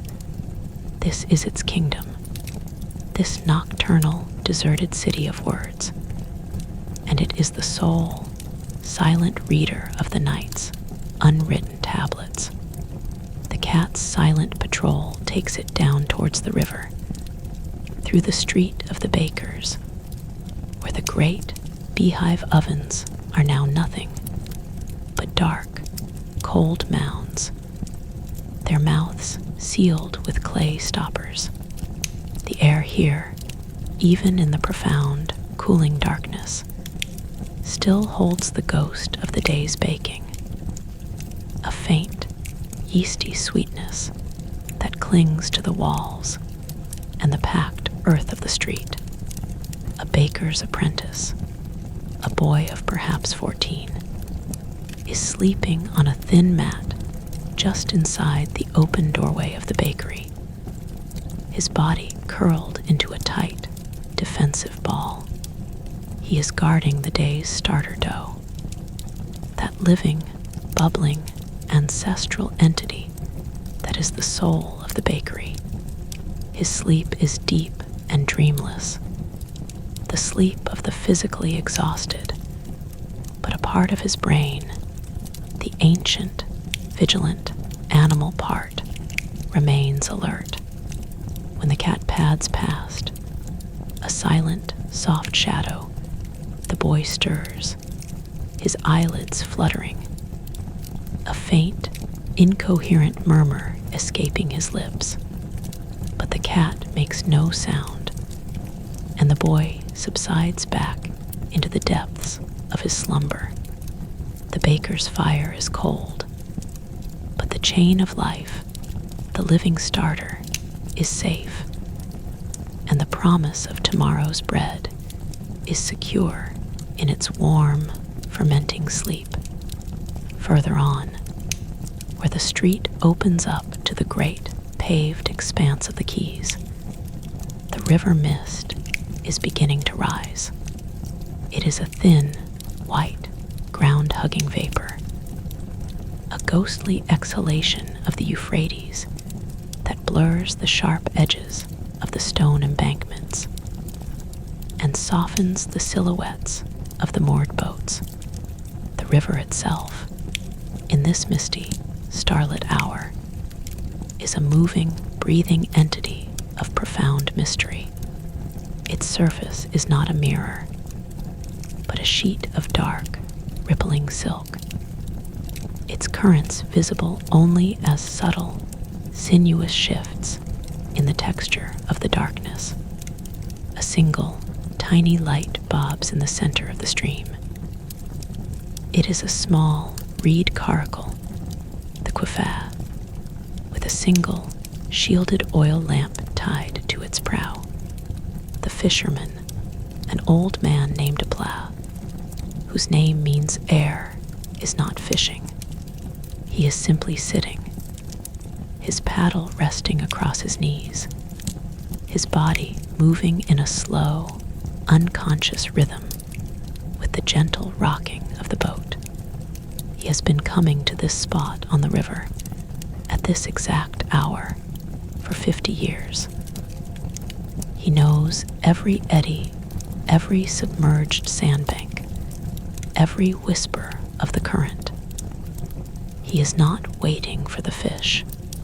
He is waiting for the dawn.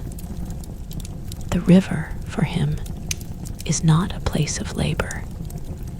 It is a place of profound, liquid meditation, a watery temple where the ceaseless flow of the current is his mantra. The mist enfolds him, and his tiny, bobbing lamp becomes a soft, diffused orb of gold, a miniature sun waiting to be born into the new day. The mist also creeps into the canals, the Naradu, those liquid streets that mirror the terrestrial grid. In a wealthy residential district near the palace, a private canal gate opens, and a small, flat-bottomed boat emerges silently. It is poled by a single, cloaked figure, a servant of the royal household. The boat is laden with the day's organic waste from the palace kitchens, vegetable peelings, crushed eggshells, the leavings of the king's table, all carefully collected and destined not for the trash heap, but for the royal orchards beyond the city walls. The servants' movements are slow, rhythmic, silent. The pole enters the water with a soft plop. The boat glides forward, a dark, purposeful shape in the pearlescent mist. This is the city's hidden, nocturnal metabolism. The quiet, unglamorous, essential process of returning the substance of the palace to the soil, completing a cycle of life that is as old as agriculture itself. The canal streets, at this hour, are the veins of this metabolic system, carrying the city's organic wealth back to the earth. The mist drifts and swirls, and it momentarily clears to reveal the vast, looming bulk of the palace, the royal citadel that occupies its own immense quarter in the northern part of the city. Here, the streets are not the intimate, twisting lanes of the common quarters, but wide, majestic, ceremonial avenues designed for the passage of chariots and the procession of armed guards. The pavement is of the finest pink breccia, the same as the processional way, and the walls are of a smooth, gleaming, white plastered brick that seems to glow with an inner lunar light. The silence here is a disciplined, official silence, broken only by the rhythmic, metallic tread of the royal guard.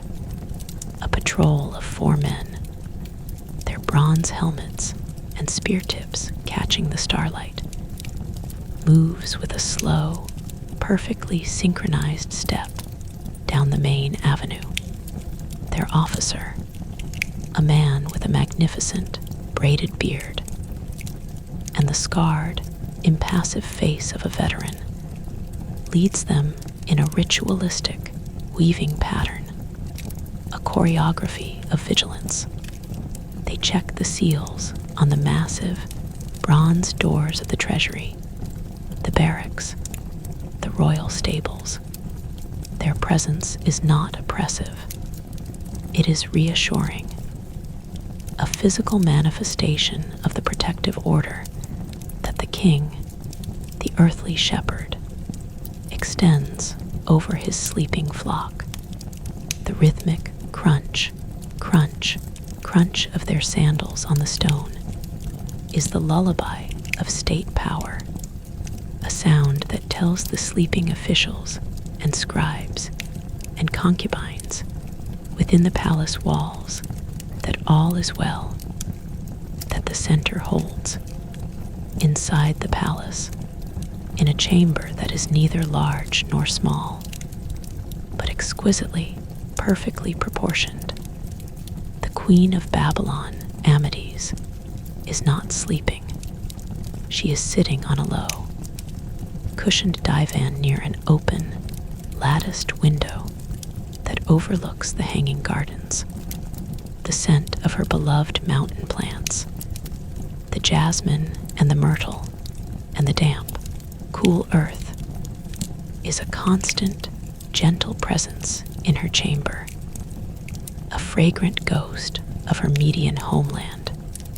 She is a woman of a certain age now, her hair threaded with silver, her face a beautiful, serene landscape of wisdom and sorrow. She holds a small, polished silver mirror in her hand, but she is not looking at her reflection.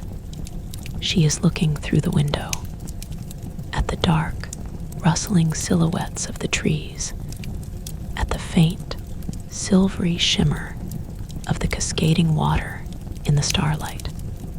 The gardens were her gift, a mountain of green built on a flat, desert plain to cure the aching, homesick longing in her heart. And they did cure it for a time. But tonight, an older, deeper sadness has settled upon her, a melancholy as soft and enveloping as the river mist.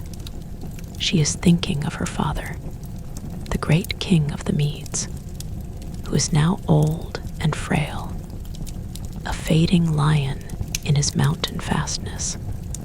She is thinking of the child she lost so many years ago, a tiny, blue-lipped infant who never drew a single breath.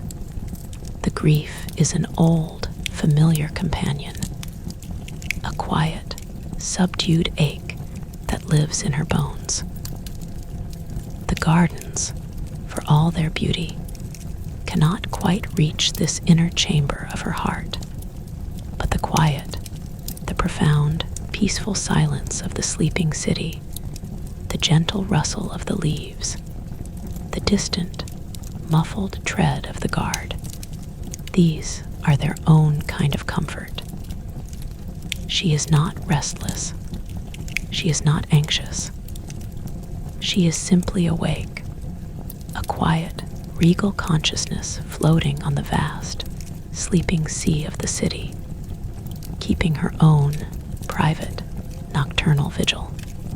Her presence, unseen and unknown to the slumbering millions, is a quiet, maternal blessing on the night, the deepest, coldest, darkest hour of the night, the time when the veil between the worlds is thinnest, begins its slow, inexorable passage.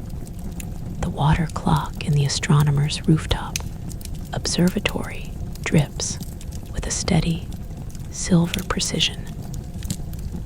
Nabu-Zuraridin, the old priest, has just completed a complex set of calculations on a fresh clay tablet.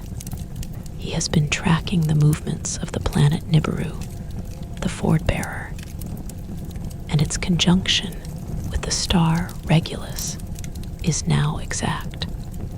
The omen is powerful, and its initial, ambiguous message, victory for the lion, or the death of a great man, is still unresolved.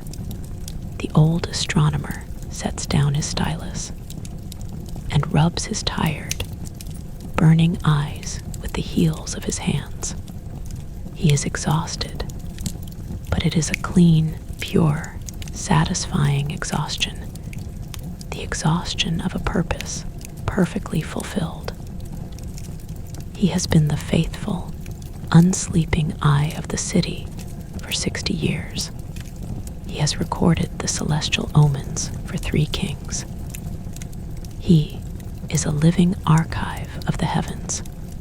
He leans back on his low stool, and for the first time in his long, nocturnal life, he allows himself a moment of pure, unthinking wonder. He looks up at the vast, impossible ocean of stars, and he does not try to calculate or categorize or interpret. He simply looks, and he feels himself a tiny speck of a man, a fleeting, brief flicker of consciousness, held in the infinite, silent, beautiful embrace of the cosmos. A single, perfect tear traces a slow, warm path down his weathered cheek. It is not a tear of sadness, but of awe, a profound, soul-deep appreciation for the sheer, staggering beauty of the ordered universe that Marduk created. The stars, in their silent, crystalline streets, seem to sing to him, a hymn without sound, a music of pure light. Down in the city, in a small, mud-brick house in the street of the weavers, the mother who hummed the ancient lullaby is dreaming. Her dream is not a story, but a sensation. She is walking through a field of ripe barley, the golden stalks rustling in a warm, gentle breeze. The sun is a soft, honeyed warmth on her skin. She is carrying her baby, but the baby is not a physical weight. It is a presence, a glow, a source of pure, unconditional love that radiates from her chest. She does not know where she is going, but the path is straight and clear, and she feels a profound, absolute sense of peace. The dream is a gift from the gods, a nightly restoration of her soul, a quiet, invisible reward for the endless, thankless, sacred labor of motherhood. The street outside her door is utterly silent, a dark, protective shell around her sleeping form and her dreaming soul. The shift, when it begins, is almost imperceptible. It is not a sound, not a sight, but a change in the quality of the silence. The cold, dead, mineral silence of the deep night begins to warm, to soften, to become pregnant with a new potential. The stars, which had been fierce, diamond-bright pinpricks, begin to lose their hard edge, their light becoming slightly blurred, slightly softer.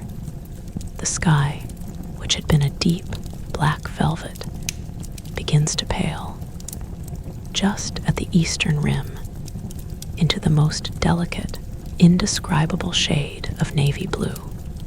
The morning star, the goddess Ishtar, which had been a brilliant, isolated point of white fire, now seems to gather all the remaining light of the night into herself, burning with a fierce, beautiful, desperate intensity, as if she knows she is about to be extinguished by the coming sun. This is the hour of the wolf, the hour of the poets, and the insomniacs, and the dying, the liminal moment when the old day is truly dead, and the new day is not yet born. In the royal stables, the horses sense the change. A great black horse stallion, the king's personal mount, a beast named Thunderstorm of Marduk, raises his magnificent head and flares his nostrils, drawing in the cool, fresh, pre-dawn air. He lets out a low, rumbling nicker, a sound of questioning, of anticipation. The stable boys, roused from their hayloft nests, begin to move, their torches a trail of smoky orange light. The day's first official task is about to begin. The feeding and grooming of the sacred horses, the living embodiments of Shamus's chariot, the rhythmic, soothing sound of curricombs on sleek, muscled hides, the soft crunch of barley being chewed, the gentle, whispered endearments of the grooms. This is the first animal music of the waking city, a sound that predates the human bustle by a full watch of the night. In the street of the bakers, the boy who was guarding the starter dough is shaken awake by the head baker, Nursin. The boy's eyes fly open, and he is instantly alert.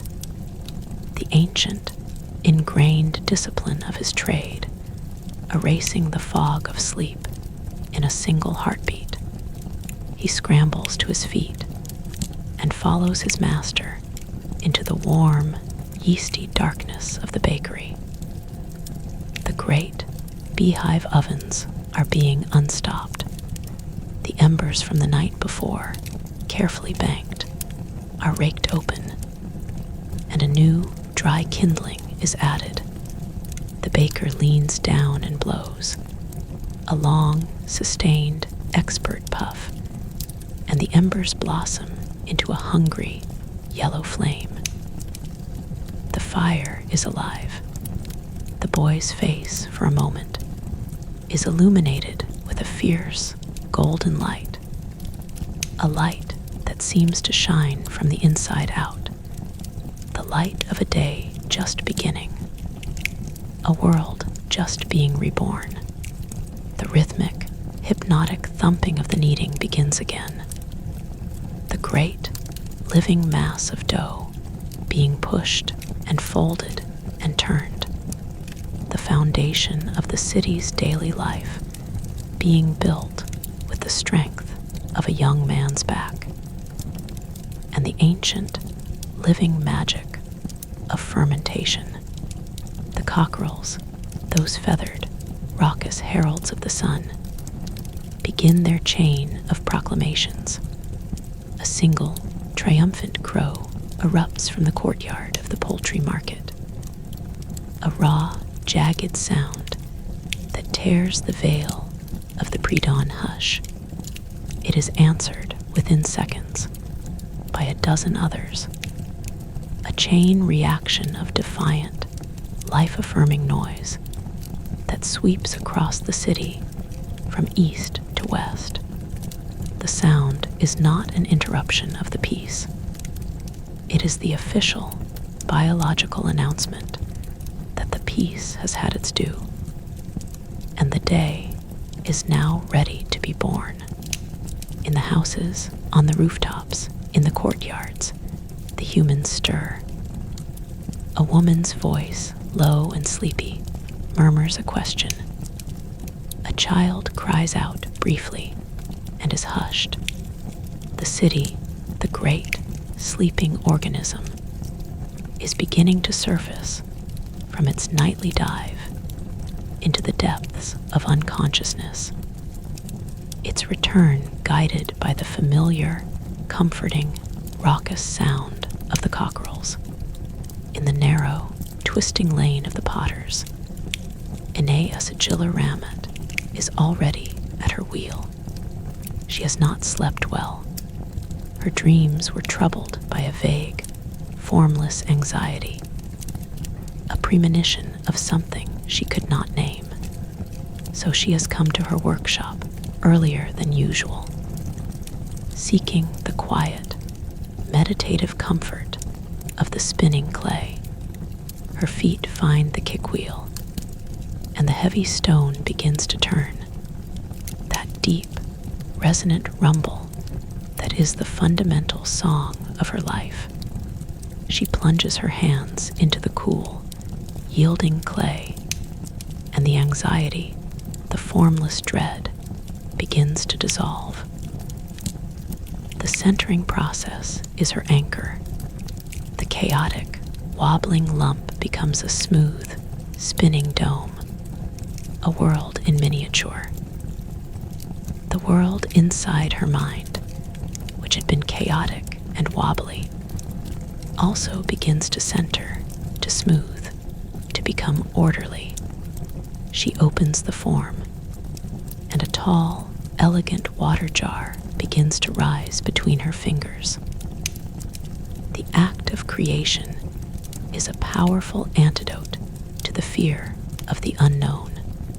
The potter is not just making a vessel. She is actively, physically, participating in the cosmic struggle of order against chaos.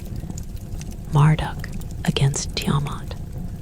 The street outside her door is still dark, but the sound of her wheel is a quiet, steady, defiant heartbeat.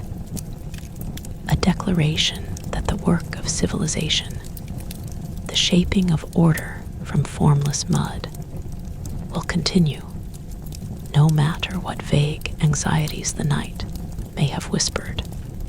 The light, the true, physical, golden light of the sun, finally spills over the edge of the world. It is a dramatic, theatrical entrance.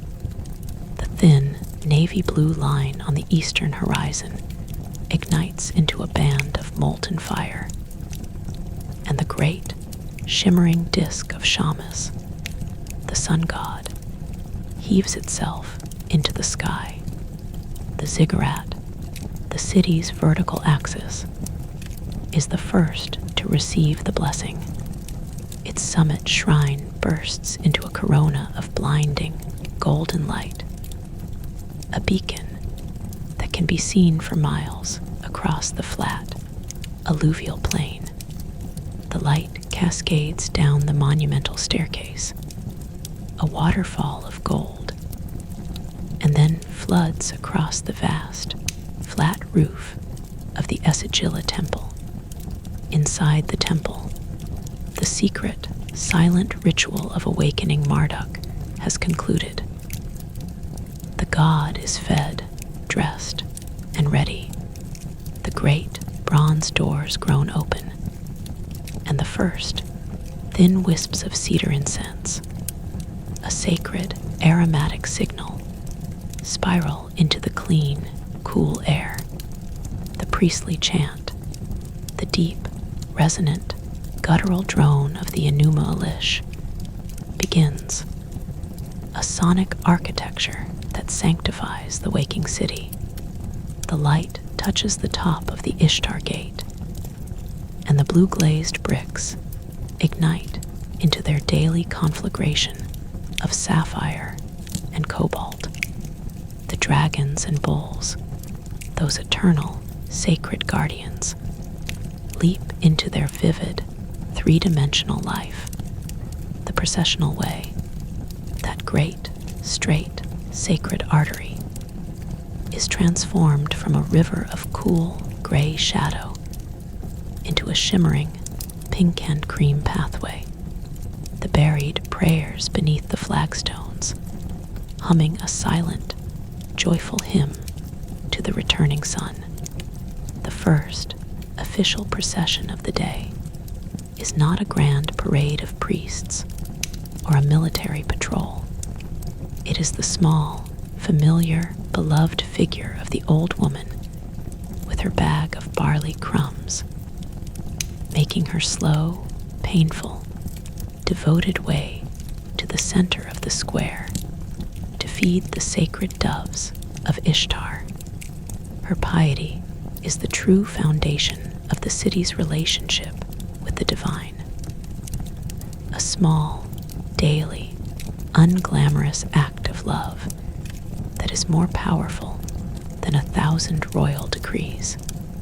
The doves descend around her in a soft, feathered, cooing cloud, and the old woman's face, in the fresh, golden light, is a portrait of pure, uncomplicated grace.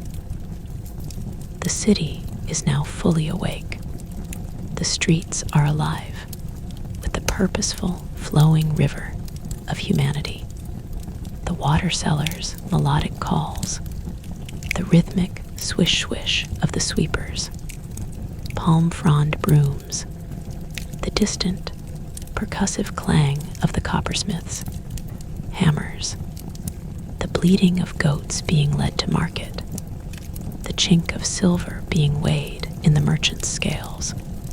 All these sounds weave together into the great, complex, polyphonic symphony of the Babylonian morning.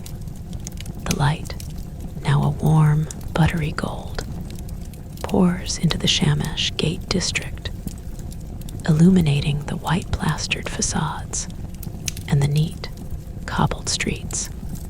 Ibn Ishtar, the palace scribe, his mind already deep in the diplomatic phrasing of a letter to the governor of a distant province, leaves his house and joins the stream of well-dressed administrators heading for the palace.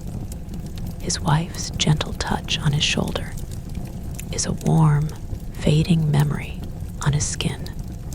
His sons, serious, focused faces as they practice their cuneiform, are an image he holds in his heart, a quiet, private fuel for his day's labor. The specialized streets of the market district begin their daily roar. The street of the spice merchants is a cave of wonders. The air, a dizzying, head-clearing perfume of cumin and cinnamon, and the mysterious, precious black peppercorns from the land of Meluha. The street of the butchers is a place of stark, honest, visceral reality. The ground a dark, clean-swept slick of blood and offal. The butcher's knives flashing in the sun as they separate joints and trim ribs with a practiced, almost surgical precision. The street of the gold and silversmiths is a quieter, more intense domain of tiny, precise noises. The focused foo of a blowpipe, the delicate tink of a granulation tool, the musical chink of silver coils being weighed on exquisitely sensitive scales. The street of the carpenters is a fragrant symphony of rhythmic sound. The rasp of a saw, the tap-tap-tap of a chisel, the smooth, slicing whisper of a plane peeling a fragrant curl of cedar, and the street of the ivory carvers is a place of quiet, luxurious concentration, where miniature, perfect worlds of myth and nature are being coaxed from gleaming, creamy tusks with tools no larger than a child's finger. Each street is a distinct organ in the great, commercial body of the city, each with its own unique function, its own unique rhythm, its own unique contribution to the life of the whole. But amid this roaring, vigorous, sunlit activity, the city does not forget its need for quiet, for contemplation, for the nourishment of the inner life. The scribal schools, the Iakut Dabba, are in full session in a quiet courtyard off the street of the scribes. The stern master's voice intones a list of legal phrases, and the high, sing-song chorus of the boys repeats them, their small hands pressing the wedge-shaped signs into the yielding clay. The sound is a hypnotic, memorizing rhythm, the transmission of a civilization's legal and cultural DNA from one generation to the next. In the temple courtyards, groups of elderly men and women, retired from their trades, sit in the cool shade of the colonnades, quietly discussing the omens of the day, the price of barley, the exploits of their grandchildren. Their voices are a soft, gentle murmur, a river of quiet, accumulated wisdom flowing through the heart of the sacred precinct. In the street of the musicians, a young apprentice is practicing a slow, mournful melody on a silver flute. The notes floating out over the rooftops like a series of liquid, silver questions. And in the hanging gardens, a lone, elderly gardener, his body a stooped, weathered testament to a lifetime of devotion, is carefully, tenderly pruning a rare, flowering shrub, his touch as gentle as a lover S. The morning deepens, and the city's great administrative machinery grinds into its highest gear. In the palace, Ibn Ishtar has taken his place in the chancery, a large, light-filled room lined with shelves of clay tablets, the empire's official memory. He is surrounded by a dozen other scribes, all of them bent over their work, their styluses moving in a constant, rhythmic, tacking chorus. The air is thick with the scent of clay and the quiet, focused intensity of concentrated thought. Ibn Ishtar is drafting a royal proclamation, a decree that will standardize the weights and measures in the market. A seemingly mundane, bureaucratic task that is, in reality, a profound act of cosmic kingship, ensuring justice and order in the economic life of the realm. He chooses his words with the care of a poet, for the king's word is law, and the law must be precise, unambiguous, and eternal. The weight of the empire rests, for this moment, on the tip of his small, sharpened reed stylus. Not far from the chancery, in a small, private audience chamber, the king himself is holding court. Nebuchadnezzar sits on a simple, elegant throne of gilded wood, his face a calm, attentive mask. He is listening to a petition from a delegation of farmers from a distant, drought-stricken district.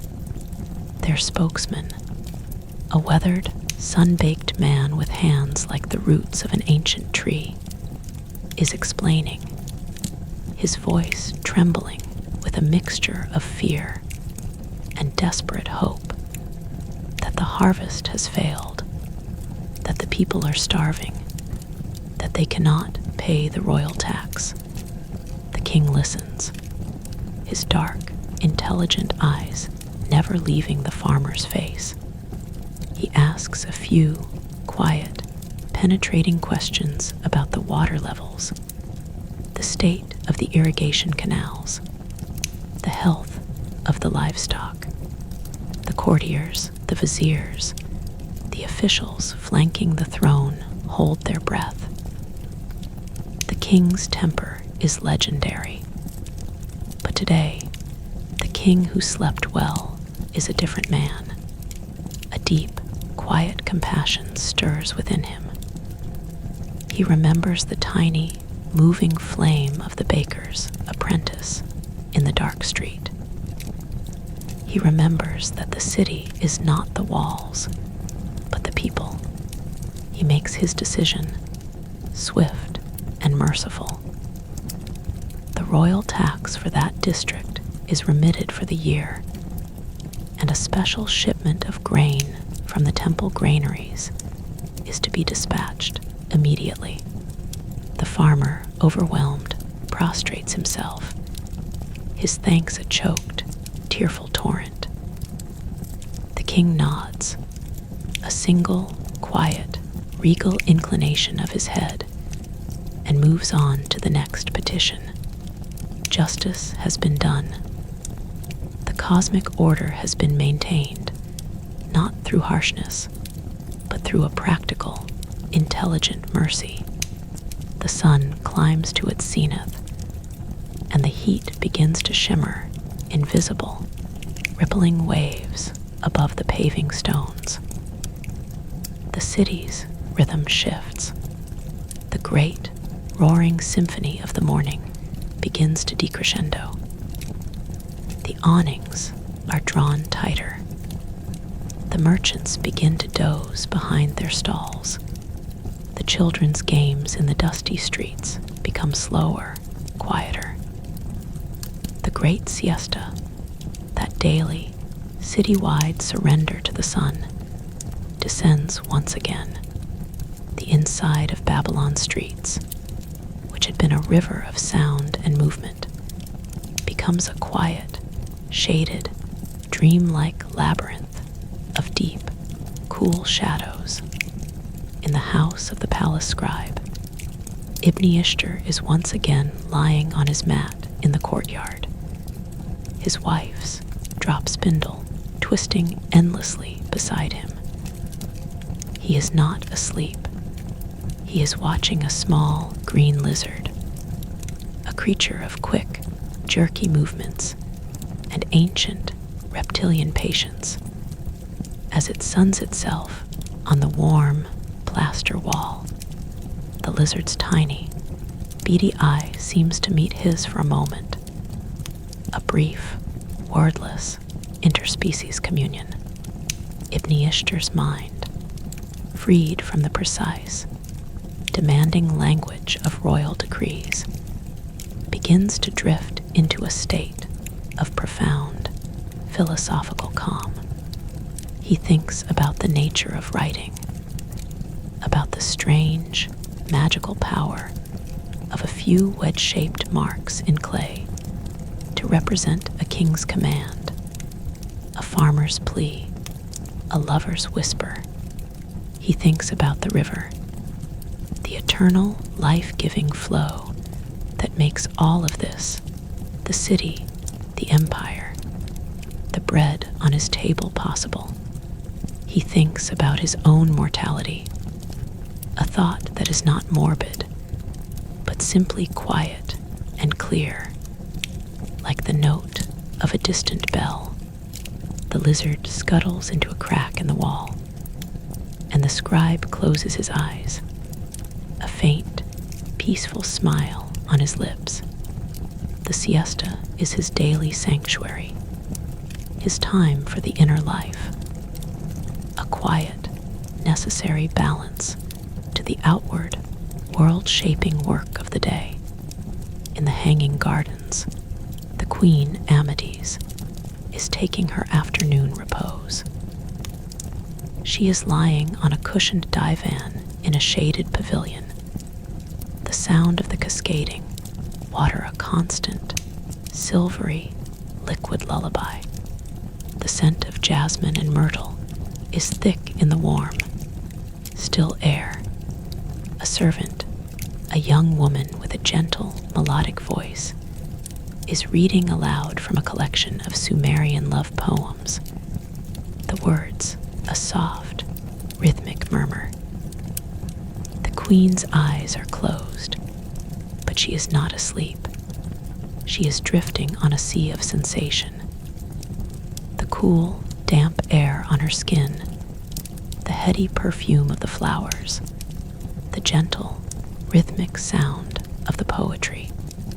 The melancholy of the night has receded, replaced by a quiet, contemplative peace. The gardens, her mountain dream, have wrapped themselves around her. A green, protective, living embrace. She is far from her homeland, but in this moment, she is home. The afternoon wanes, the shadows stretch, the city exhales.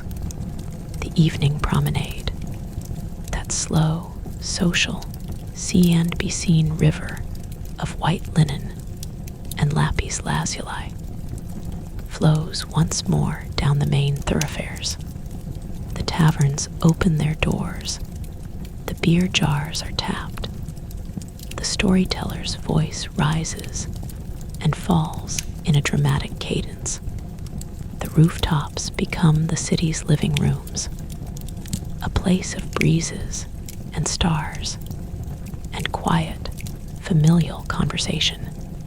The lamplighters make their rounds, their torches a trail of flickering, golden blossoms blooming in the gathering dusk. And as the night deepens, the city's unsleeping heart begins to beat stronger. The watchmen's staffs tap their slow, comforting rhythm. The bakers begin their silent, rhythmic kneading. The astronomers climb to their rooftop observatories, their styluses ready to capture the night's celestial whispers. The king, perhaps, will sleep soundly again tonight, his heart quieted by the memory of a day's just and merciful act. The mother in the street of the weavers will hum her ancient lullaby. The potter will center her clay. The old woman will set a fresh, small clay dog on her threshold. The cat will patrol the silent street of the scribes. And the river, the great, eternal Euphrates, will flow, silent and silver and ceaseless, past the quays and the water gates, and the dreaming, sleeping, peaceful, indestructible, and utterly magnificent streets of Babylon.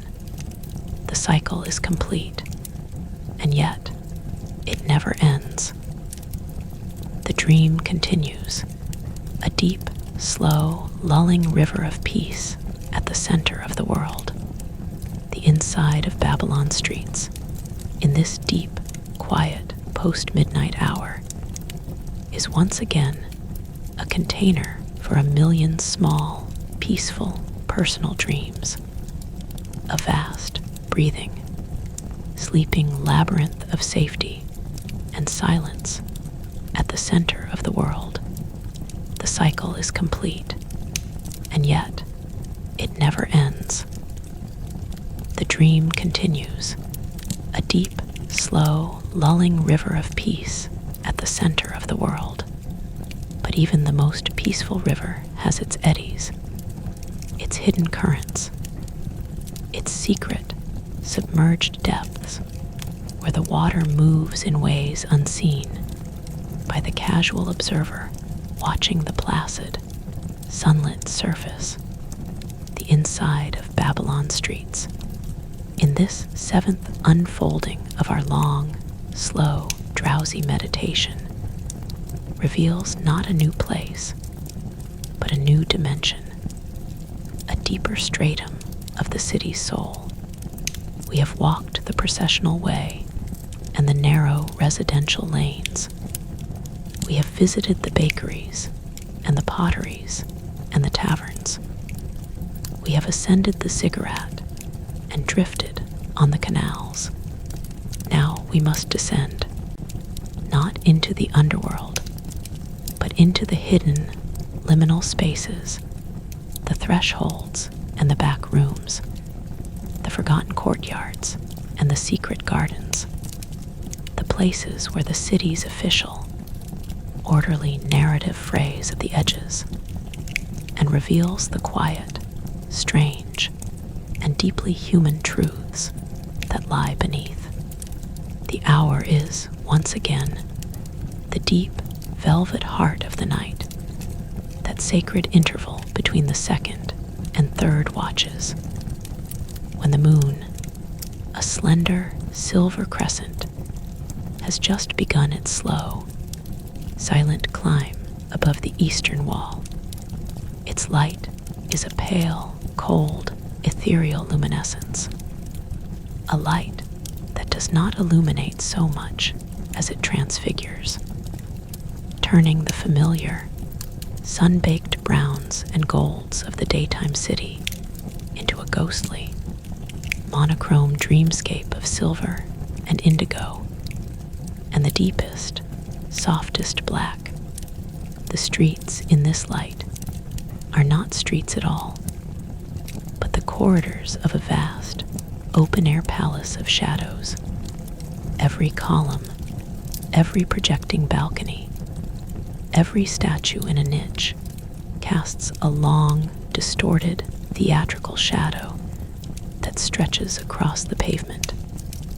A silent, motionless performance for an audience of no one in a forgotten corner of the temple complex, a place far from the grand, bronze doors and the processional, incense-clouded sanctuaries. There is a small, walled garden. It is not the hanging gardens, that vertical, man-made mountain of green. It is a humble, ground-level garden, a place of quiet, unglamorous, utilitarian beauty. It is the garden of the temple herbalists, the Asu and the Ashipu, who prepare the medicines and the ritual ingredients. The gate to this garden, a simple, unadorned wooden door set into a high mud brick wall, is unlocked, for the plants within must be tended at specific, astrologically determined hours. The moon, just beginning its climb, casts its pale, silver light over the ordered beds of herbs and the small, central, bubbling fountain. The air here is an intoxicating, complex, medicinal perfume, a layered symphony of scents. There is the sharp, clean, camphoraceous bite of rosemary, the sweet, calming, apple-scented chamomile, the earthy, grounding musk of valerian root, and most hauntingly, the heavy, narcotic sweetness of the opium poppy, its delicate, papery petals closed tightly in tight, dreaming fists. A single, solitary figure moves among the beds. She is a priestess healer, a woman of indeterminate age, her face a serene, unlined oval in the moonlight, her hair hidden beneath a simple, white linen veil. Her name is Belit Callum. The lady is my strength. She carries a small clay lamp, its flame shielded, and a bronze sickle, its blade curved and sharp as a new moon. She is harvesting the mandrake root. The mandrake, that strange, forked, anthropomorphic root, is a powerful and dangerous magical ingredient, used in rituals of exorcism and healing.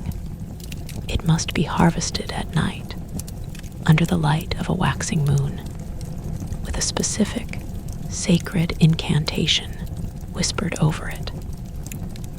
The priestess kneels beside the plant, her movements slow, deliberate, reverent. She places the lamp on the ground, and its small, golden pool of light illuminates the large, dark green leaves of the mandrake. She begins to whisper, her voice a barely audible, rhythmic stream of ancient Sumerian, a language so old it is believed the plants themselves can understand it. She addresses the mandrake as a living spirit, explaining her need, promising respect, offering a small libation of milk and honey that she pours at the base of the plant. Then, with a single, swift, precise stroke of the bronze sickle, she severs the root from the stem. She lifts the root gently from the soil, a dark, forked, strangely human shape, and wraps it carefully in a piece of clean, red wool. The ritual is complete. The plant has given its life for the healing of a sick mind, a possessed soul. The priestess rises, her knees creaking softly, and the garden returns to its silent, moon-drenched peace.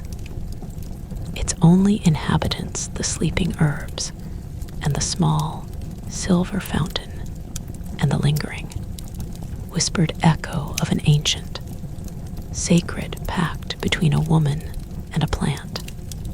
From this hidden garden, a narrow, almost invisible alleyway leads deeper into the labyrinth of the temple's back of house, a place the public never sees.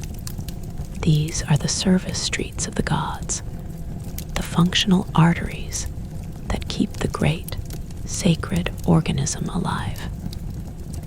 Here, there are no glazed bricks, no monumental sculptures, no processional grandeur.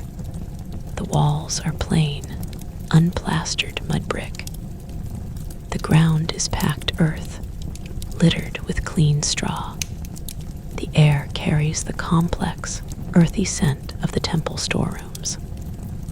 The dry, dusty aroma of grain, the sweet, sticky perfume of dates and honey, the sharp, tangy smell of fermenting beer, and the rich, metallic, slightly gamey scent of the storerooms where the sacrificial animals, sheep, goats, doves, are kept before their rituals. A temple cook, a burly, bald man with a sweat-sheened scalp, is already at work in a small, open-air kitchen. His fire, a bright, cheerful blaze in the dark, narrow lane. He is preparing the breakfast for the priesthood. A thick, nourishing barley porridge that will be sweetened with honey and dates. The rhythmic, hypnotic sound of his wooden spoon stirring the great, bronze cauldron is a low, rumbling, comforting bass note. He is humming a hymn to Jibal, the god of fire. His voice, a quiet, tuneless drone that blends with the crackle of the flames. The service street, in this quiet, pre-dawn hour, is a place of humble, essential, behind-the-scenes devotion. A reminder that even the gods need their porridge. The moon climbs higher, its light growing stronger, more silvery, more defined. It illuminates a different kind of hidden street, the street of the dead, not the necropolis outside the city walls, but the small, private, family tombs that are tucked away in the corners of residential courtyards, or in small, walled plots at the end of a lane. The Babylonians did not separate their dead from their living in the sharp, segregated way of later cultures. The ancestors were a constant, intimate presence, their spirits dwelling in the clay figurines that were offered food and water at the family altar, their bodies sleeping beneath the packed earth of the courtyard floor, or in a small, vaulted brick chamber, just a few steps from the kitchen door. A man, woken by the call of nature, steps out of his house into his moon-drenched courtyard.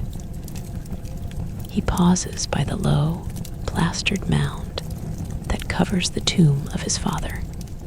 He places his hand on the cool plaster, a quiet, wordless gesture of respect and remembrance. He does not speak. He does not pray. He simply stands there for a moment, in the silver silence, feeling the weight of his lineage, the chain of being that stretches from his father to him, to his sleeping sons. The dead in Babylon were not a source of fear, but a source of quiet, grounding comfort. They were the silent, unseen neighbors who had walked the same streets, baked the same bread, drawn water from the same well, and their presence, just beneath the surface of the living world, was a constant, reassuring reminder of the continuity of life, the deep, unbroken roots of the city. The moon's light also reveals the city's vertical dimension, the rooftop world that we have glimpsed before. But now we see it in its purest, most intimate form. The flat roofs of the houses, connected by low parapet walls, and the occasional palmwood bridge, are a separate, parallel city, a place of sleep and storage and quiet domestic ritual. In the summer months, the entire family sleeps on the roof, their woven mats spread out under the vast, star-strewn canopy. The moon, now a slender, brilliant crescent, casts a soft, silver glow over these sleeping forms. A husband and wife lie side by side, their breathing a synchronized, peaceful rhythm. Their children are scattered around them, small, curled up bundles in their thin linen sheets, their faces innocent and untroubled in sleep. The rooftop is their private, open-air bedroom, a place where the cool, night breezes, channeled by the city's grid, provide a natural, gentle air conditioning. A small clay brazier, its coals now cold and gray, stands in one corner, evidence of an evening meal cooked and shared. A few potted plants, herbs, and small flowering shrubs are lined up along the parapet, a miniature, personal hanging garden. The city, from this rooftop perspective, is a vast, undulating sea of these sleeping platforms, a honeycomb of private, domestic life, each cell containing its own small, precious constellation of sleeping souls.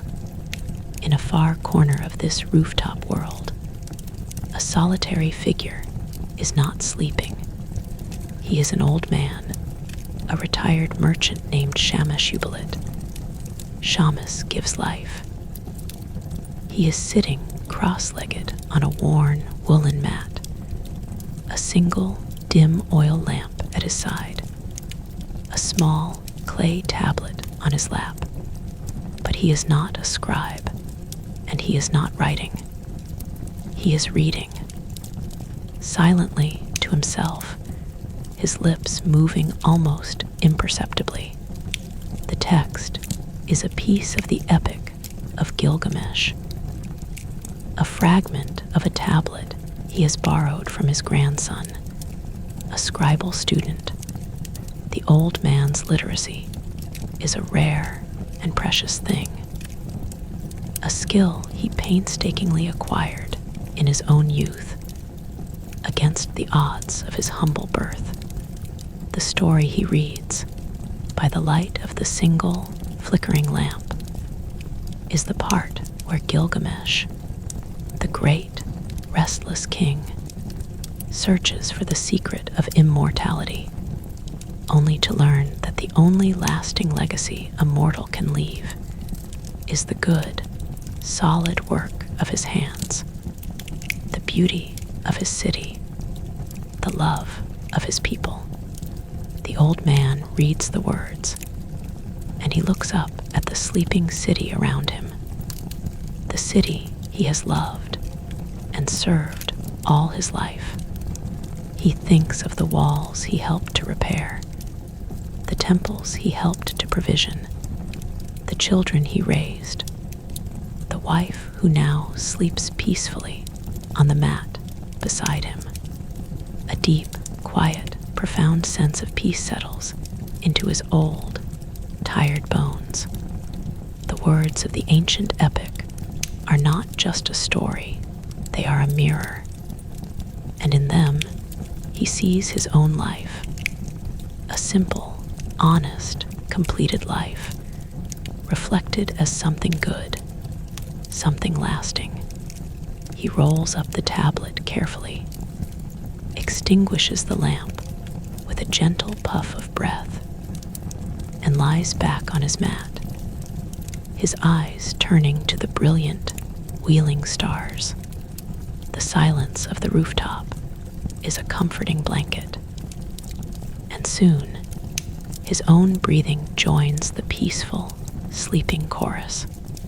The moon, in its silent, majestic arc, now illuminates the great, empty processional way. The pink and cream flagstones are a river of pale, silver light. The Ishtar Gate, that colossal, blue-glazed miracle, is a looming, silent silhouette, its dragons and bulls sleeping in their niches, their ochre and gold colors muted to a ghostly, monochrome palette of dark gray and pale silver. But not all is still. At the very base of the gate, in the deep, black shadow of a massive, projecting buttress, there is a small, furtive movement. A figure, cloaked and hooded, detaches itself from the darkness and moves swiftly, silently across the vast, empty square. It is a young woman, a servant from the palace kitchens. She is not supposed to be here. She is breaking the curfew, risking a severe punishment, but she carries, clutched tightly against her chest, a small, warm loaf of the finest, whitest bread, stolen from the king's own table. She is not a thief. She is a lover. She is on her way to meet a young soldier, a guard on the outer wall, a boy from her own village. A love as forbidden as it is passionate. Their rendezvous is a small, hidden watchtower on a quiet, seldom patrolled section of the wall. The path she takes is not the grand processional way, but a labyrinth of narrow, twisting service alleys, the same dark, hidden veins that run behind the monumental facades. Her heart is pounding, a wild, terrified, exhilarated drum in her chest. Her bare feet are silent on the packed earth. She knows the way by heart, a secret geography of love carved into the dark underbelly of the imperial city. The bread, that simple, humble, stolen gift, is her offering, her sacrament. The inside of Babylon's streets in this hour is not just a place of cosmic order and imperial grandeur. It is also a place of secret, trembling, human love, a love that defies the curfew and the palace guard and the rigid, hierarchical order of the world. The darkness begins its slow, inevitable retreat. The stars, which had been sharp, brilliant points, begin to soften. The sky in the east is no longer black, but a deep, rich indigo velvet, the color of a ripe plum. The morning star, Ishtar, the goddess of love and war, the planet Venus, burns with a fierce, solitary, diamond brilliance. This is the hour when the city's most ubiquitous, most ignored, and most essential inhabitants begin their day. The street sweepers. They are men and women of the lowest social stratum, often war captives, debt slaves, or those who have simply fallen through the cracks of the city's rigid social structure. Yet their work is a sacred trust, a daily physical act of maintaining the city's ritual purity. They emerge from their small communal quarters near the outer wall, carrying their long-handled brooms of bound palm fronds. Their movements are slow, methodical, a synchronized choreography. They begin at the edges of the great squares, the temple precincts, and they sweep. The rhythmic, hypnotic swish, swish, swish of their brooms is the first man-made sound of the waking city, a quiet, gentle, percussive prelude to the symphony of the day. They sweep the dust, the donkey droppings, the fallen palm fronds, the debris of the previous day's commerce, into neat piles. The younger sweepers then collect these piles in large, woven reed baskets and cart them away to the city's compost heaps outside the walls. The sweepers' faces are often grim, their bodies weary, but their work is a form of quiet, unacknowledged dignity. They are the city's unsleeping custodians of cleanliness, the first line of defense against chaos and decay. Their brooms are their scepters, their clean streets their kingdom. The inside of Babylon's streets at this hour belongs to them, and the quiet, rhythmic swishing of their labor is a sound of profound, humble devotion. The cockerels crow, the bakers fire their ovens, the water drawers gather at the well. The city, in its daily, predictable, magnificent routine, awakens. The morning light, that glorious, golden, life-giving flood, pours over the walls and into the streets. The specialized markets begin their roar, but let us turn away from the grand commerce and the official rituals and look, for a moment, at a smaller, quieter, more domestic kind of industry in the street of the basket weavers, a narrow, shaded lane near the river. The work is already well underway. The raw material is the reed, the canoe, harvested from the vast, whispering marshes of the south. The reeds are stacked in great, fragrant bundles.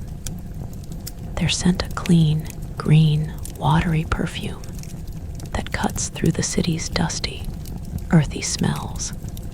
The weavers, mostly women and older men, sit cross-legged outside their small, open-fronted workshops. Their hands move with a speed and a dexterity that is utterly hypnotic, a blur of practiced, automatic motion. They are weaving baskets, mats, and even small coracle boats. The reeds are soaked in water to make them pliable, and the air is filled with the soft, rhythmic, liquid sounds of the craft. The gentle slap of a wet reed being bent into shape, the soft, scraping whisper of a bone tool being used to tighten a weave, the quiet, contented murmur of the weavers' voices as they gossip and tell stories. A young woman, a girl of perhaps 16, with a bright, laughing face and hands already calloused with the work, is weaving a small, intricate date basket, a container for the sweet, sticky fruit that is a staple of the Babylonian diet. Her pattern is a simple, elegant spiral, a form as old as civilization itself. Her work is not a grand, monumental art. It is a humble, ephemeral craft, the creation of an object that will be used, worn out, and discarded. But there is a profound, quiet beauty in her skill, in the way a pile of simple, brittle reeds is transformed by the intelligence of her hands into a strong, flexible, useful container. The Basket Weaver's Street is a place of quiet, feminine industry, a reminder that the city's life depends not just on the great ziggurats and the mighty walls, but also on the humble, woven vessels that hold the dates and the bread. The morning sun climbs higher, and its light, now a brilliant, white gold glare, illuminates a street that is often overlooked in the grand narratives of Babylon. The street of the children. It is not an official street, not a marked thoroughfare on any city plan.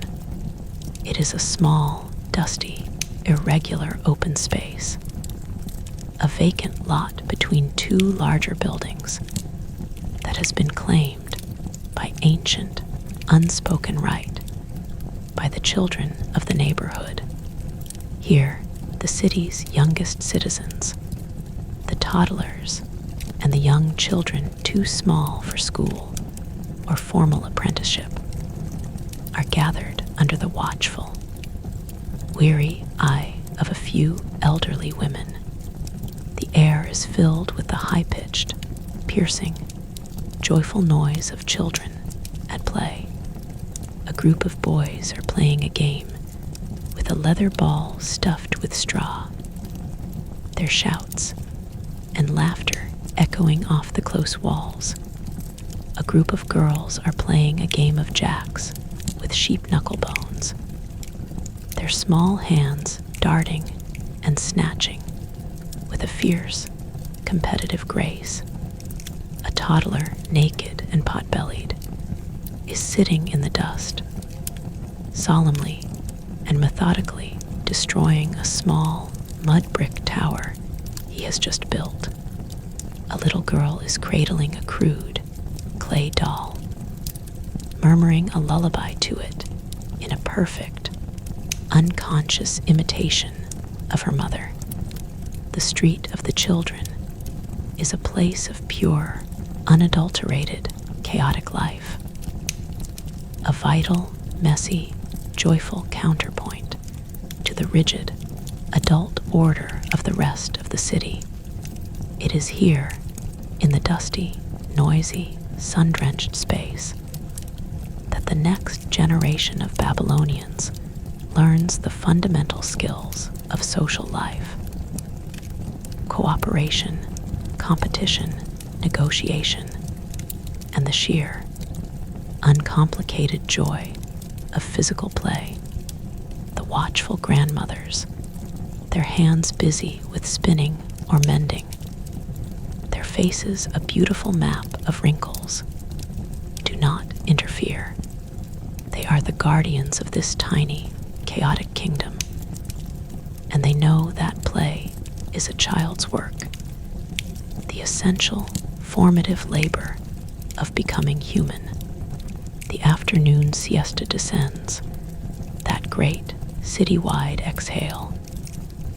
The streets empty, the awnings are drawn, the silence returns. But the silence is not absolute. In a small upper room in the Street of the Scribes, a man is not sleeping. He is a poet. His name is Sinlekyonini, a name that means the moon god accepts my prayer. And he is, perhaps, the most famous poet in the world, though he does not know it yet. He is the editor, the redactor, the compiler of the great, standard version of the Epic of Gilgamesh, the version that will be copied and recopied for centuries, the version that will be buried by the sands of time and rediscovered millennia later to astonish a new world.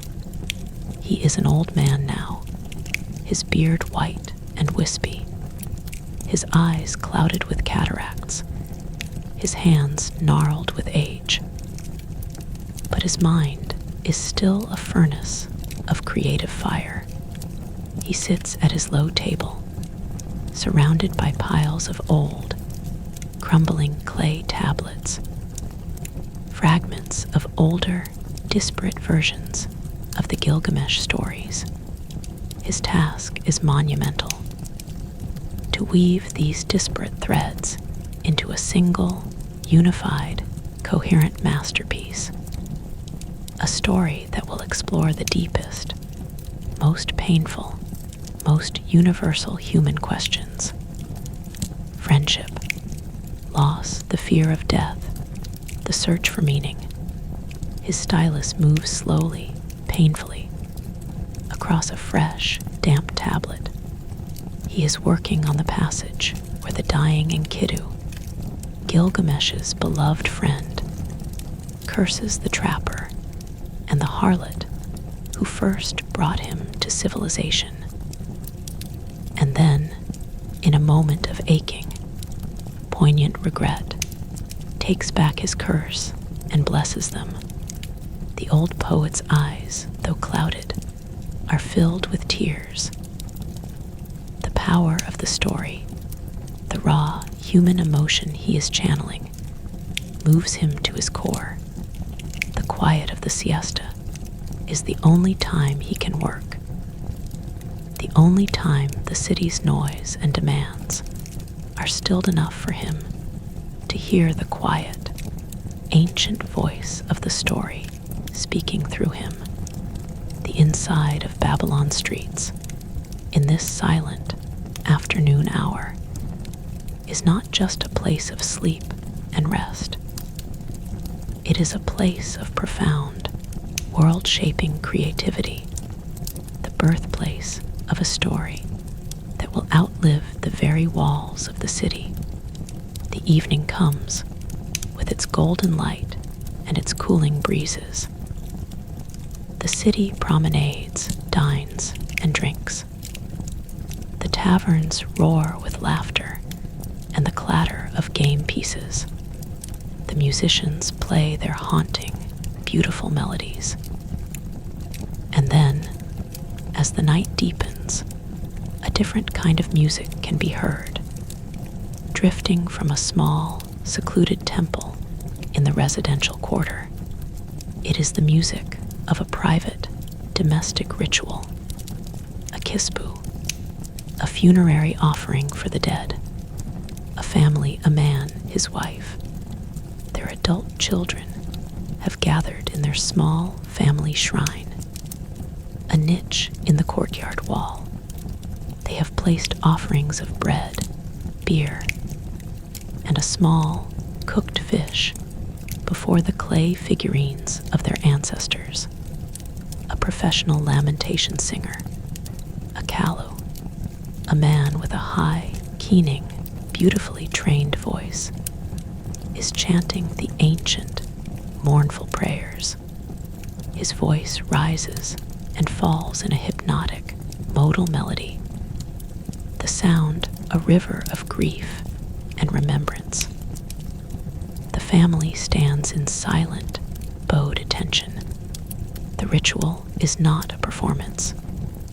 It is a genuine, heartfelt act of communion with the dead.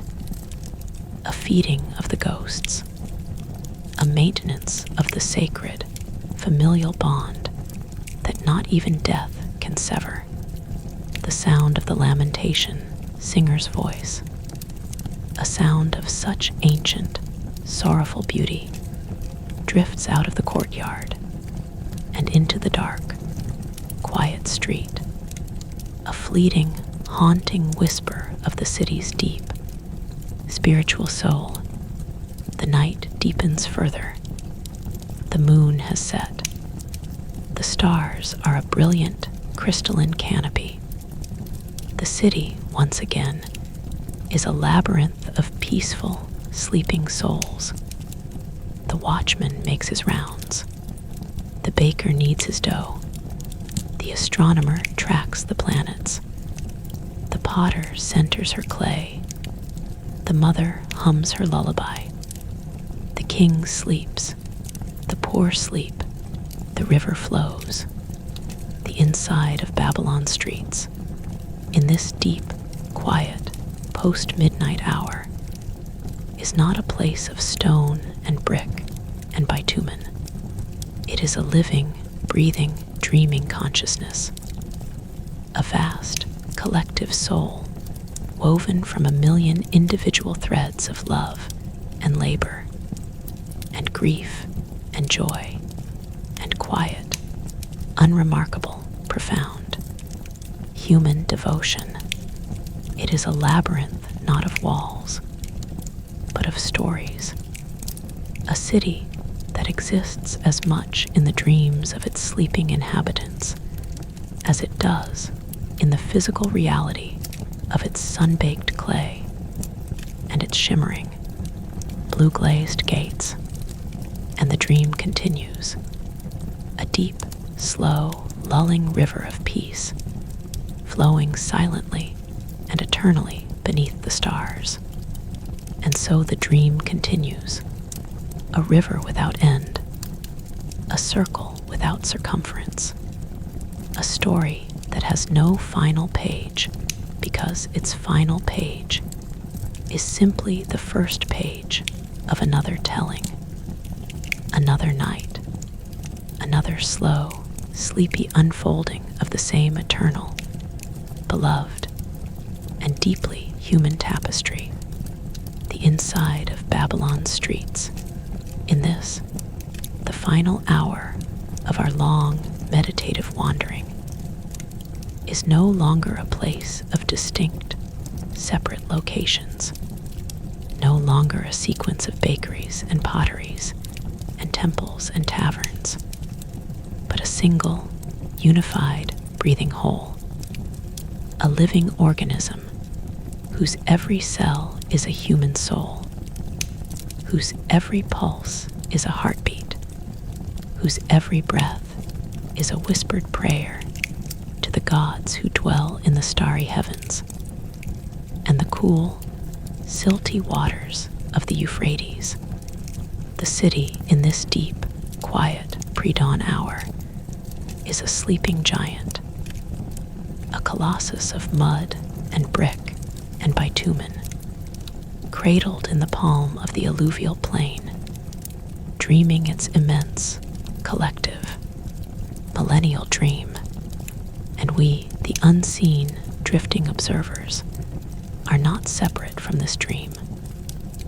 We are inside it, woven into its fabric, a single silver thread in the vast, dark, shimmering tapestry.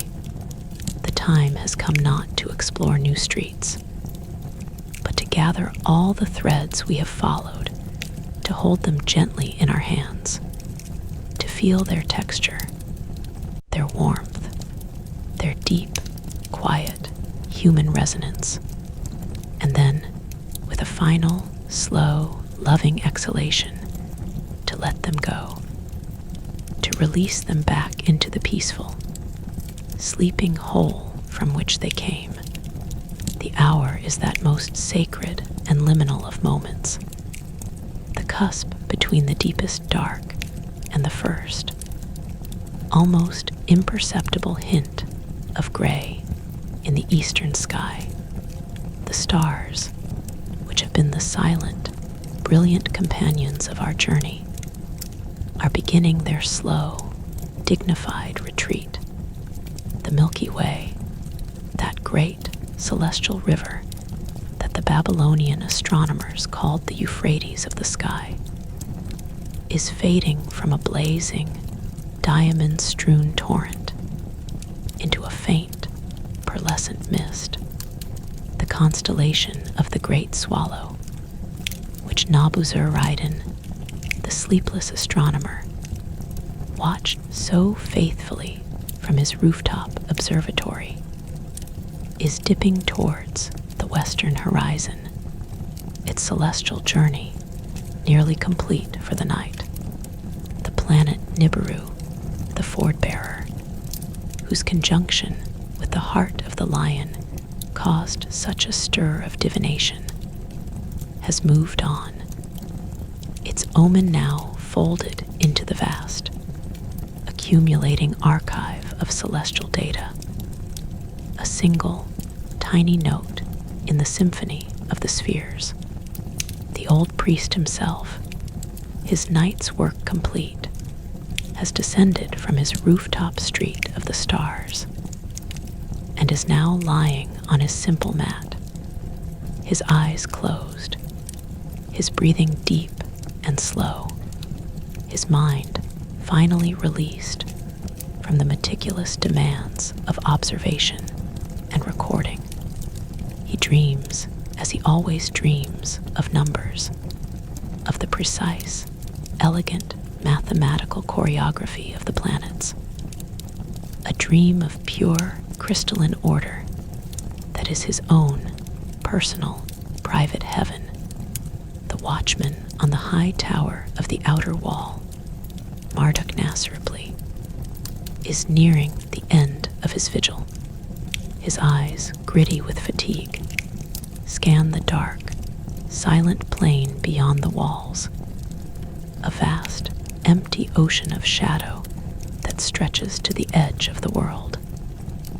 He sees nothing, no approaching army, no flickering signal fire, no threat of any kind.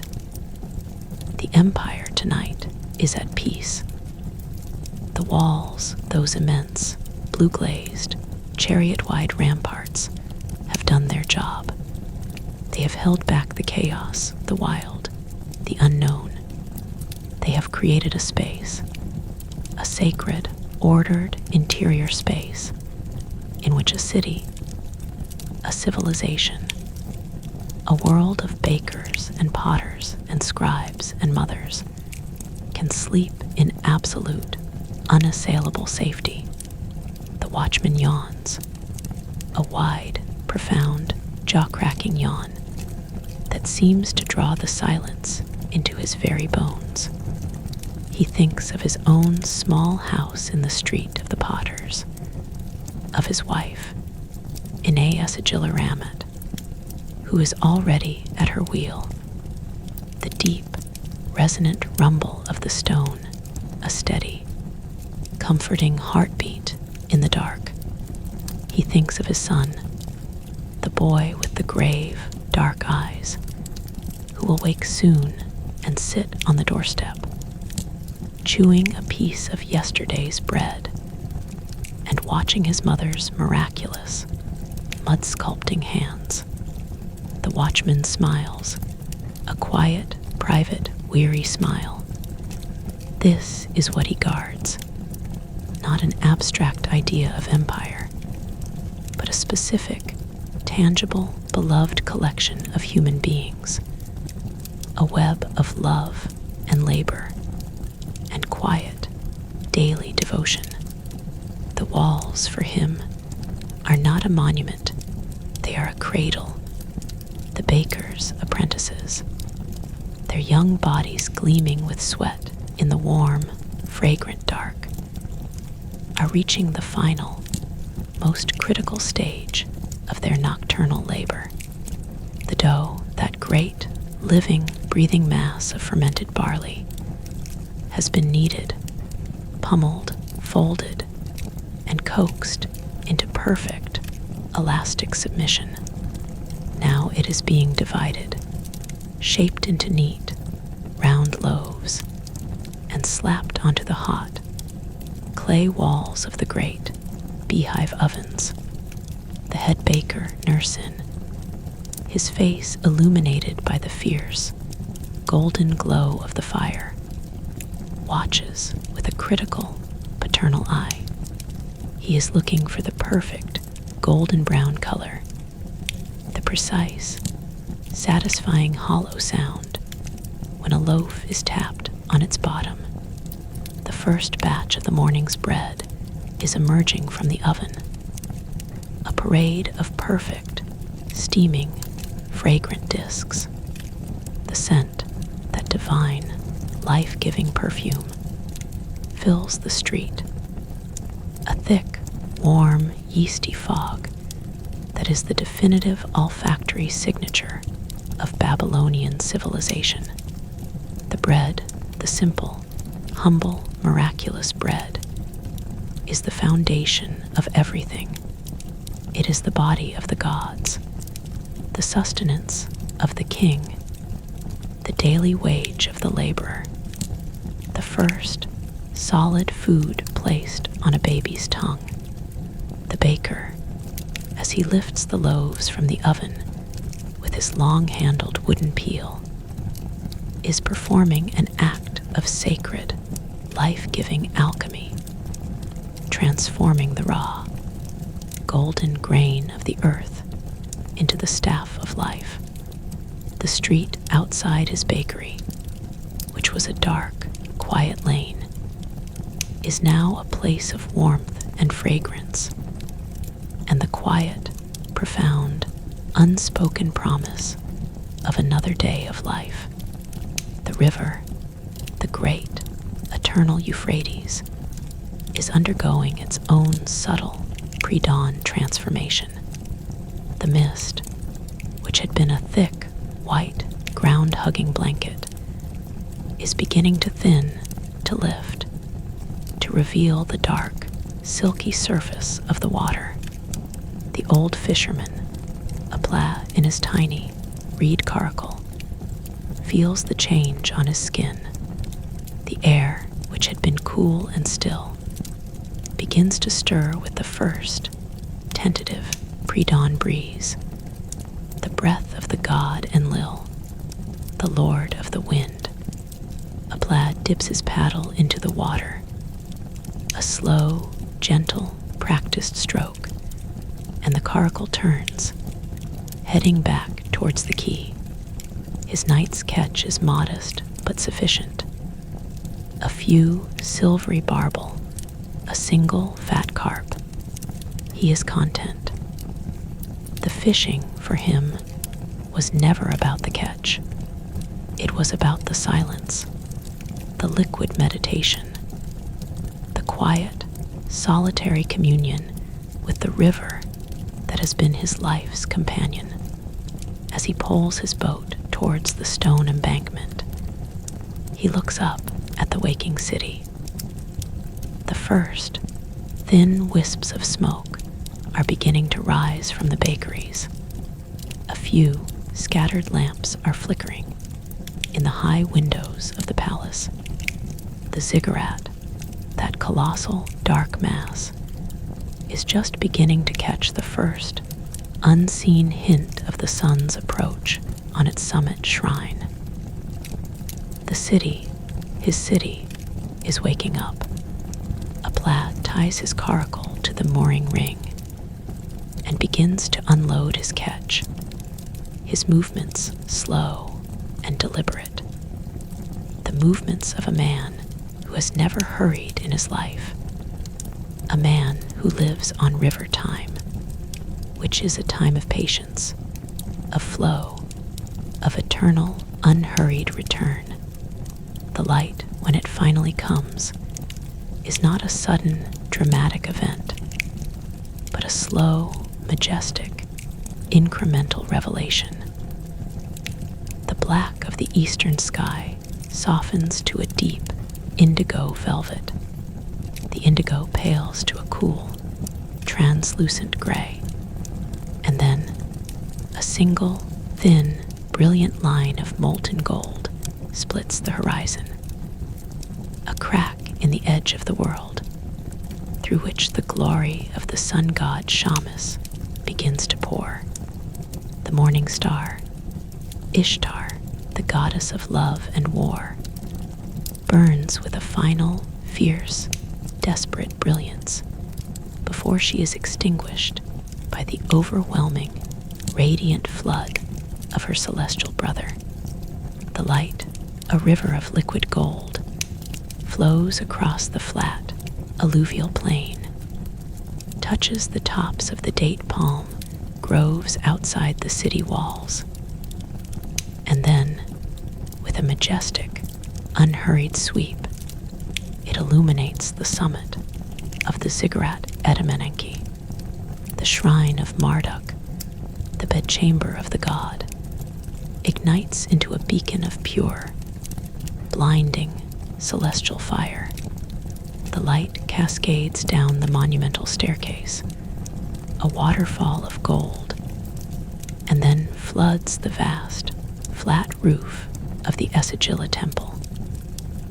Inside, the secret, silent ritual is complete. The god has been awakened, washed, dressed, and fed.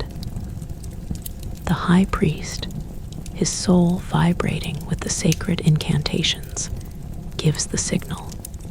The great bronze doors groan open, and the first, thin, sinuous plume of cedar incense, a sacred, aromatic signal, spirals into the cool, clean morning air. The chanting begins. The deep, resonant, guttural drone of the Enuma Elish, the story of creation, the victory of order over chaos, the founding myth of the city, the sonic architecture that sanctifies the waking world. The light touches the top of the Ishtar Gate. The blue-glazed bricks, which were a dark, sleeping silhouette, ignite into their daily conflagration of sapphire and cobalt and lapis lazuli. The dragons and bulls, the Sirush and the Aurochs, leap into their vivid, three-dimensional life, their ochre bodies glowing with a fierce, animal warmth, their white horns and golden scales dazzling in the new light. The processional way, that great, straight, sacred artery, is transformed from a river of cool, gray shadow into a shimmering, pink and cream pathway. The buried prayers beneath the flagstones, humming a silent, eternal hymn to the returning sun. The city is awake, and now, in this final, glorious, sun-drenched hour, the inside of Babylon's streets reveals itself not as a collection of separate, distinct places, but as a single, unified, harmonious whole. The grand processional way, with its monumental gates and its sacred, mythical guardians, flows seamlessly into the bustling, roaring, polyphonic market district, where the spices of Meluha and the ivory of Punt and the lapis lazuli of Badakhshan are bought and sold with the chink of silver and the sacred, balancing scales of cosmic justice. The market district, in turn, bleeds into the quiet, shady, residential lanes where the children play their dusty games and the women gather at the well, their voices a soft, liquid murmur of gossip and mutual care.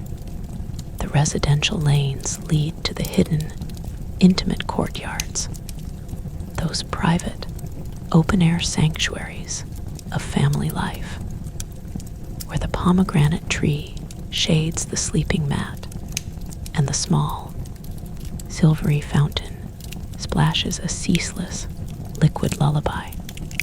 And all of it, every street, every lane, every canal and quay and rooftop and hidden garden, is connected, interwoven.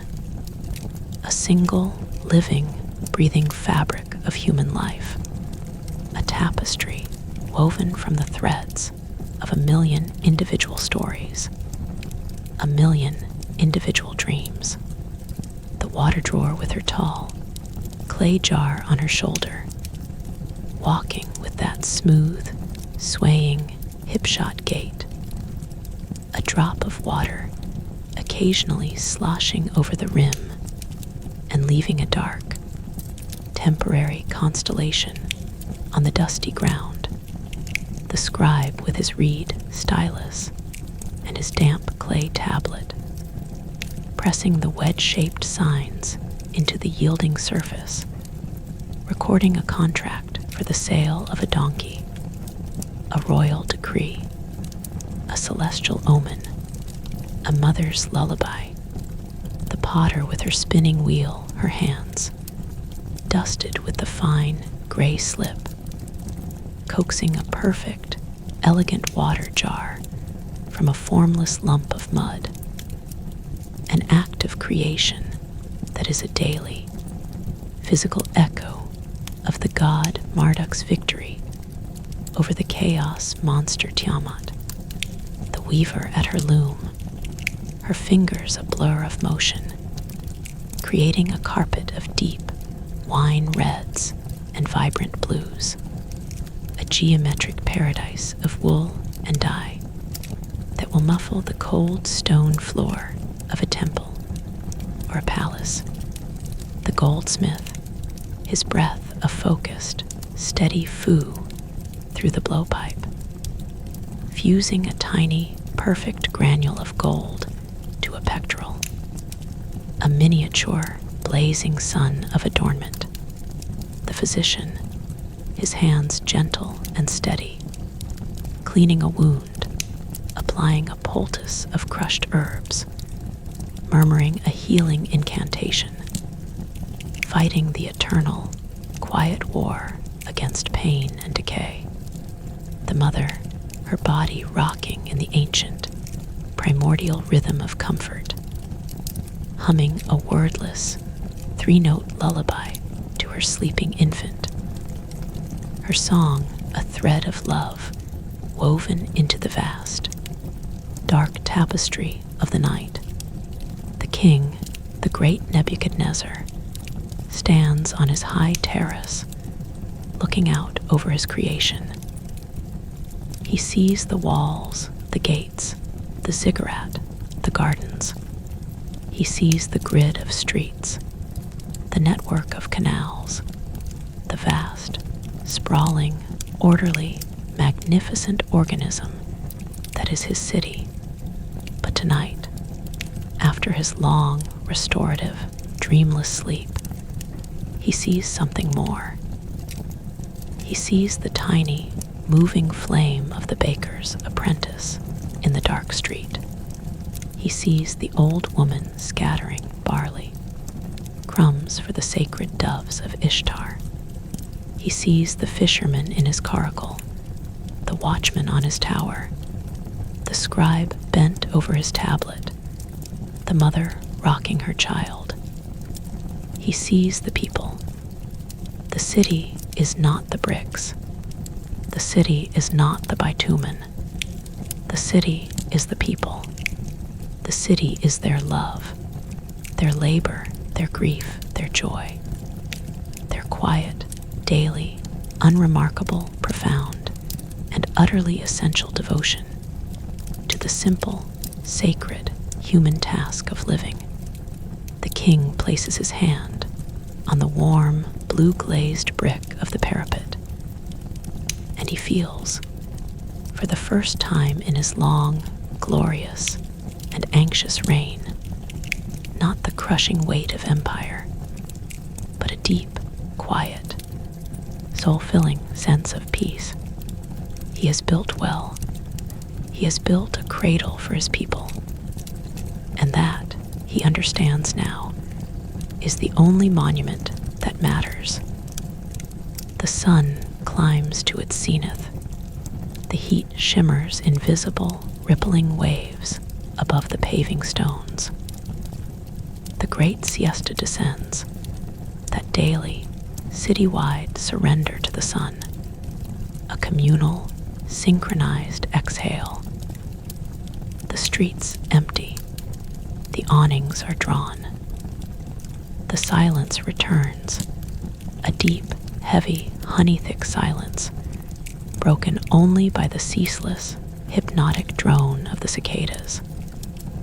The city sleeps, the king sleeps, the baker sleeps, the scribe sleeps. The mother sleeps, her baby a warm, soft weight on her chest. The potter sleeps, her hands, even in repose, still curved as if cradling a spinning vessel. The watchman, his shift finally over, sleeps the deep, dreamless sleep of the just. The astronomer, his calculations complete, sleeps and dreams of numbers. The fisherman, his coracle moored, sleeps in the cool shade of the date palm grove. The city, the great, breathing, dreaming organism, is at rest. And in this profound, universal silence, the inside of Babylon's streets is not empty. It is filled with the accumulated presence of all the lives that have ever walked them. The worn flagstones hold the memory of 1,000,000 footsteps. The packed earth of the residential lanes holds the echo of 1,000,000 children's games, 1,000,000 lovers' whispered trysts, 1,000,000 mourners' funeral processions. The walls hold the residue of 1,000,000 prayers, 1,000,000 curses, 1,000,000 quiet, unspoken hopes. The city is a palimpsest, a manuscript written and rewritten 1,000 times over. Each layer of life adding its own subtle, indelible texture to the whole. The streets in this sleeping hour are not a place of emptiness, but a place of profound, accumulated fullness, a vessel overflowing with the quiet, invisible, eternal residue of human existence. The afternoon wanes. The ferocity of the sun breaks. The shadows, which had been hiding directly under the walls, begin their long, cool, stretching journey across the streets. The city, which had been holding its breath, exhales. The shutters creak open. The doors disgorge their resting inhabitants. The water sellers return. Their melodic calls a refreshing promise in the still hot air. The market, like a hibernating beast, stirs and begins to roar back to life. The evening promenade begins. That slow, social, see-and-be-seen river of white linen and lapis lazuli, flowing down the main thoroughfares.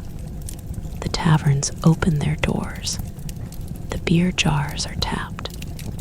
The storyteller's voice rises and falls in a dramatic, thrilling cadence, recounting the ancient, beloved tales of Gilgamesh and Enkidu, of the cedar forest and the waters of death, of the search for immortality, and the quiet, humble human wisdom of accepting one's mortal lot. The rooftops become the city's living rooms, a place of breezes and stars, and quiet, familial conversation.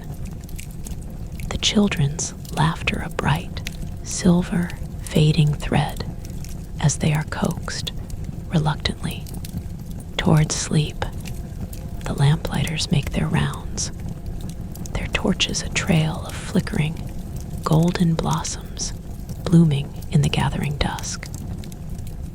And as the night deepens, the city's unsleeping heart begins to beat stronger. The watchmen's staffs tap their slow, comforting, rhythmic code. The bakers begin their silent, rhythmic kneading of the dough for the next day's bread. The astronomers climb to their rooftop observatories, their styluses ready to capture the night's celestial whispers. The king, perhaps, will sleep soundly again tonight, his heart quieted by the memory of a day's just and merciful act. The mother in the street of the weavers will hum her ancient three-note lullaby. The potter will center her clay. The old woman will set a fresh, small clay dog on her threshold. The cat will patrol the silent, dusty street of the scribes. The river, the great, eternal Euphrates, will flow, silent and silver and ceaseless, past the quays and the water gates, and the dreaming, sleeping, peaceful, indestructible, and utterly magnificent streets of Babylon. The cycle is complete, and yet it never ends. The dream continues, a deep, slow, lulling river of peace, flowing silently and eternally beneath the stars.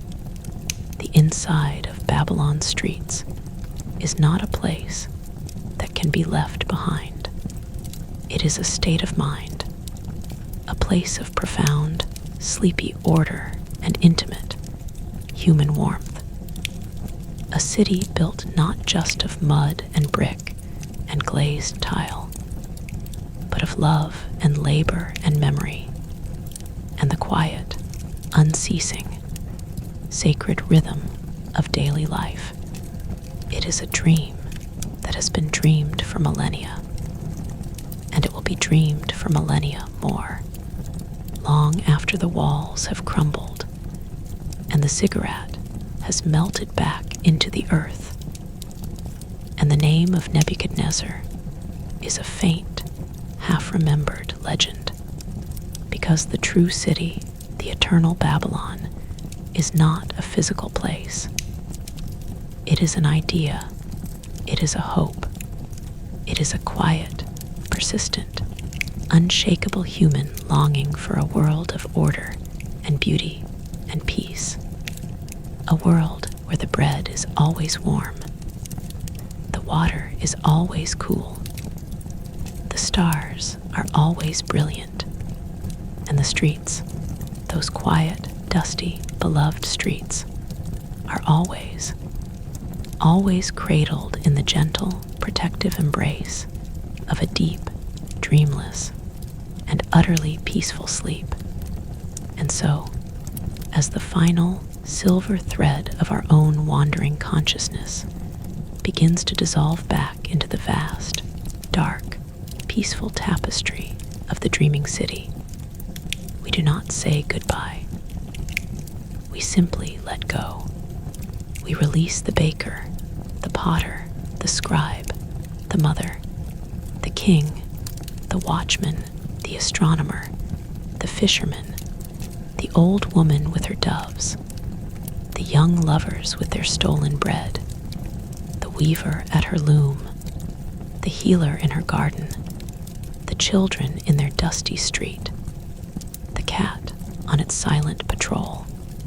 We release them all, with gratitude and with love, back into their eternal, sun-drenched, star-cradled, river-blessed dream, the inside of Babylon's streets. In this, the final, quiet, endless moment is exactly as it has always been, and as it will always be. A sleeping city, a peaceful city, a city at the center of the world, dreaming its immense, collective, beautiful, and utterly human dream. The silence is complete. The peace is profound. The dream is endless. And the river flows on, silent and silver, beneath the infinite watching stars.